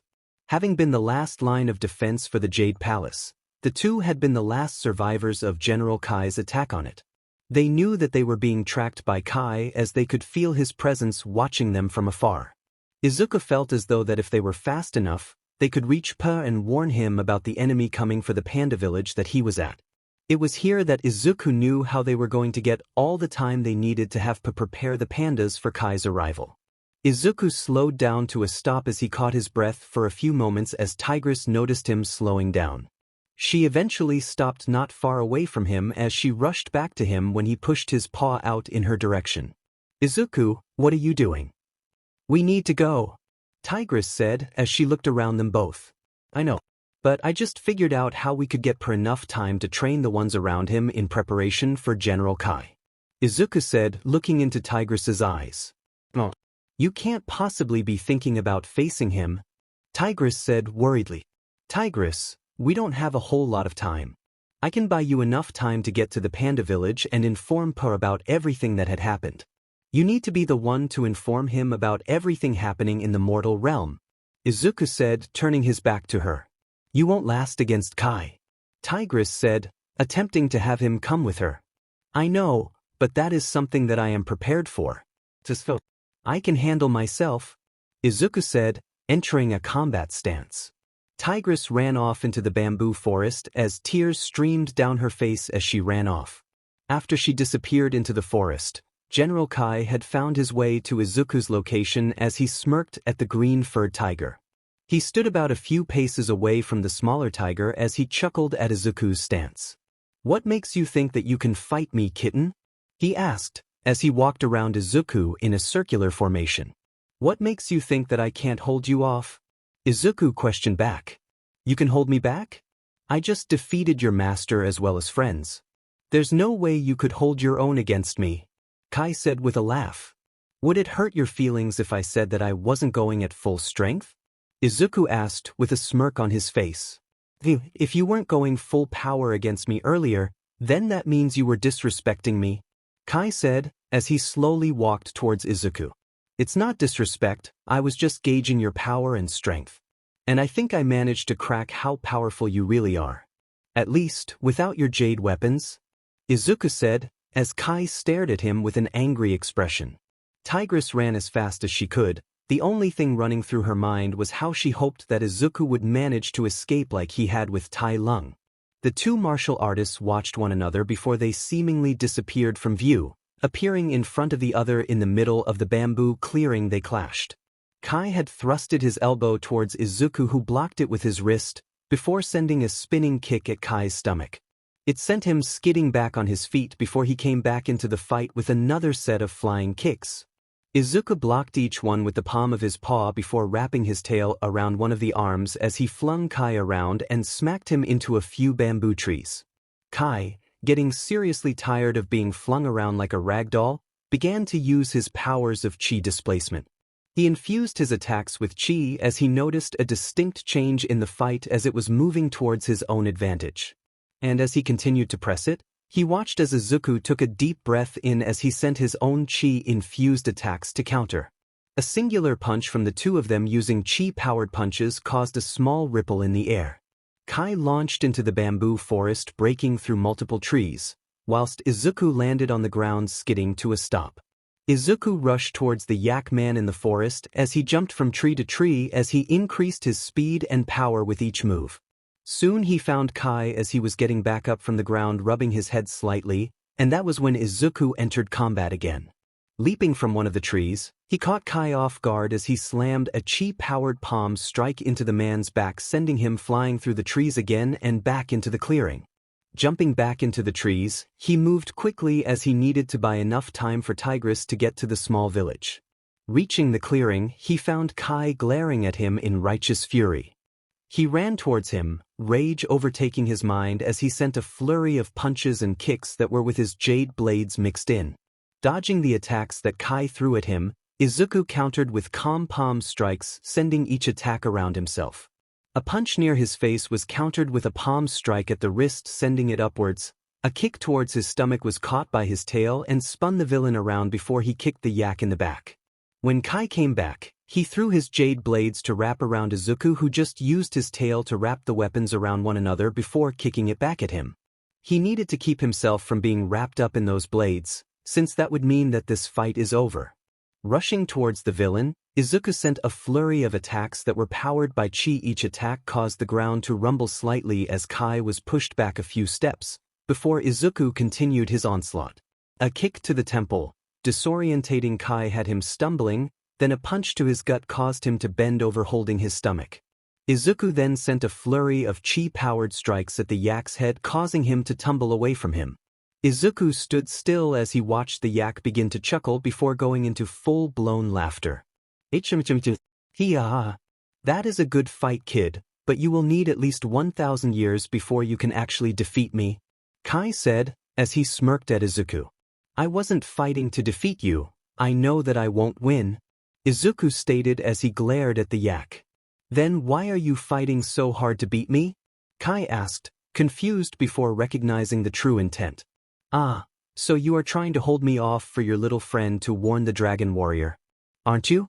Kai questioned, earning him a flinch. Whatever you do now, Tigress is already at the panda village where Po is. And they are currently training the pandas to take you and your Jade Masters on, Izuku said as Kai chuckled. You pulled me into a fight just to buy the dragon warrior and your girlfriend some time. That is hilarious. There's no way for them to defeat me. I'm already dead, Kai said in laughter. We'll see about that, Kai, Izuku said, entering a combat stance once more. Rushing at the other, the two this time went full power. Kai was using more of his Jade Master servants to fight Izuku, who was proving to be a powerful warrior against them. It was only when Master Shifu and Tai Lung were fighting him that he even showed a slight sign of weakness. But that was all he needed. As Izuku sent a kick to the Jade Tai Lung, he felt something coming behind himself as he jumped into the air, dodging a kick from the Jade Shifu. But that was when he felt something pull him towards Kai. Using his pure strength, he attempted to break free of the binds holding him still in the air. He was about to break through the chains when he felt his chi suddenly begin to leave his body. That was a good effort, but in the end, you will be a part of my army. And then I will successfully find and take the chi of every living person in the living realm, Kai said, as Izuku left him on some parting words. The more chi you'll get, the less you will have overall, Izuku stated as Kai chuckled. Those are the words of Master Oogway before I took his chi, Kai stated as Izuku's face went up in confusion before becoming a jade tiger. Ah, that was some good cheech. That was even more than Tai Lung and Shifu as a combined reference. He was a strong warrior. Had he met me in my prime, he could have given me some trouble. Now, to find the panda village. If he was right about his words, the tiger woman must have made it to the village by now and is currently training them. The stronger they are, the more chi I can take. Hee-ha, Kai said, laughing before rushing towards the panda village. Off near the panda village, Tigress had finally arrived. She had looked so scared when she entered, but as soon as she saw Pa, she rushed towards him. Pa, noticing Tigress's disheveled form, rushed to her aid as he looked over her with concern and worry. Tigress, what happened? Password. General Kai has come back from the spirit realm. He's taken the chi of everyone, Tigress said as she took in deep breaths. What about Izuku? Wasn't he at the palace? Pa asked as Tigress shook her head. He survived Kai's attack on the Jade Palace with me. But he stayed behind to buy me enough time to get here. He is currently fighting against Kai as we speak, she said before they felt a ripple in the air. Looking down at the bottom of the mountain, they found that the ripple's origin was the bamboo forest just outside the Valley of Peace. Pa immediately went into a battle mindset as he pulled the entire panda village together for an emergency meeting. He spoke about how they all needed to be trained to fight against Kai and his zombies, as Pa called them. He went over the battle plans before Tigress went outside as she felt something in her heart break slightly. Izuku, I hope you are all right, Tigress muttered as she stared at the sunset. Kai stared down at the amulet that formed Izuku's dark green tiger. He smirked to himself as he turned to look in the general direction of the last place where the dragon warrior was supposed to be. He couldn't help but let out a laugh of pure happiness as he smugly continued walking towards the panda village that he could sense Po was located at. All with a very ominous aura surrounding him as many of the amulets shone the captured spirits that he held on his person jingling across the way. One such spirit, however, was shown to be struggling against the control that Kai had on his entire body. It was Izuku, as he struggled to regain control over his body as he fought against his jade prison. Although his growls and screams of determination as well as anger were ignored by Kai as he continued his journey. With Tigress and Pe, the two were working hard in training the pandas in how to utilize Kung Fu in order to help in the defeat of Kai. The two knew how powerful Kai was, and although Tigress was worried for Izuku, she focused her time on helping Pe at the moment. The pandas were shown to be moving about the place with a gusto in learning how to fight, although the pandas using Kung Fu was certainly a process. Many times, the pandas would fumble over themselves as they tried to learn how to use martial arts. But overall, Po was seeing great strides in the success of teaching the pandas how to fight with one another. He also spent a great amount of time with his two fathers, one biological and the other a surrogate father, for a major part of his life. Tigress, however, was still showing some of the pandas how to utilize their short stature as well as hunched bodies in a way that was unique to them. Okay, I think some of you are ready to fight Kai. Just make sure that he isn't capable of catching you all with his power over chi, Tigress said, as the young pandas nodded. Are you and Po dating? One of the pandas asked with a paw raised. What? No, she said as she thought about Izuku. I only like one person, and Po certainly isn't the one I want to spend the rest of my life with, Tigress said as the children nodded. Then who likes Po? The panda child asked. I personally believe that one of my friends, before they were captured by Kai, really liked Po, Tigress said as she smiled at the child. What's their name? Another child asked, curious. Their name is Viper. She was the master of the Viper style of Kung Fu. Tigress said. Viper, is she a snake? A new panda asked, causing Tigress to look at her. Yes, she's my closest friend from our home in the Jade Palace, Tigress mentioned. Well, I hope that she manages to gain his affection soon, the panda said before leaving. Tigress had no idea what that conversation was centered around, but she knew for a fact that this particular panda really liked Po for some reason. Kai stopped at the bottom of a cliff as he stared up at the village above himself. He saw the sun shining down on the village as he smirked to himself, pulling the jade amulets out. He found Izuku's amulet and prepared to send it out when he heard the sound of Po's voice ring out from above. So you're General Kai? I thought you'd look far tougher than you look, Po called out. So you're the dragon warrior? I never thought that Oogway would choose a panda for that, but now that I see you, it makes sense, Kai retorted, causing Po to look at him confused. What are you talking about? Po asked, confused. He always loved speaking about metaphors, Kai called out, using his jade blade to smack Izuku's jade amulet over to Po's form. The panda immediately rushed away from the cliff as he watched the singular amulet fly towards his position. As soon as it smashed into the ground, Po stood back up and stared into the smoke as green eyes glared at him from the smoke. Stepping out of the smoke, forcing it to dissipate, Po stood completely shocked as he saw a jade tiger glaring at him. No way! Izuku, please tell me there's no way he caught you too, Po asked, looking scared. Izuku just continued to glare at him before rushing the completely shocked panda. Thrusting a kick at Po's stomach, the panda had blocked the strike before being slapped in the face with a jade tail. Po stumbled backwards as the jade Izuku pushed forwards as he sent a flurry of kicks in precise areas on Po's body, causing him to be juggled in the air before being launched into one of the houses.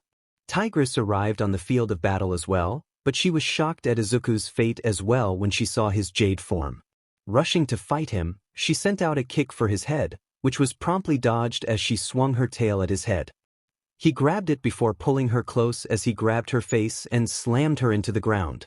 Lee and Mr. Ping had then exited their home as they saw the place being devastated by multiple zombies as Po called out from helping Tigress fight a Jade Izuku. The two went out and fought against the other masters of the Jade Palace and around the country of China. They were wearing old armor as well as using pots and pans in order to deal damage to the others. The rest of the panda village were fighting the Jade Masters as they utilized their specific skills in order to fight. With Izuku and Tigress, however, the young tiger woman was attempting to get their friend to come back from wherever he currently was. Pa, however, was the main one trying to get Izuku to break free of his current prison, and even though he wasn't showing any signs of if he was even listening to them, they did notice the Jade Izuku's slight hesitance to fight them as he went for attacks. It was there for a microsecond before he ignored the hesitation. Come on, Izuku. We know you. You wouldn't allow yourself to be caught by Kai. Fight it. Pa called out, kicking Jade Izuku in the stomach. Pose right, Izuku. Fight hard enough to where you can escape. Nothing is set in stone. Tigress called out, before having her face grabbed by Izuku.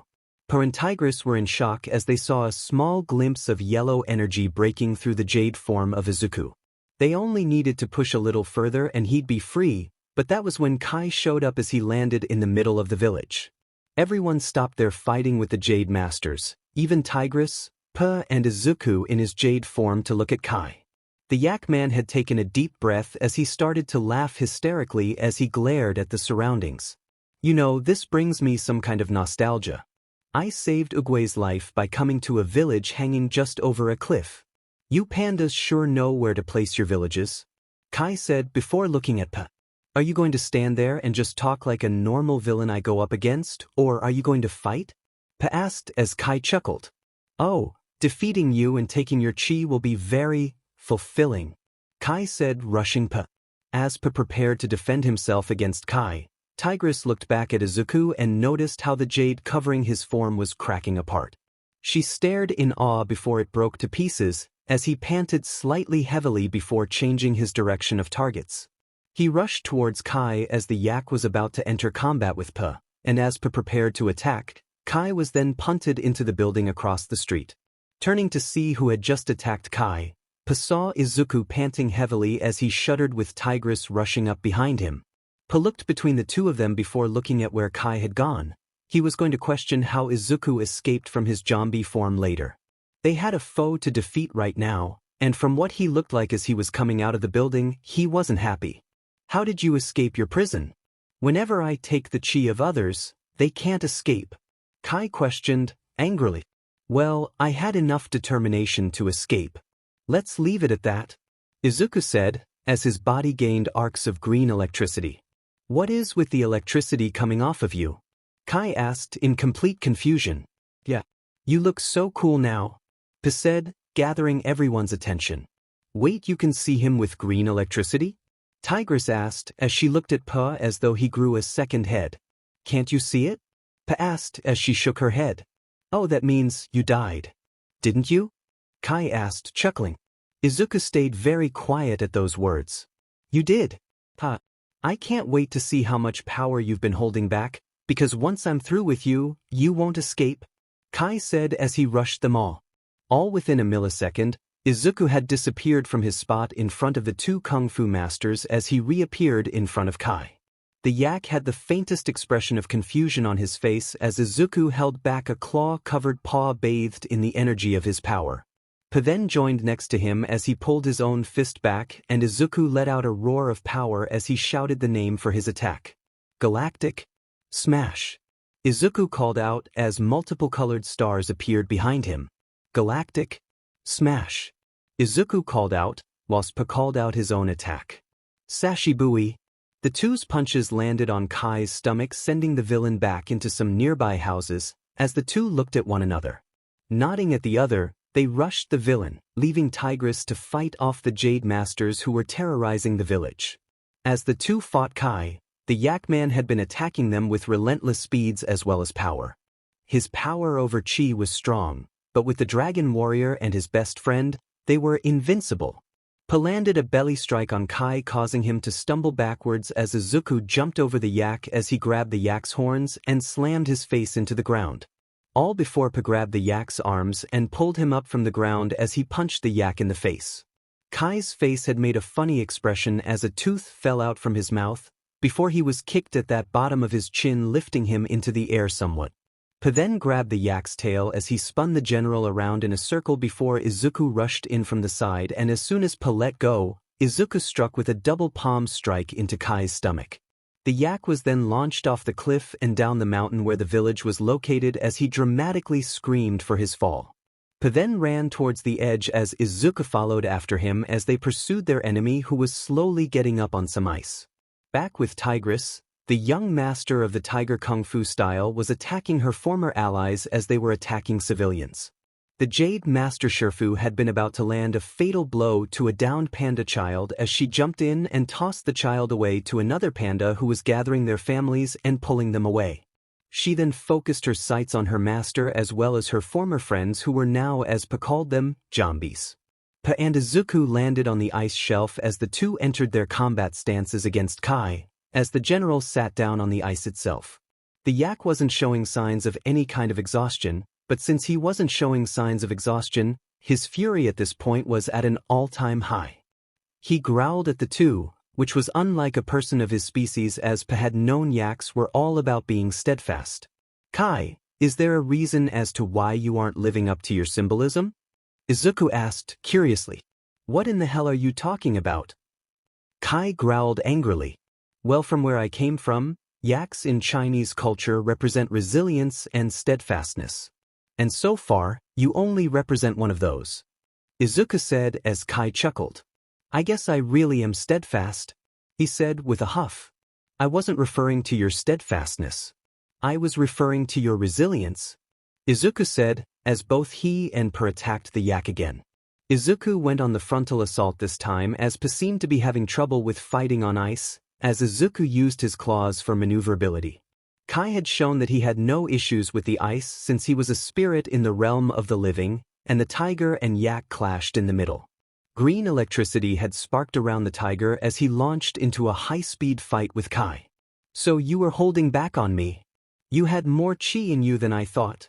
Kai quipped as he slammed a hoof into Izuku's face. No, I had no idea that I still had this power, so all I'm doing is using it to its maximum ability, Izuku said, countering the strike by biting down on the offending limb.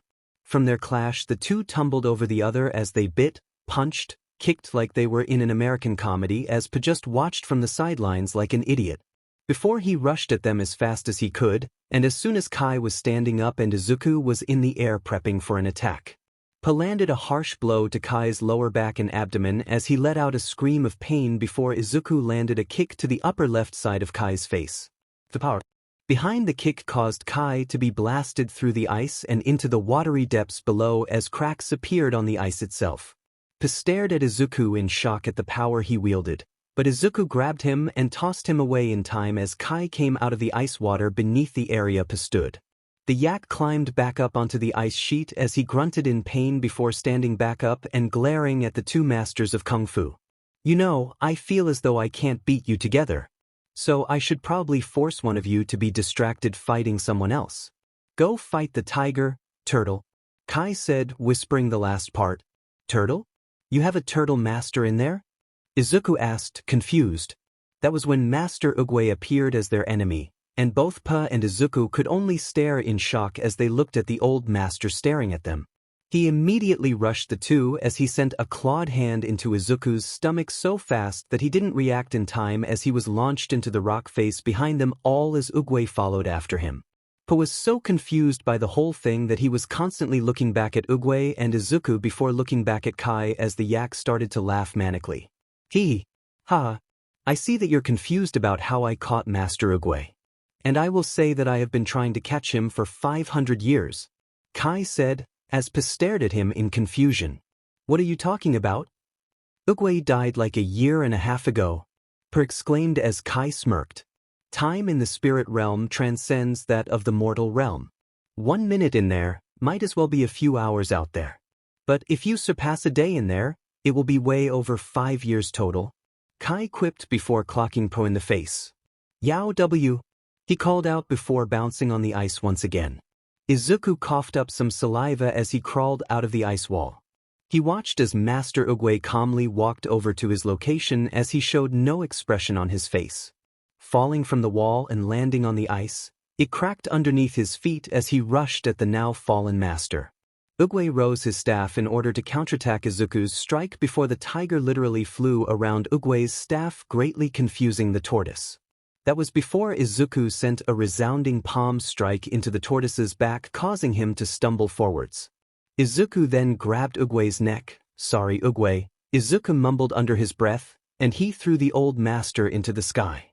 Pulling back an arm, Izuku's entire fur-covered arm became covered entirely in green sparks of electricity as Uguay fell from the sky. He began to create a chi barrier around himself when Izuku blasted himself up from the ground. "Sorry, master, but I need to assist Po with taking down General Kai. If you're still in there, return to your amulet form and resist his control," Izuku called out, as Uguay's position had faltered a bit from his speech. Once Izuku was within striking range of the Jade Uguay, he watched as the staff was closing in on his neck. And that was when Izuku released all the power he could into Uguay's face as the Jade Uguay was blasted high into the air as his form was reduced back into an amulet. It was immediately recalled back to Kai as the yak had glared at Izuku from where his fight with Pa had reached its fever pitch. "Sorry, Kai, but this is over," Pa called out as he had the yak in the Wuxi finger hold. "Skadoosh," Pa said, lowering his pinky finger. And as soon as the finger was lowered, what was supposed to happen to the yak in returning him into the spirit realm didn't happen. The yak stayed there for a second before acting like the finger hold was able to damage him before he ended up laughing at Po's expression. "I thought I already told you. You can't end something that is already dead," Kai said, as Izuku ran over to Kai. "Not if I have anything to say about it," Izuku called out as he grabbed Po's hand and placed them together in the Wuxi finger hold. What are you doing, Izuku?" Pa called out as Izuku smirked. "He can't be ended in the mortal realm. So long as you can return back to the mortal realm, you can to the finger hold on yourself to bring him there," Izuku said, as Pa gained an elated expression on his face. "Skadoosh," Pa said, lowering his finger. Almost immediately, Pa and Kai were teleported away from the battlefield as Izuku was blasted back from the spot. Izuku stared down at the dirt and rocky spot that now had cherry blossom tree leaves on the ground forming a yin and yang symbol. Izuku turned to look behind himself as he found the panda village had managed to somehow, someway, defeat all the masters of kung fu and had them comedically wrapped up in toilet paper enough that they couldn't escape. Tigress had run down the hill and given Izuku a hug. She was crying about how she thought she'd lost him to Kai as Izuku reciprocated the affection she was giving him. They both then looked back at the yin-yang imagery on the ground as Tigress was the first one to speak. "What happened to Pa? I thought he was helping you fight Kai," she asked. "The only way to get Kai away from the mortal realm was by sending him back into the spirit realm," Izuku said, his facial expression grim. So Pa sent himself into the spirit realm?" Tigress asked, alarmed. "Don't worry, have faith in him. He'll be able to defeat Kai," Izuku said as Tigress looked at him. "It took you both to fight him at the same time to overwhelm him. What makes you think that having faith in Po will somehow give him the strength to fight off Kai?" She growled at him. "He's the dragon warrior, Tigress. How is he supposed to believe in his own strength when his friends don't even believe in him? Just allow him the chance to show how strong he is without our presence and allowing him to grow without us helping him," Izuku growled back at her. Inside the spirit realm, Pa stared at the surrounding area as he waited for Kai to show himself. He was taking in the nice view as he heard the sounds of grunting before taking Kai's expression in. The yak was appearing as though he were about to burst a blood vessel from how pissed off his expression was. He growled at Pa before walking towards him with intent to take his chi and be done with it. "When I get your chi, I will return back to the mortal realm, and I will take the chi of every single master and tear down everything Master Uguay has ever built," Kai growled. "Don't you get it, Kai? All you're doing is bringing an end to yourself.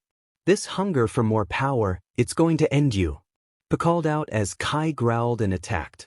The two clashed in the air as Pa had been lifted into the air of the spirit realm as Kai threw his jade blades in his direction.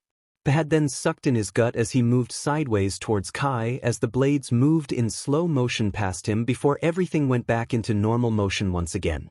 As Pa looked back behind him to see what happened to the blades, Kai then pulled them back towards himself in a large arc, pulling a large structure they'd gotten stuck inside towards the dragon warrior. Kai then pulled back a palm as he charged his gathered chi into his palm as he then struck Pa through it, causing the panda to be immediately dazed from the attack. Faster than Pa could even react, the chains that connected the jade blades to Kai's hands had wrapped around the panda and pulled him in towards the yak himself.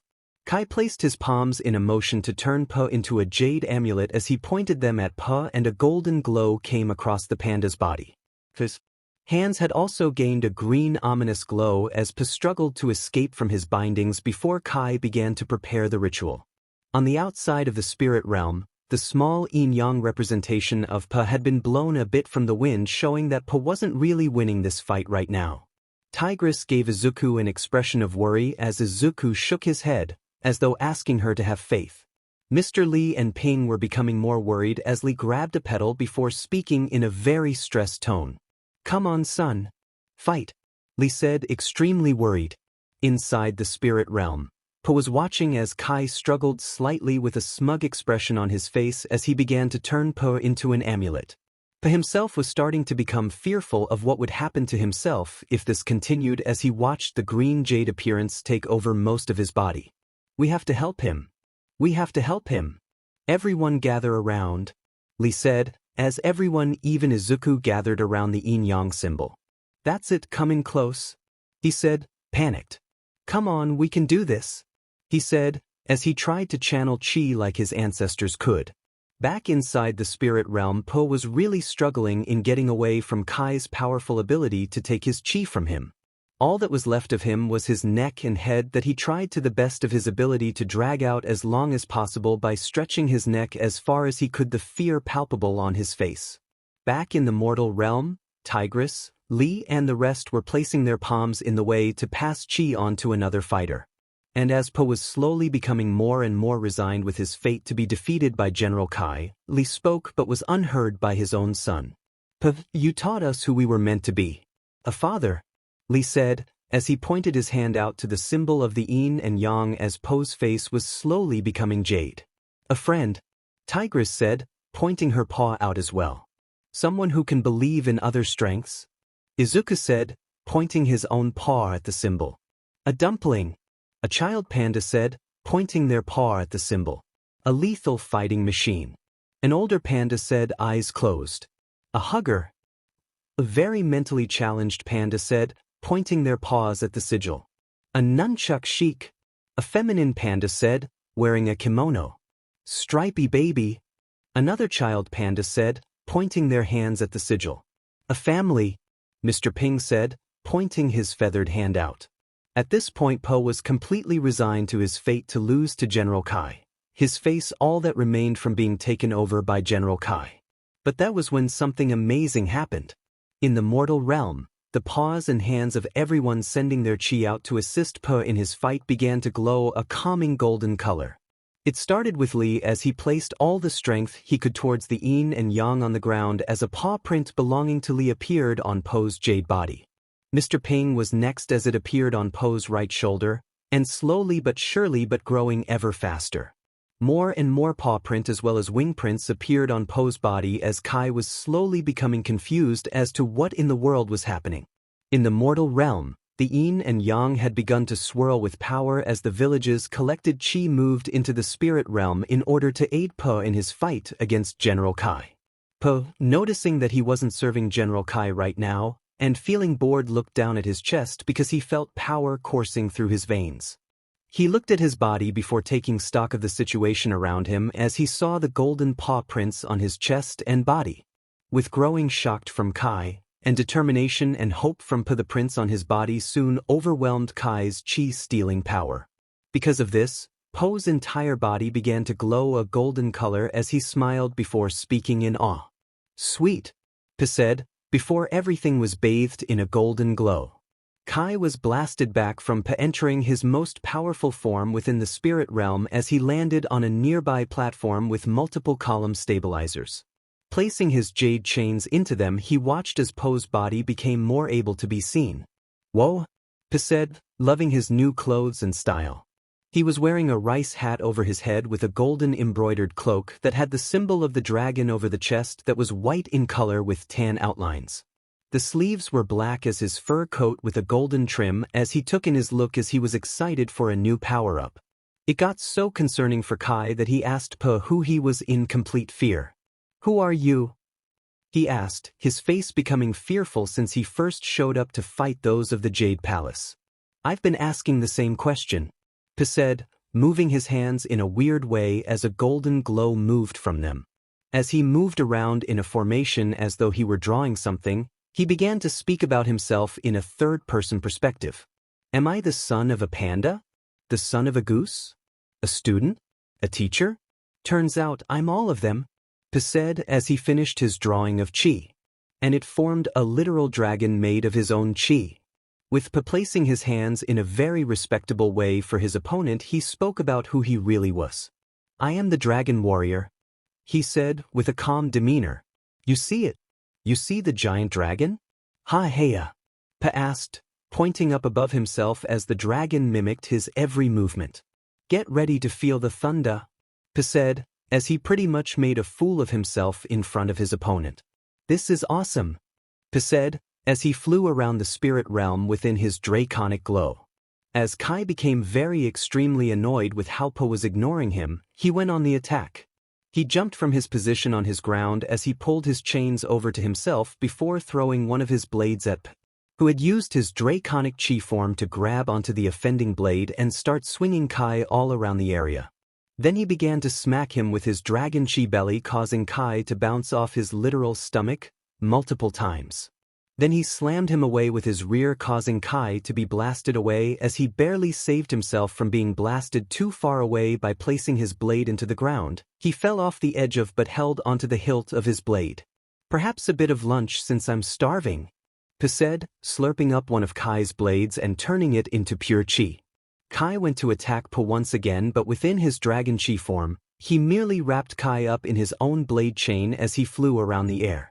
And as Kai turned around to glare at Pa, he found that he somehow had his own tail in his mouth as he spat it out in anger.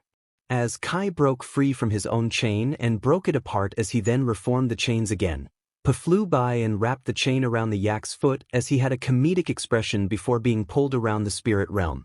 "Heads up," Pa called out, as a piece of rubble slammed into Kai's face, causing an even more comedic expression upon the yak's face. Then another piece of rubble slammed into his face, forcing it into a 90-degree angle as he grunted in slow motion, before slamming into a third rubble formation that sent his head back 175 degrees to where his mouth was wide open and his eyes bulging from the expression on his face. All before he was finally slammed into the last form of ground rubble that broke it into fourths as he let out a shrill scream of slight fear and annoyance. It got to the point that Pa now floated high above Kai as the yak growled at him in an annoyed but determined tone. "Me 500 years to get Uguay's chi, I will have yours if it will take 500 more," Kai said, with a fist in the air in challenge. "Chitty chitty chat chat. Chit chat," Pa said, as he was very bored with Kai's monologuing. "Huag," Kai growled out in anger as he leaped at Pa. As the panda placed his palms together, he moved them about as Kai pulled his own palms in his chi-stealing form. Pa had moved them around as if he were about to release a new attack at the yak, and Kai had no idea about what was going to happen. Behind Pa, the dragon chi form had moved behind him, forming the yin and yang symbol as Pa spoke to Kai. "You want my chi so bad?" Pa asked, the rice hat covering his eyes. "Then take it," he said, determined to end the fight now. Thrusting his arms out with his palms in the direction of Kai, the golden dragon immediately blasted past the panda and flew towards Kai. Kai was taken aback by the sudden decision to give him the chi, but this got to his head before he could even realize what was about to happen to him as his body rippled. This power, the power, is mine," he called out as his amulets had suddenly pulled away from himself. "It's too much. It's too much." Kai called out, suddenly afraid of what was going to happen. Kai's entire body began to glow golden as the same happened for his eyes. And in a magnificent display of power and explosions, Kai was no more as he disappeared in an explosion of golden light. The last thing we can see within the realm of the spirits was Pa looking serene inside of the place. /N that is the end of the chapter. Phew, that was a doozy of a chapter. I didn't think that I'd have to write over 3,000 words for this fight, but goddamn was it important for Kai's end. I hope you all enjoy the fight, and for the last part of the fight between Pa and Kai, I got it from YouTube so that I could follow it as best as I could whilst adding some other things to it. See you all on the next chapter. 3,939 words. Interim. /N hello everyone and welcome back to another chapter of Kung Fu Academia. I hope you all have been enjoying the story thus far and are wondering how the story will go on now. Because mainly I was originally going to put the events of Kung Fu Panda 4 in the next arc, but chose not to since the movie from what critics and fans say that it was not good at all. I laughed at some parts, but that was only for the trailer. I hadn't seen the movie myself. So as a result, those events aren't canon in here. As everyone watched the sigil made of pink petals, Izuku felt the ground around it as he tried to see if he could sense P. As nothing came up, he looked at Tigress who was giving him an expression of hope as Izuku did the same. And moments after he began to let hope live in his heart, the ground began to move about as the petals floated in the air much more in tune with the wind. As they all watched as P came back into the world of the living, they saw him wearing a garb that fit him. Golden sleeves that built up to a white overcoat that reciprocated the colors for his pants as P stood before them with a hat on his head. He smiled at them all as everyone rushed him and gave him a big hug as Izuku moved to the outer area of the village. He watched as the green glow of each of the masters of the world had suddenly come off as they looked around themselves in complete confusion. Izuku sat on the ground away from everyone as Shifu walked over to Pa as though he'd known that this would happen and bowed to him. Izuku actually enjoyed watching as Pa was asked to be the teacher for Shifu to learn how to utilize chi. During their time learning how to utilize chi, Izuku assisted the pandas with rebuilding their village. It didn't really take too long, but with each of the other masters in this place it didn't even take a few days to do so. Eventually everyone left the village, allowing them to live in peace on their mountain top without having anyone coming for them anymore. And Izuku was back to training in the Jade Palace about a week after they rebuilt it after Kai had destroyed it. Standing alone in the training room, Izuku had been going through the motions of his style. He was unaware of the audience that he was gaining, especially since he never knew that they were getting visitors in the Jade Palace. So as he moved through his own moves, he never noticed how some children were watching him from afar whilst the festivities were taking place outside. It wasn't until he had finished with his training that he finally took notice of the children who were watching him. Glancing over at them, he couldn't help but smile at them as they giggled and ran off to find their families. Letting out a sigh, Izuku looked over at the door to the training room and found Tigress standing there as she smiled at him. You're becoming a fan favorite of the Valley of Peace. How's it feels to have your very own fans? Tigress giggled. Embarrassing. I've never had it in my mind that I'd be famous, just focused my time on saving others. Izuku said, rubbing the back of his head. Well, at least this will let the children know that you are humble. But there is such a thing as being too humble, you should own your strength and power. Tigress said with a smile. As much as you tell me to get over it, I will never be able to. I've grown up believing that I'd never have power of my own. But now that I am strong without the power of chi, and learnt all that I could glean from Pa, I feel as though I've reached a ceiling. Izuku said with a sigh.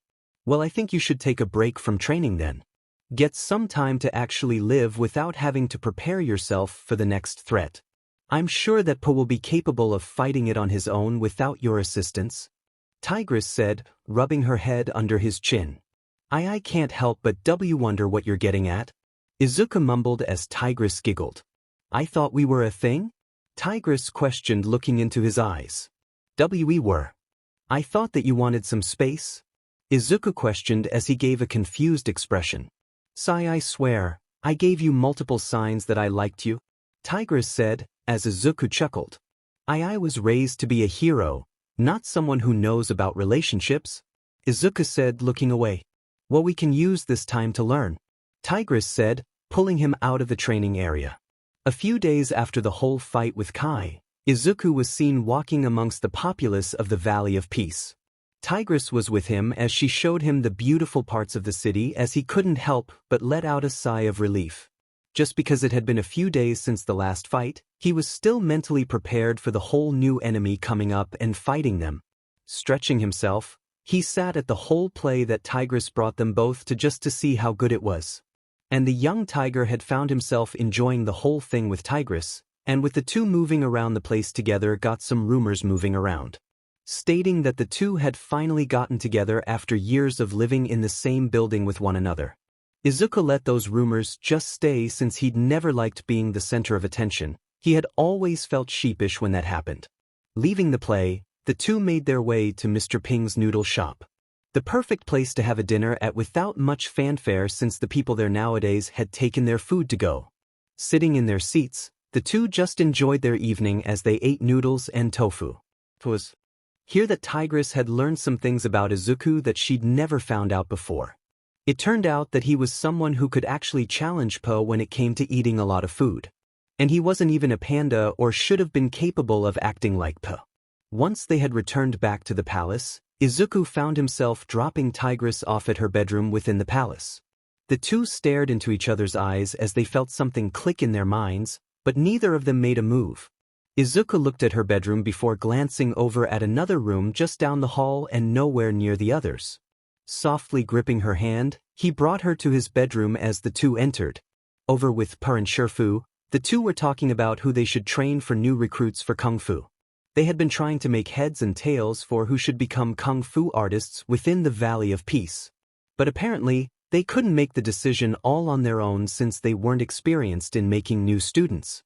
It wasn't until Shifu was moving through the halls searching for Izuku and Tigress that he heard sounds coming from near Izuku's bedroom. Stopping abruptly, Shifu just chuckled before leading Per around the palace, just to lead the panda to his bedroom. When asked why they weren't getting Tigress and Izuku, Shifu just informed Po that they were spending some time alone with one another. When questioned further, Shifu just slid the door shut and left Po with questions on his mind to ask Izuku in the morning. When morning came around, Izuku and Tigress exited his room at different times. The young tiger was far more energetic this morning compared to others as he stretched himself before running the gauntlet that morning. Po and the rest of the Furious Five watched as Izuku completed the gauntlet within the training facility within minutes, surpassing the time that Mantis had done in a far faster time than the Mantis could do at the time. As they prepared to ask Izuku what happened to make him this energetic, especially since Izuku was preparing to enter the gauntlet again. Tigress had entered the training room with a subdued energy but still enough to take on the gauntlet herself. And surprisingly, she'd made multiple mistakes that she could always stop herself from making. It caught everyone by surprise when Tigress had made it out with a mere piece of wood sticking out of her fur. When asked what happened to her normal perfect gauntlet run, she only pointed at Izuku, who sheepishly looked away. Shifu chuckled at that before he went on to force the rest of the Furious Five and Izuku to take the gauntlet again. Po was forced to do it as well since the Grandmaster of Kung Fu had made sure that the Dragon Warrior was still at peak condition. By the time lunch came around, Izuku was in the kitchen before even Po as he was making lunch for everyone. Once Izuku completed the lunch, he passed it out with a fervor not seen before. Po decided now was the perfect time to ask him what was going on as he stood up with a very jealous expression. "All right, Izuku, what in the world caused you to be so energetic this morning?" Po asked in a very deep but funny voice. "I don't know what you mean, Po," Izuku said, sitting down. "You're too energetic in the morning. You're usually slower than Tigress on the gauntlet and now she's slower than you and Mantis," Po exclaimed, as Izuku coughed hard on his soup. "Cough. I'm sorry, what?" Izuku asked, confused. "Well, Tigress seemed to be limping today. Did you two do anything last night together?" Viper asked with a smile on her face. "I mean, she brought me out on a date yesterday. And I dropped her off at her room last night," Izuku replied as he took a spoonful of soup. "So I don't know what she could have done last night to cause her to do that," Izuku said, looking away from the group. "I know what you two were doing last night, Izuku, and whilst I accept your relationship with her, I cannot in good conscience state that what you did to her last night was very helpful to her training today," Shifu said, entering the room with a filled bowl of soup.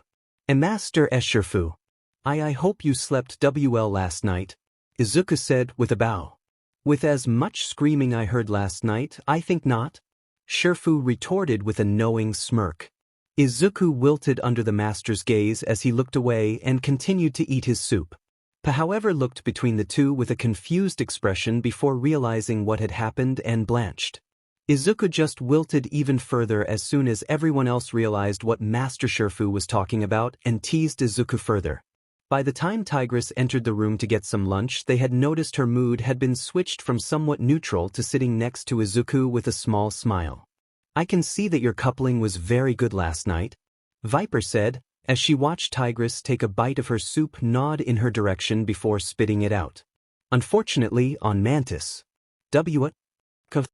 Tigress called out with a bewildered expression. Trust us, Tigress, apparently you aren't very quiet at night, Monkey quipped as he giggled madly. Tigress looked at Izuku with a betrayed expression as Izuku shook his head and pointed at Shifu, something that Tigress did as well. Don't look at me, it's not my fault that when you were coupling that I heard you from across the Jade Palace. I'm just surprised the others didn't hear you, Shifu reprimanded quietly. A few months have passed since the end of General Kai. Not only that, but during those few months Izuku can be seen walking through a village. He had a weary expression on his face as he moved through the streets. Not only that, but someone was following him from a distance. Turning to look in its direction, he glanced in any and all directions, before turning back around. The tiger had been having the feeling of being followed for the last month, so he had left the Valley of Peace to seek for assistance. It had started after Tigress had informed him that she was going to be bearing their child, and he was definitely ecstatic. He was going to be a father. But that was when he felt a shiver go down his spine, something that he'd never felt since Shigaraki. As Tigress left his view, he looked down the alleyway that she'd cornered him at in order to tell him that information as he saw something standing there. It was covered in a cloak, but he felt as though he'd seen it before, not in this life but in his previous one. And as he continued to stare at it with a growing concern in his eyes, he felt the hairs on his arms and neck raise. He glared at the cloaked individual as they turned and walked away, disappearing from sight as soon as Izuku gave chase. As he left the alleyway, he looked in all directions, a cold sweat falling down the side of his face as he searched for the presence he'd definitely felt.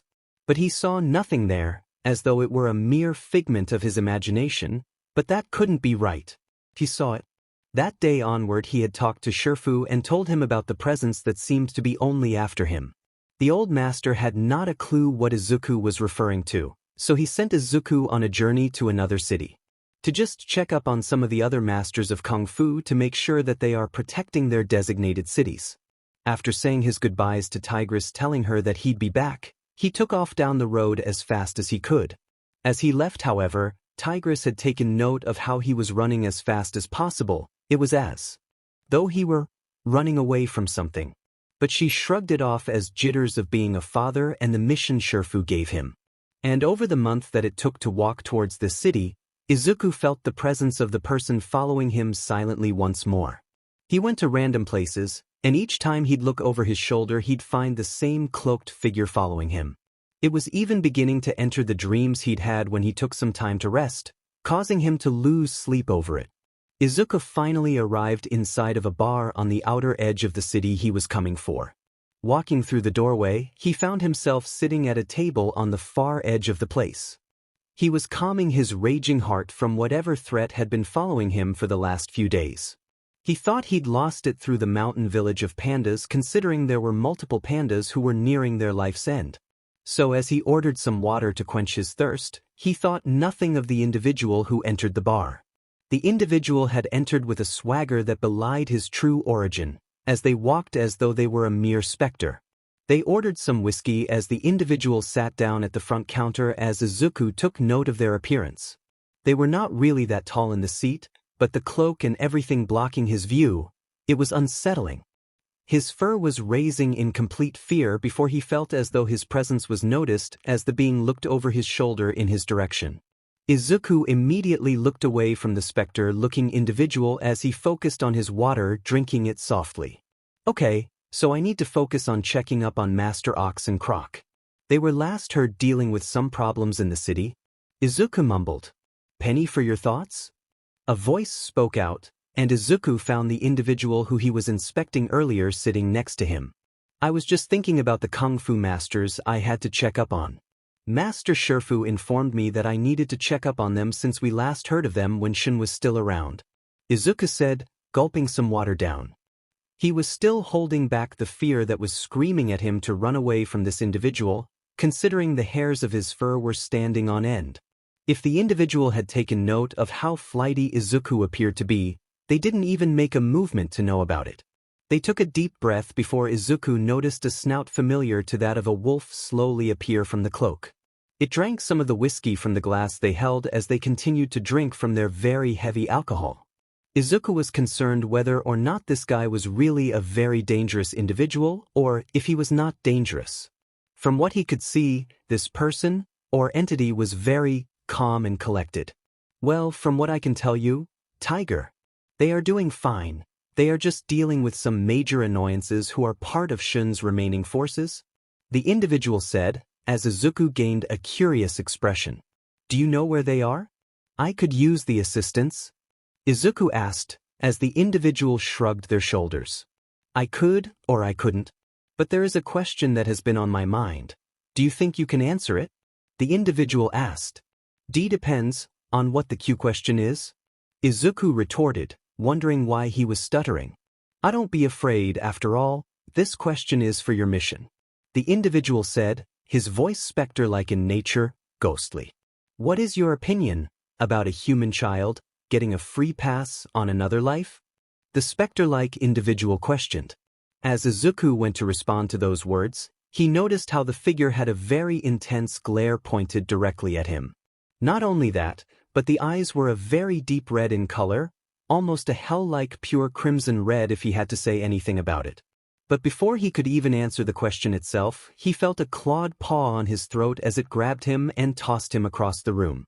As Izuku smashed through some empty tables, he got back up as the person attacked him once more. Relying on his years of kung fu knowledge, he defended the best he could before a sickle had appeared out of nowhere, nearly slicing through his eye. But it did nick him on the eyebrow as he bounced backwards, all as the individual began to whistle very ominously. As Izuku stood back upright, he found himself feeling fear coming up from the deepest part of his soul. He entered a combat stance as the individual had rushed at him again, thrusting a sickle at his direction as he caught the blade and moved it to the right as he sent a kick into their chest. But it was dodged at the last second as they sent a kick of their own, pushing Izuku back towards the wall of the building. As Izuku shook his head at the attack, he blocked another kick from the assailant as he was knocked out of the building through the wall itself. As he fell through the dirt outside of the building itself, he found his heart rate increasing dramatically. The dramatic whistles coming from his assailant becoming akin to a very nightmarish scenario itself. As he rushed at his opponent, he sent a feinting strike from his right arm that was caught by the sickle as Izuku kicked the assailant. They stumbled back slightly, but that was it in terms of distance. But Izuku pushed forwards as he sent a flurry of punches and well-timed kicks at this ghost as it dodged and seemingly weaved through his extended arms.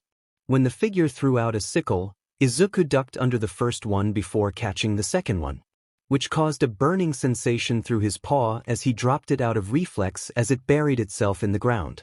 Looking at his paw, Izuku noticed how it had no burn marks on it as the individual picked up the blade and held it tight. Entering a new combat stance, Izuku felt even more sweat fall down the side of his face as he stared at his opponent. That was, until he felt something pierce through his back and he turned his head to see the sickle digging into his left leg. He grunted in pain as he used his paws to pull it out, pushing through the burning sensation in them as he threw the blade away. But the individual called it back to him as he licked the blood on it as Izuku became disgusted with the individual itself. And in a decision that he'd never thought he'd have to make against an opponent, he turned and ran into the city. Not even aware that the specter he had fought had disappeared into the wind with the whistle looming over him.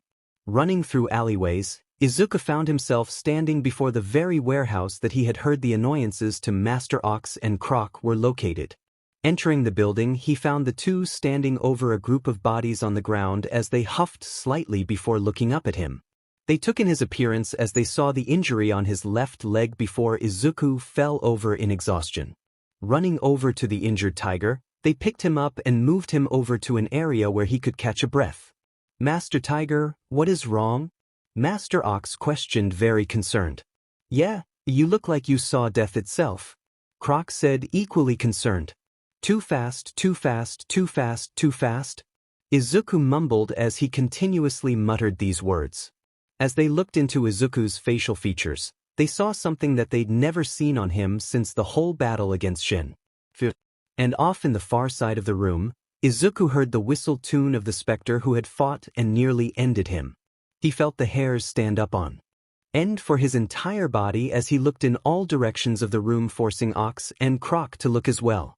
Master Tiger, what's wrong? Ox called out, smacking Izuku's face. I need to run, Izuku muttered as he stood up and ran off. What is wrong with him? Croc questioned. That's something we should contact Master Shifu about. He would know what is going on, Ox said with a very concerned expression. Izuku jumped through the window as he rushed down the streets of Gongmen City. Croc and Ox following after Izuku, not before sending word to the Valley of Peace about Izuku's very concerning condition. Izuku rushed through the streets of Gongmen City. He had no clue as to where he was going to run. But he knew for a fact that whoever this threat was, it knew how he fought and very well could counter him whenever it really wanted. He looked behind his back to find the cloaked figures slowly making their way towards him as he made his way up a building. As he took off in a sprint across the city, a thought crossed his mind. Tigress raising their child without him, and that gave him pause. If this was who he thought it was, it could have ended him early on in their duel inside that little bar. They were instilling fear into his heart and mind in order to make his death that much better for their ego. Stopping for a moment to catch his breath, Izuku sat down on the ground of the roof. The figure who was following him stopping on a nearby building to see what he was up to. Taking a deep breath, Izuku let all his emotions leave him in that moment as he regained some rendition of control. He glanced around the nearby buildings as he searched for the person following him and found the cloaked individual standing on a nearby rooftop. His fight or flight instincts told him to run away from this opponent. But his mind informed him that he had to show courage towards this entity since it wasn't going to stop chasing him. So as he glared at the person staring at him from across the city with their crimson eyes, they glared back at him, before leaping over to the rooftop where he stood on pulling out their staff sickle. I never took you for someone to accept death. But I can always be wrong, the individual said, as Izuku glared at them. Death comes for everyone. I don't know who you are, but death is not something meant to be feared.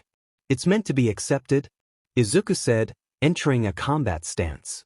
Although I don't know exactly why you're coming after me, Izuku stated as he glared at the individual. The truth is, I don't really have a name.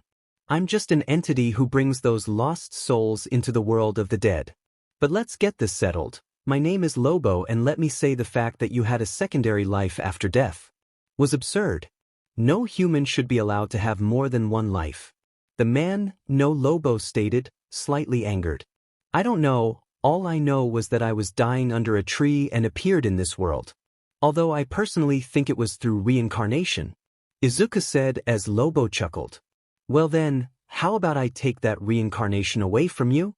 Lobo questioned, before rushing Izuku.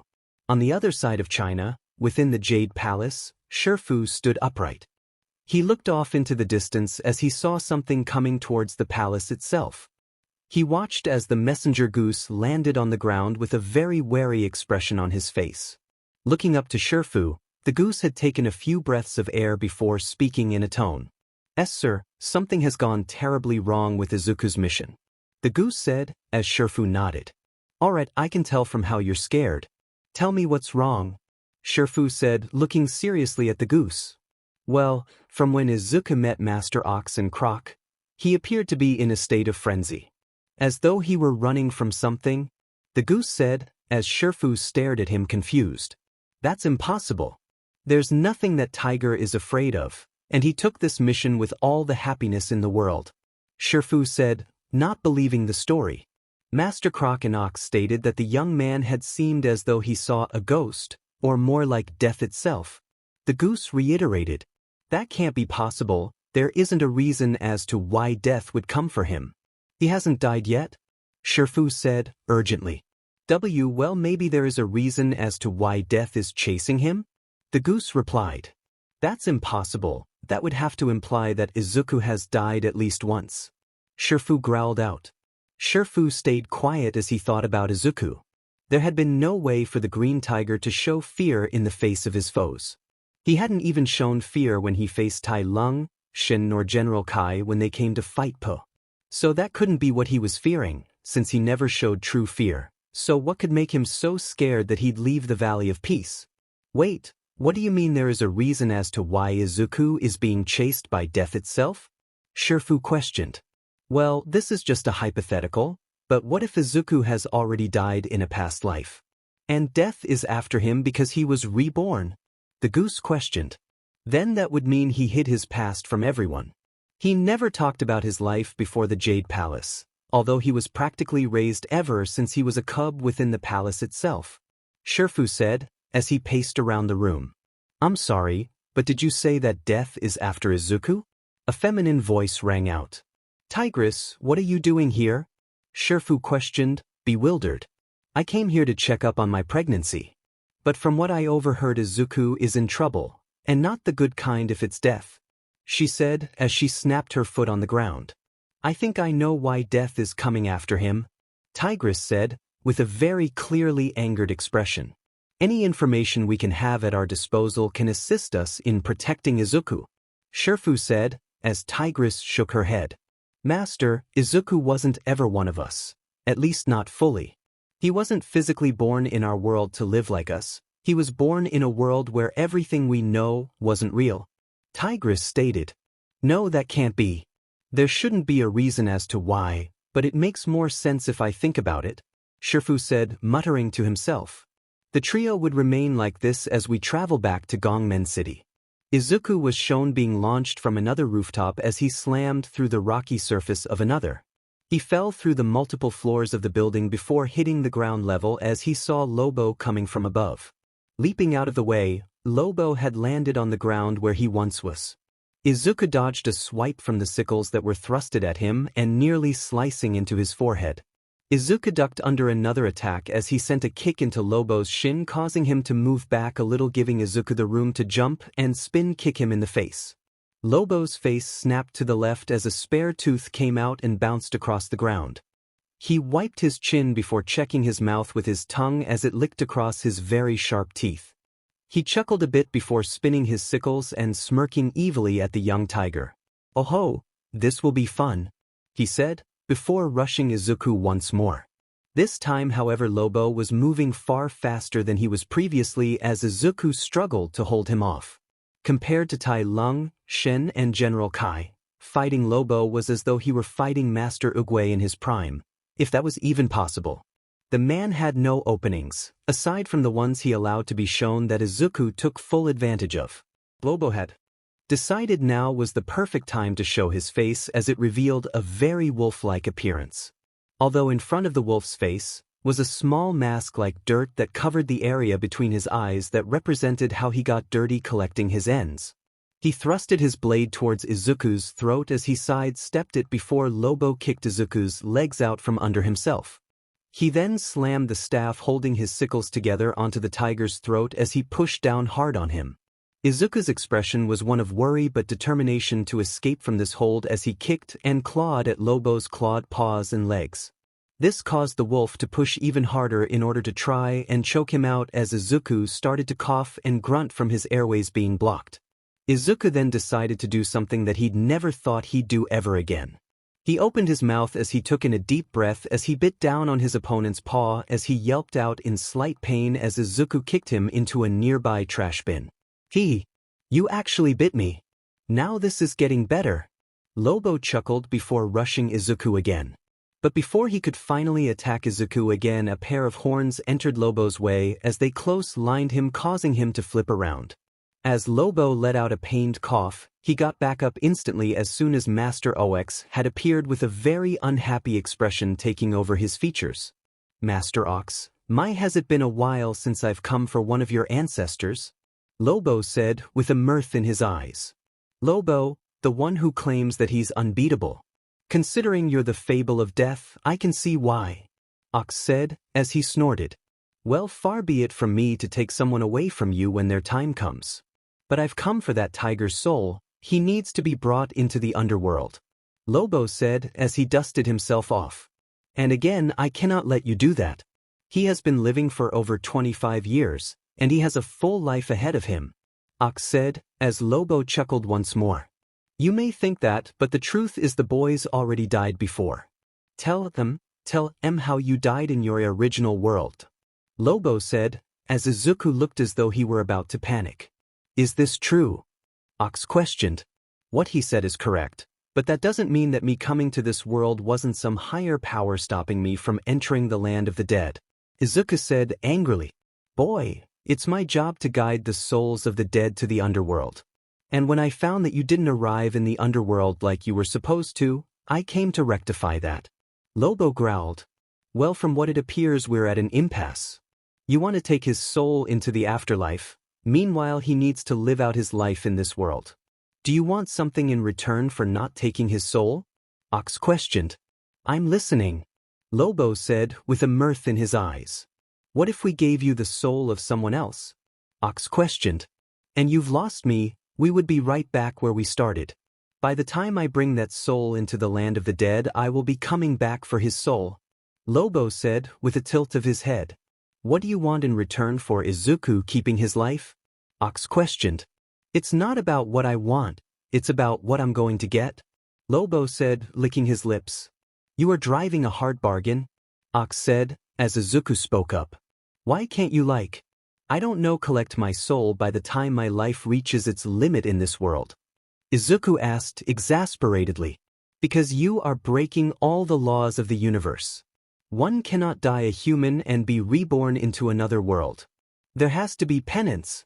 There can't be a life where you are dead, but another where you are alive. If you live in one reality, then the other one will cease to exist. Lobo growled angrily. I don't see how that's his problem, Ox said a little coldly. Don't you see? His presence in this world is going to destroy the entire universe itself. It isn't supposed to. Here, Lobo growled, getting in Ox's face. What happens to his reality? If his soul is dead there, what does that have to do with our own? Ox questioned. His reality is fine. His death was foretold in history. But this is an entirely new universe, a world where he never existed. His entire life is a god. Damn lie, Lobo growled. So you're after him, because you are trying to restore balance to this universe? Ox questioned. My job as a reaper is to guide souls to the land of the dead. If one were to, I don't know, dodge that kind of thing, it can cause massive destruction to the world that he went to. A world where he doesn't exist. Lobo growled angrily. If you're after me because my existence is a leech on this universe, why come after me now? Izuku asked. I was kind of busy with bringing all the lost souls of your dimension into the world of the dead, Lobo said, looking at Izuku with an unamused expression. Couldn't you I don't know, go after the person who sent me into this dimension? Izuku asked, getting clearly confused. I did, and he was long gone from the one place he stayed at. Now I have to clean up their mess, Lobo said as he leaned against a wall. Was I never meant to be reborn in another world? Izuku asked. No, you were always meant to die alone, without anyone nearby to say goodbye to, Lobo said softly. That's dark, Ox said, looking at Izuku, who shrugged. Such is the life of a hero, Izuku muttered. Such is the life of a hero indeed, bastard child, Lobo growled. Since when did I make your life a living hell? I didn't even know you existed until you started chasing me, Izuku said as Lobo growled at him once more. Then you better start running again, kitty cat, because when I'm through with you, nobody will ever remember you, Lobo said as he pulled his sickles out. Leave Izuku, I will hold him off, Ox said as he snorted through his nose. Are you sure you can? Izuku asked as Ox shook his head. No, but I've got backup, he said as Croc flew through the air. Booyah! Croc called out, slamming his foot into Lobo's head. Go! Ox said as the two masters took on Lobo. Izuku ran away from that alley as Lobo fought the two masters all by his lonesome. The sounds of the trio of masters fighting was heard for a while as Izuku ran into the distance. But by the time more than a few minutes passed by, Lobo came out of the alley with blood all over his body. He licked it off his fur as he chuckled to himself before looking in the direction of his next prey. I told them that they couldn't hold me back from collecting your soul. Far be it from me to have a little fun whilst getting it, Lobo said, disappearing in a small cloud of dark mist. The sounds of wind blowing through the air was heard as someone in the Valley of Peace walked through the day. Hundreds of civilians had been milling about the city as they had talked to one another without fear of the enemies the Jade Palace had made in their tenure. Tigress was one of these civilians as she held a paw on her stomach that was slowly protruding after a few weeks of Izuku being on his mission. I miss him, I just hope he'll be around for the birth. Tigress mumbled as she walked towards Mr. Ping's shop. Tigress. Hey, how has it been? Pa asked as Tigress smiled. It's been good, although I wish the pups would stop trying to break out of my stomach. Tigress chuckled as the panda chuckled. Yeah, I'm sure that you are having fun with that. Anyway, have you seen Izuku lately? He hasn't sent me a notice of him having another mission given to him. Pa said, looking worried. Oh, you're worried about him, why don't you try and find him? Tigress asked with a knowing smile. Are you sure that I can do that? What about the Valley of Peace? Pa asked. I'm sure that the others within the Furious Five and Shifu can take care of the valley whilst you're gone. Tigress said with a smirk. Alright, can you tell me where he went? Pa asked as Tigress thought about it. Last I checked with Shifu, Izuku had gone to check up on Master Ox and Croc in Gongman City. Tigress supplied as the dragon warrior nodded and rushed off. Thanks for the information. Pa called out as he ran out of the valley. Tigress watched as the panda stumbled about the civilians as he made his way towards the edge of the valley. She let out a small smile before looking towards the Jade Palace and made her way back there to speak to Shifu. As she walked up the stairs leading up to the Jade Palace itself, she felt herself slowly run out of air. Something that hadn't happened in years. She cursed herself for not being careful with Izuku a few weeks prior. I should have made sure that he was wearing protection, she muttered as she finally caught her breath and continued up the stairs. By the time she arrived at the Jade Palace, she had been stumbling around looking worse for wear. She glared at her stomach with a mock anger in her eyes before she rubbed it softly as she moved towards the front doors. As she opened them up, she was surprised by a scene playing out in front of her. Shifu was shown in the air as his limbs were laying on the ground, blood flowing from each and every limb. And sitting on a pike in the middle of the room was the old master's head as it stared at her with a confused expression on his face. Almost as fast as she saw that image, it changed to Master Shifu looking at her with confusion but very much alive. Tigress, I've been trying to speak to you for more than a few minutes. Is there something you wish to talk about? Shifu questioned. Can you tell me about what happened with Izuku? She asked as the old master stared at her for a moment. I cannot tell you that, because I haven't heard from him since I sent him out on that mission to Gongman City. Shifu said, as Tigress felt stressed. The forest was silent aside from the insects chirping and squeaking in the night. Izuku was shown as a green blur as he dodged another flying sickle as it stuck itself into a nearby tree. He leaped into the trees as he leaped from branch to branch as he made his way over to the nearby panda village. He knows that bringing a very furious wolf into a village of pandas was not a very good idea, but it'd provide him with some people to assist in holding the wolf down. Jumping to a nearby cliff, he started to climb up towards the village with bloodshot eyes. Glancing back behind him near the bottom of the cliff, he found the wolf merely walking to the wall, only to immediately rush up the side of the wall. Izuku's eyes widened immediately as he rushed to climb up the cliff as fast as possible. Even with his head start, it felt as though he wouldn't make it. Once reaching the edge of the cliff, Izuku rushed over to where the yin and yang symbol on the ground made of petals was at. Standing in the middle of the symbol of the panda village, he stood still as he regained as much breath as he could. Not too far away from him, the wolf appeared with nothing more than a very ecstatic expression on his features. Whoa. It appears as though you've stopped running. What are you planning here? fighting me until I eventually end you and cement you into the world of the undead? Lobo asked, smirking at Izuku. If you wanted me to go into the underworld, then I might as well. Right? Izuku asked, as Lobo looked at him with a confused expression as he walked to Izuku. What are you planning? There's no way you'd stop running. You have a mate to return to? Lobo said, looking at Izuku with very much confusion. You said it yourself, I can't run from you forever. So how about we take this fight into the underworld itself? Izuku questioned, managing to take the wolf by surprise by wrapping himself around him. What are you doing? Lobo called out. I'm being reckless. Izuku spoke as he placed himself in a wuxi finger hold, before pulling his pinky down. A green ripple in the air surrounded the two as they disappeared from the land of the living. Izuku found himself deep within the afterlife, and as he stood upright within the place, he found himself standing near Oogway. The old tortoise had been meditating under the light of the other world as he opened his eyes to see Izuku. Ah, Izuku. It's been too long, Oogway said with a smile. Master Oogway, is there a way to stop death from chasing after me? Izuku asked, urgently bowing to the tortoise. I've never been chased by death. What reason does he have to chase you? Oogway asked. He chased me because of how I got reincarnated here, Izuku said as Oogway thought about it. Well, how about you tell him to get you after you witness your children grow up? Oogway asked, looking at Izuku. It can't be that easy, right?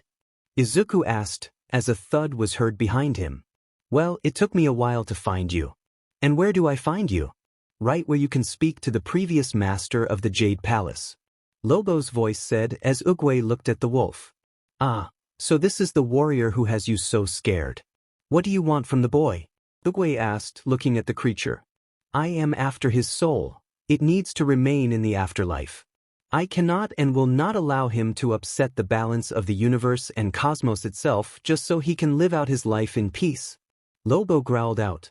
Couldn't you gather his soul when his life in the land of the living has come to an end? Oogway asked, looking into the crimson eyes of Lobo. I should have been capable of gathering that soul back in his world. But that deity had prevented me from doing it. Lobo growled. Well then, how about this? You can take his soul by the time his children have reached the age to become kung fu masters? Oogway bargained. That's not going to work on my turtle, Lobo uttered as he glanced at the elderly master. I'm pretty sure he's a tortoise, Izuku said as Lobo growled at him. He's a turtle in my eyes and you can't change it, he said, shaking his arms around like a petulant child. So can I just leave already? Izuku asked, looking at Lobo. Yes, he yelled, slamming his fist into the ground. The slam of his fist into the ground caused Izuku to be teleported out of the afterlife and Lobo realized his mistake. He was prepared to leave when a clawed hand reached over and placed itself on his shoulder. Looking at Oogway, he watched as the elderly tortoise had shook his head at him. What, do you want me to stay here and guard all lost souls in here? Lobo questioned. What is it you fear most, Lobo? Oogway asked. The end of the universe. Because that would mean that the afterlife would be overrun with souls that I can't keep in check, Lobo said, sitting on the ground. One human boy shouldn't be worth all the lives in the universe. He will meet his end, it might be tomorrow, it might be the day after that. Or it might even be next year, but if there is something you should never do, is take a life before its time, Oogway said, as he stared into Lobo's eyes. What makes you think that you can make that decision? You've ended thousands in your early days as a warrior for another country, Oogway? Lobo said, looking into the elderly tortoise's eyes narrowed with mirth. Come, I will show you what my measly 2,000 years of life has given me in terms of wisdom, Oogway said, walking the specter of death down the way towards the light. You better not be trying to distract me, Lobo growled out, before he disappeared in a mist of black dust and white light for Oogway. Izuku appeared out in the real world. He was panting heavily.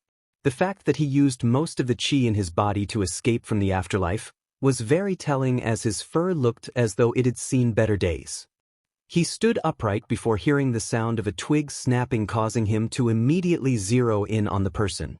and it was only Pa who was breathing heavily as he knelt over his knees as he held onto them in exhaustion. There you are. Tigress was worried. I'm so tired, Pa said, panting heavily. Are you okay? Izuku asked, walking over. Dude, you look like you've seen some things. And not the good type of things, Pa said, as Izuku chuckled. Come on, we need to return to the Jade Palace, Izuku said, as Pa nodded. By the way, what happened to Master Croc and Ox? Pa asked. Don't worry about it, Izuku said, as the two continued down the path. Master Ox, since when has El Lobo gotten that strong? Croc asked. I don't know, but we need to prepare for when Eagle returns, Ox said as he slowly stood up. The two looked out into the street before looking at a mirror to find that most of their bodies were covered in ketchup sauce. God damn it. Peace has reigned over the last 20 years for the Valley of Peace. Standing in as the master of the Jade Palace, Izuku stares over the entirety of the village within the valley. He stood tall at the last of the few steps as he looked at the surrounding area.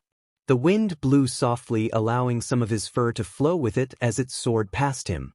In the background of where he stood, the new Furious Five stood. They were looking up to him as he was the last member of the Furious Six who have lived this long in life. Aside from Tigress, that was, because of Izuku, she had pushed herself to last this long. She walked up to him, a cane barely keeping her standing as he looked as young as he used to. How you are able to walk around bipedally is beyond me. The elderly voice of Tigress chuckles. It's because of my training regimen. I keep myself healthy at all times, Izuku said as he looked back at the Furious Five standing before him. They varied between different animals. One being a monkey, the offspring of monkey, and someone else as he kept his love life secret. Another was a panda with a very meek personality that was slowly coming out the longer they trained. Pen Viper's kid, though they adopted since they couldn't reproduce. Then 3 tigers standing at attention, 1 boy and 2 girls. They were black and orange in color similar to their mother, but the one green and black one was the second sister. She had his eyes and fur color as she stood before him with a bow. We finished our training, master, she said, as Izuku turned to look at the Furious Five fully. You all have done me proud. From here on out, you are to protect the Valley of Peace until your final years of life or until you find love, Izuku said with a smile on his face. Master, what will we do when you leave us? Poe's child asked. What will you do? Well, you will learn from the dragon warrior themselves, Izuku said as Po walked up. Jesus, I've never walked upstairs longer than those, he said, panting heavily. Po, we're not even close to the Jade Palace, Izuku said as Poe's facial expression paled. There will only be one enemy who will defeat me this day. Stairs. Pa stated with a sad aura surrounding him. Don't worry, Pa, you'll eventually surpass them, Tigress quipped as Pa pouted at her. Now then, you all go to your bedrooms and get some rest, Izuku said as they all left. With Izuku standing near the peach tree where Master Uguay and Shifu had passed on to the next world. Izuku sat under it as he stared at the mountainous terrain surrounding the Valley of Peace as he smiled. He had bags under his eyes that were from age alone, but he couldn't help but be happy about them. It showed that he gained the experience that Master Uguay had once held. All before standing up and feeling a sharp pain in his chest as he coughed violently. Looking at his paw, he found that a lot of blood had come out and stained his paw as he winced at it. Let fate choose the way he goes out, and it decided he got something he never thought was possible. Walking through the Jade Palace, Izuku walked through the halls as he stared at the pictures of all the most famed martial artists that time produced. He knew that his time was coming, and he'd be a footnote just like all these previous masters of Kung Fu. But he couldn't help but feel satisfied with everything he had been able to do within the 25 years that he'd been alive. He had 16 years of life in his human world, plus an additional 25 here. That would have made him 41 total years of age, and because animals couldn't live longer than their biology stated. He was doomed to die at the young age of 15 as an animal, but somehow, he'd managed to push his age to 25. He walked into the kitchen as he watched the next generation of fighters making lunch and a mix of dinner. Smiling at how they were having fun, he left them to their devices as he moved through the early afternoon. By the time he arrived at the bedroom marking his and Tigress's safe haven from the children, he sat down on the bed. His health had been in decline in the last few years, and he knew his time was coming. But was he afraid? Of course, he had always been afraid of death, but after living a life filled with death around every corner, he had long since accepted that he would die eventually either in battle or of old age when he reached that point. So now he sat on the bed as Tigress slept on the opposite side of it as he wheezed and coughed into his paw. Tigress was awoken from this as she looked over at him with concern. Placing a paw on his shoulder, he looked at her with a relaxed expression that was of acceptance. "How long have you been like this?" she asked, as Izuku shook his head. "It's been like this for the last few years. There's nothing that can be done about it. I've slowly gotten worse over time. But I know what it really means. Death can finally take me if he truly wants to," Izuku said with a smile. "What about Elizabeth, Sarah and Hisashi?" Tigress asked as Izuku thought about it. "Bring them out to the peach tree tomorrow. I feel that is when I should go. I've lived a life that I couldn't be more proud of. Not only that, but I got to save even more people in the long run," Izuku said as he laid down. "Well, make sure that you don't leave them crying," Tigress said as Izuku scoffed. "It's going to be sad anyway. There's no stopping a waterworks display from them," Izuku said before falling asleep. In the time since Izuku had returned to the Valley of Peace with Po, Oogway had made a deal with death. That in the next 20 years, Izuku would remain untouchable by death's hands unless he died via battle or of old age. He couldn't be touched by diseases that death caused, so that means that death needed to wait for him. And death followed Oogway's demands to the letter, waiting for Izuku to enter a battle that he was in over his head for or old age. As it turned out, after the last threat, there wasn't another one as strong or powerful as Kai, and they were allowed some peace for 20 years. The next morning, Izuku woke up coughing up more blood than usual. He knew that his time was coming far faster than he would have liked, but he knew that it was eventually going to happen. So as he climbed out of his bed, he found Tigress staring at him from the doorway of their room with a worried expression. Leaving the room, although stumbling about like a drunkard from his world, Izuku managed to get all of his kids, as well as the other two children and Per out of their bedrooms and follow him and Tigress. He brought them along the path that led over to the peach tree that Oogway had planted all those years ago before the Jade Palace was built. He stood under the tree before he sat under it himself, wanting to at least die in a similar way he had in his old world, where he leant against a peach tree. It was blossoming with pink petals like the tree he had leant against in his original world as he smiled. "Dad, what's going on? Why are we out here?" Sarah asked, confused and concerned. "Sarah, Hisashi, Elizabeth, Serial, Tarly. My time has been coming. It's been coming for the last 20 years, Izuku said, as those around him immediately realized what he was talking about. "Why, you're leaving us?" Hisashi asked, kneeling to his father. "Yes, but I won't be entirely gone completely. You will have my memory," Izuku said, smiling. Looking at the ground nearby Izuku, those of his children as well as Pooh, Monkey and Viper looked on in horror. Izuku was looking worse for wear as Tigress walked over to him and knelt down to his height as Izuku felt his own vision failing him. "It's coming. I can't stop it," Izuku said, as he breathed softer now. "Dad, please don't go," Elizabeth called out, hugging him from the side. Sarah and Hisashi did the same as they hugged him in the front and his right sides. Per and Tigress watched from the side as tears fell from their eyes as Izuku slowly gave each child his attention. Although he could barely make out their figures due to how dark his vision was getting, he could still smile at each one. "Hisashi, you take after me so much. Don't let your anger take control of your actions," Izuku said as Hisashi nodded. "I'll master my emotions, Dad," Hisashi said, tears streaming down his face. "Elizabeth, you have your mother's fur, as well as attitude," Izuku said, chuckling as Elizabeth just looked away whilst holding him. "Don't go. I don't want to live without you, Dad," Elizabeth said, crying softly into his chest. "I can't stop this, you know that.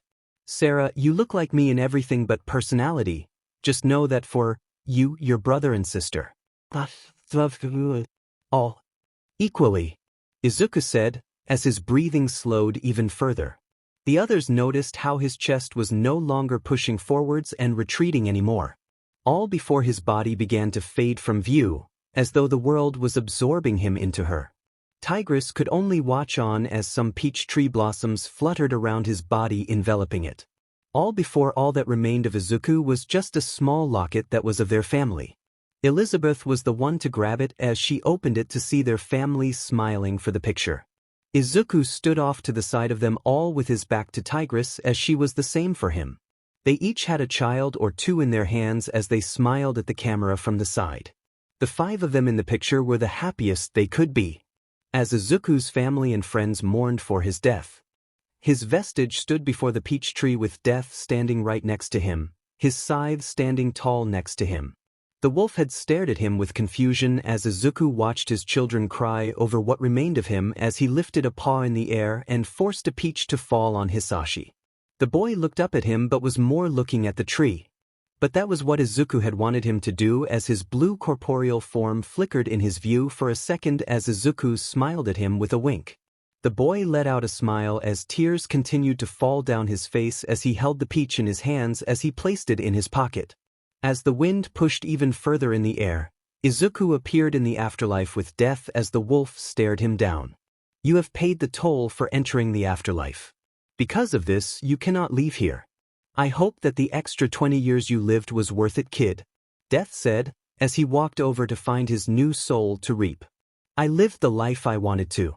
I wasn't ready to die when you showed up the first time, Izuku said as Death chuckled. You're lucky Oogway managed to distract me for that long.